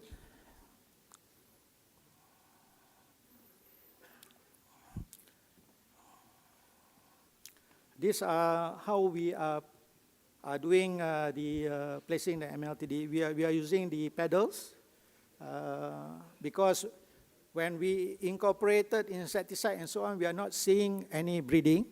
So we incorporate the pedals so that we can have a clear picture of the amount of eggs and so on that is being deposited in this. These are new ideas which we are doing. Of course, there was a comment saying that the gravid mosquito goes into the trap, lays the eggs, then it escapes, it bites people. So going by the MyMats of the IMR, so we are using now filters incorporated with a sticky gum to also trap the gravid mosquitoes. Doctor, you have 5 minutes. Yeah, thank you. Very interesting observation. After using less chemicals, distributing all the MLTDs and so on, we find that the natural predators of the mosquitoes are also coming back. Here you find the webs of the spiders. So you don't have to use a chemical, you don't use a gum, so they trap the mosquitoes. You know? Of course, this is a one thing, but it's good for the ecology, and if you are talking about the green technology. And these are other things which we are innovating further in the use of the MLTD. On top of that, we are now doing canopy control. These are the populations of the mosquitoes in the vegetation area. So we are hanging the ovitraps and the MLTDs and letting it to be the site where the mosquitoes can find and breed and lay their eggs. We are trying out in our training center. This is the Institute Latihan Dewan Bandaraya in Baitul Razak. So actually we place a layer of the MLTDs. Now on top of that, because this is a green area, the botanical garden of the Tasik Permaisuri, and this is a new construction site. which also will be included as part and parcel of the projects for the control of mosquito inbreeding sites by anthogenics. Now what we are putting is we are putting another layer in the green area so that we can prevent, if we have secured this IDB free of mosquitoes. We don't want new mosquitoes to invade and re-establish in the IDB. So this is what we are looking at. So you see these are the MLTDs that are hang around the IDB complex. So I think with that, I end my talk. And this is talking from not a scientific point of view, but it's more from the operative point of view. So with that, thank you very much, ladies and gentlemen. Yeah, thank you very much, Dr. Zainal Pawanci. Such a very innovative way of controlling the mosquito population. With that, yes, I ask Dr. Zainal to take a place, and also with that, I invite our Brazilian experts, Dr. Migoski, Dr. Joao, and also Dr. Rafael to be on stage. Perhaps we have to cut down the forum thing. Yes, please, have a seat, please. Thank you. Instead of doing the forum, I think we could do the Q&A session, which I will allow about 3 or 4 questions to each of the speakers here, especially for those who had a very burning question about how our athletes, especially the Malaysian athletes, we're not very, very worried about our Malaysian athletes because I'm sure we had the herd immunity about that. But how about those who have not been exposed at all to any of the diseases, whether it's chikungunya, whether it's dengue, or whether it's definitely Zika? It's a big threat now. So if you have any burning questions that you would like to ask any of these speakers in front of you today or now, please do so. We provided 2 microphones at both of the lanes. And please take this opportunity to talk to our speakers today. Please. Well, I think I have to start the ball rolling now. Speaking about, because we're at the session 2, where we're talking about physical structure. We are talking about analyzing effect of the building, which I was having a bit of a discussion with a friend of mine, saying that especially the modern design now, worldwide, is they love to construct the houses in the flat roof. And that is actually yielding, or you saw just now what Dr. Zainal is showing us, like a pool, a wedding pool up there for a mosquito to breed. I don't know, that is a big thing here, I think, in Malaysia. But how about in Brazil? And how we do go, how we control these kind of things? Because I'm sure building a structure like that would need to go through few authorities for them to get passed. But how come in the world right now, especially in Malaysia, we are having pool at our rooftop? Well, any of you that would like to answer to that? Dr. Jao, perhaps? Well, building structure, definitely. We look at the poor areas first. And in the poor areas, due to a lack of a continuous water supply, all the houses have a water tank on the roof. We talk about 1,000 liters, which is a ton, or 2,000 liters, 2 tons, average. These are water tanks. Sometimes they have a little cracks on the plastic cover and makes it a perfect environment for breeding. And not always the owner of that goes on the top. So if you look at the north part of Rio with the lowest income, if you look at it from the top, you'll see a lot of those blue water tanks on the roof of every single house. This is a major problem. A little crack of 1 millimeter, that's just perfect. The mosquito loves it dark, wet, humid, and hot. We have it all. So, additionally, the same you reported is not very far from Malaysia. All the tires, sometimes trash thrown in the poor areas. When it rains, and it rains very often, you have low water deposits that work as a breeding area for the mosquitoes. Now, if you come to the middle class kind of complexes, it looks very similar to the ones you have in Malaysia. I'm not aware that the architects that have allowed those building permits have ever considered a mosquito threat. It is not being included until very recently, because we had this kind of cyclic epidemic. I remember maybe about 7, 8 years ago when the army took out the tents and put them in the parks in the west part, but then it went away. But now Zika, maybe because it has to do with the next generation of the human race, and according to my point of view, this might be the biggest threat to the human race since we walk on two legs, because it compromises the future generations. Women do not want to get pregnant to have a microencephalic kid.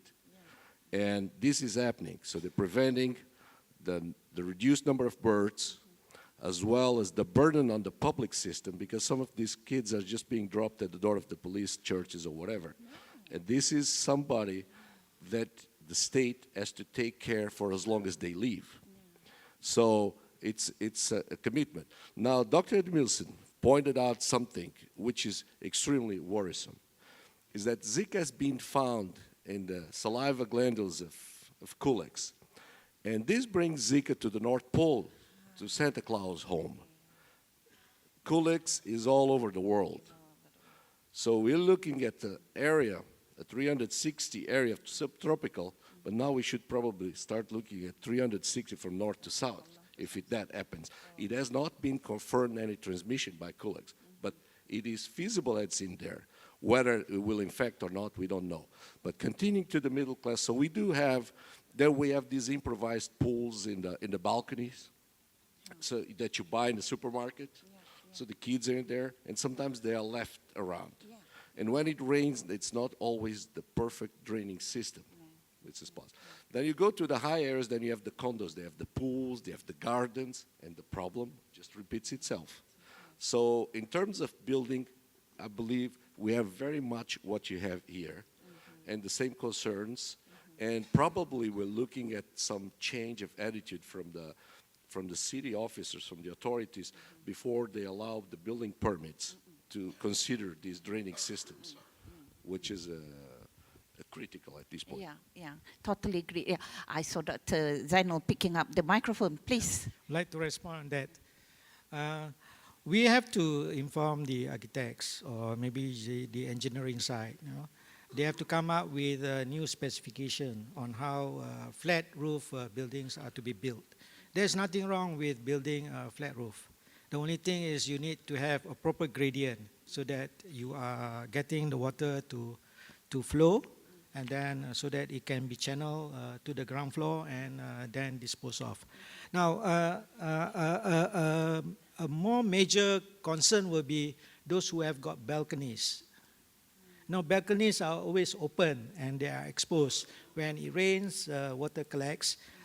Normally, a lot of people have balconies, but they do not use it. No, they have the sliding door, it's always shut. I have the same thing. I have a flat roof house, but we have corrected and we have got a proper gradient to get the rainwater to flow. But for the balconies, I think we should recommend that they have the balconies, but it should be glassed. And they can open if they want fresh air to come in and so on. But when they are going out, leaving the room and so on and so forth, then it should be shut, so that less chances of rainwater coming in and so on. And that is what I'm also doing in my place, So there are things that we can do. Of course, the other thing that happens is in the basement. In the basement, Sometimes part of the parking lot above ground with the basement, and they are being exposed. You have the perimeter drains, and they are not being properly leveled and so on. Then it collects water. It collects water on the floor. Collects water in the peripheral drains.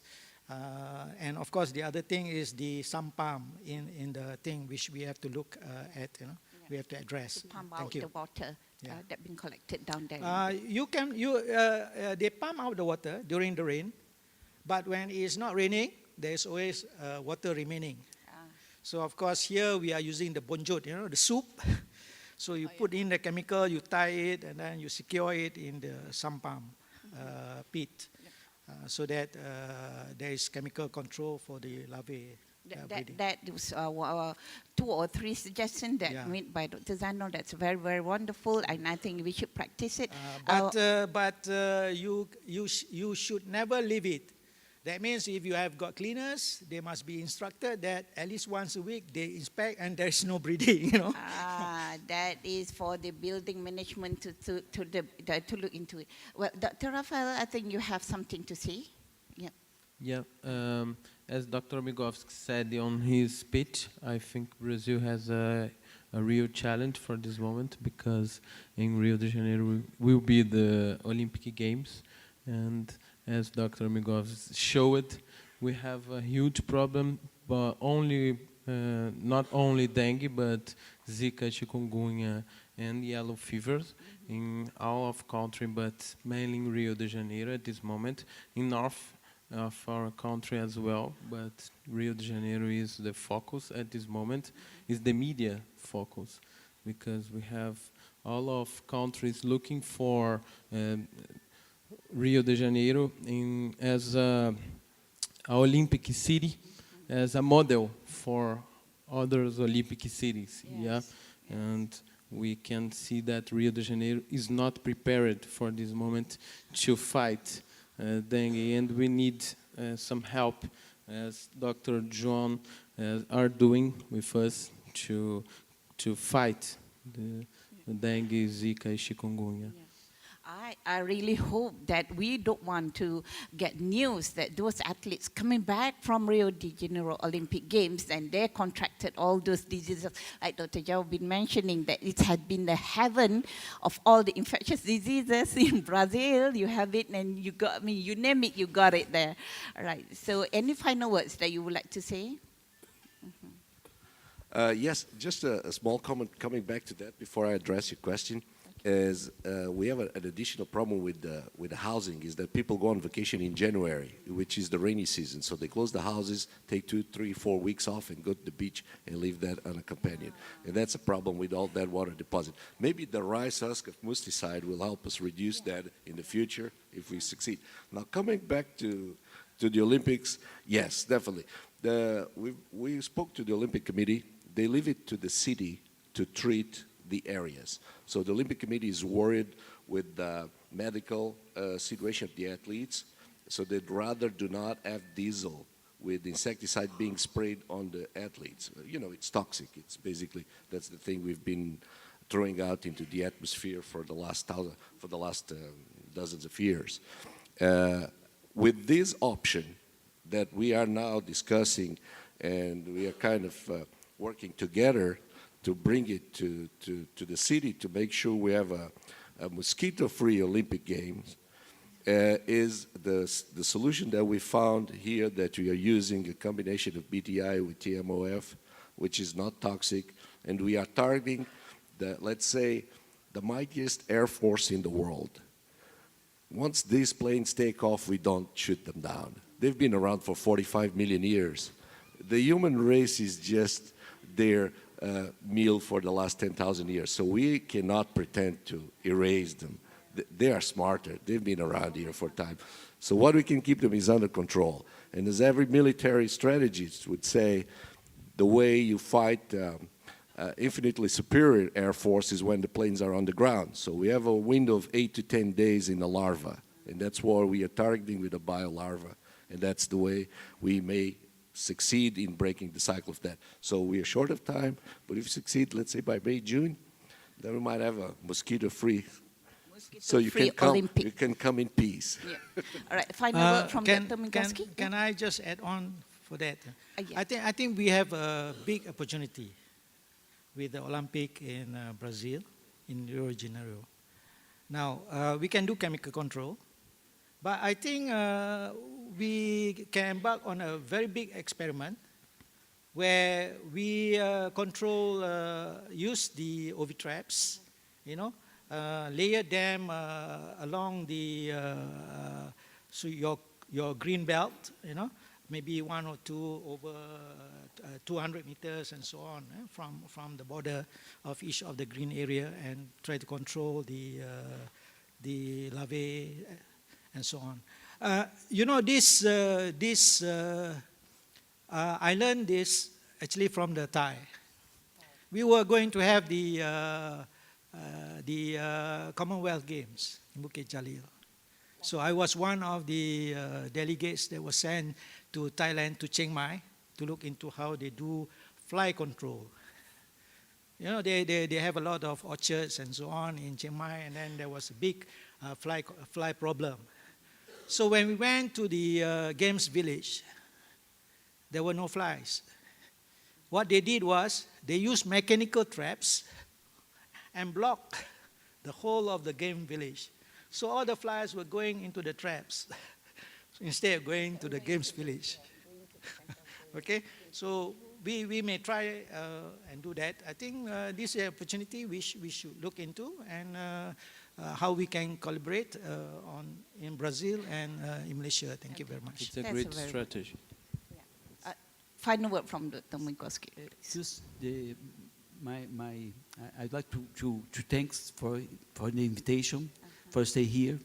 I'm so happy, and I hope to come back other day, other moments, and to spend more time here in order to taste the delicious foods here, and you can visit some beautiful place here. Yeah, Thank you so much. Thank you so much. Thank you very much. So a round of applause to all our speakers today. Thank you very much for your presence.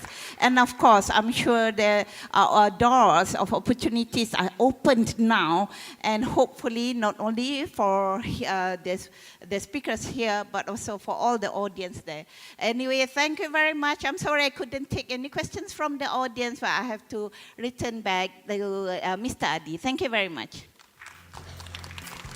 Thank you very much. Thank you very much. We'd like to invite the speakers to please remain on stage as a gesture of appreciation for time spent imparting their invaluable knowledge with all of us. I would like to invite Yang Mulia Tunku Nakuyuddin up on stage to present mementos.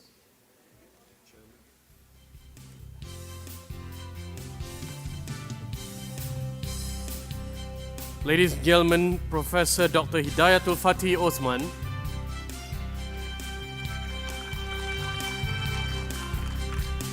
Dr. Edmilson Ramos Migoski de Carvalho, Dr. Jao Transmontano, Dr. Zainul Arifin Pawanci,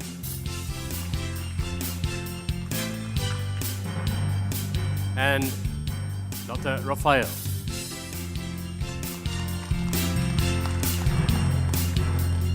Thank you very much, Yang Mulia. Thank you very much to the speakers and to Madam Moderator. Ladies and gentlemen, we will now take our lunch break. We will resume our next session at 2 p.m. sharp. So do be a good Malaysian and come back here to this hall before 2 p.m. The surau is located also at this level as you exit this hall, both to the left and to the right, to the extreme ends of this floor. Thank you very much, ladies and gentlemen. It's been such a pleasure having you. See you back here at 2.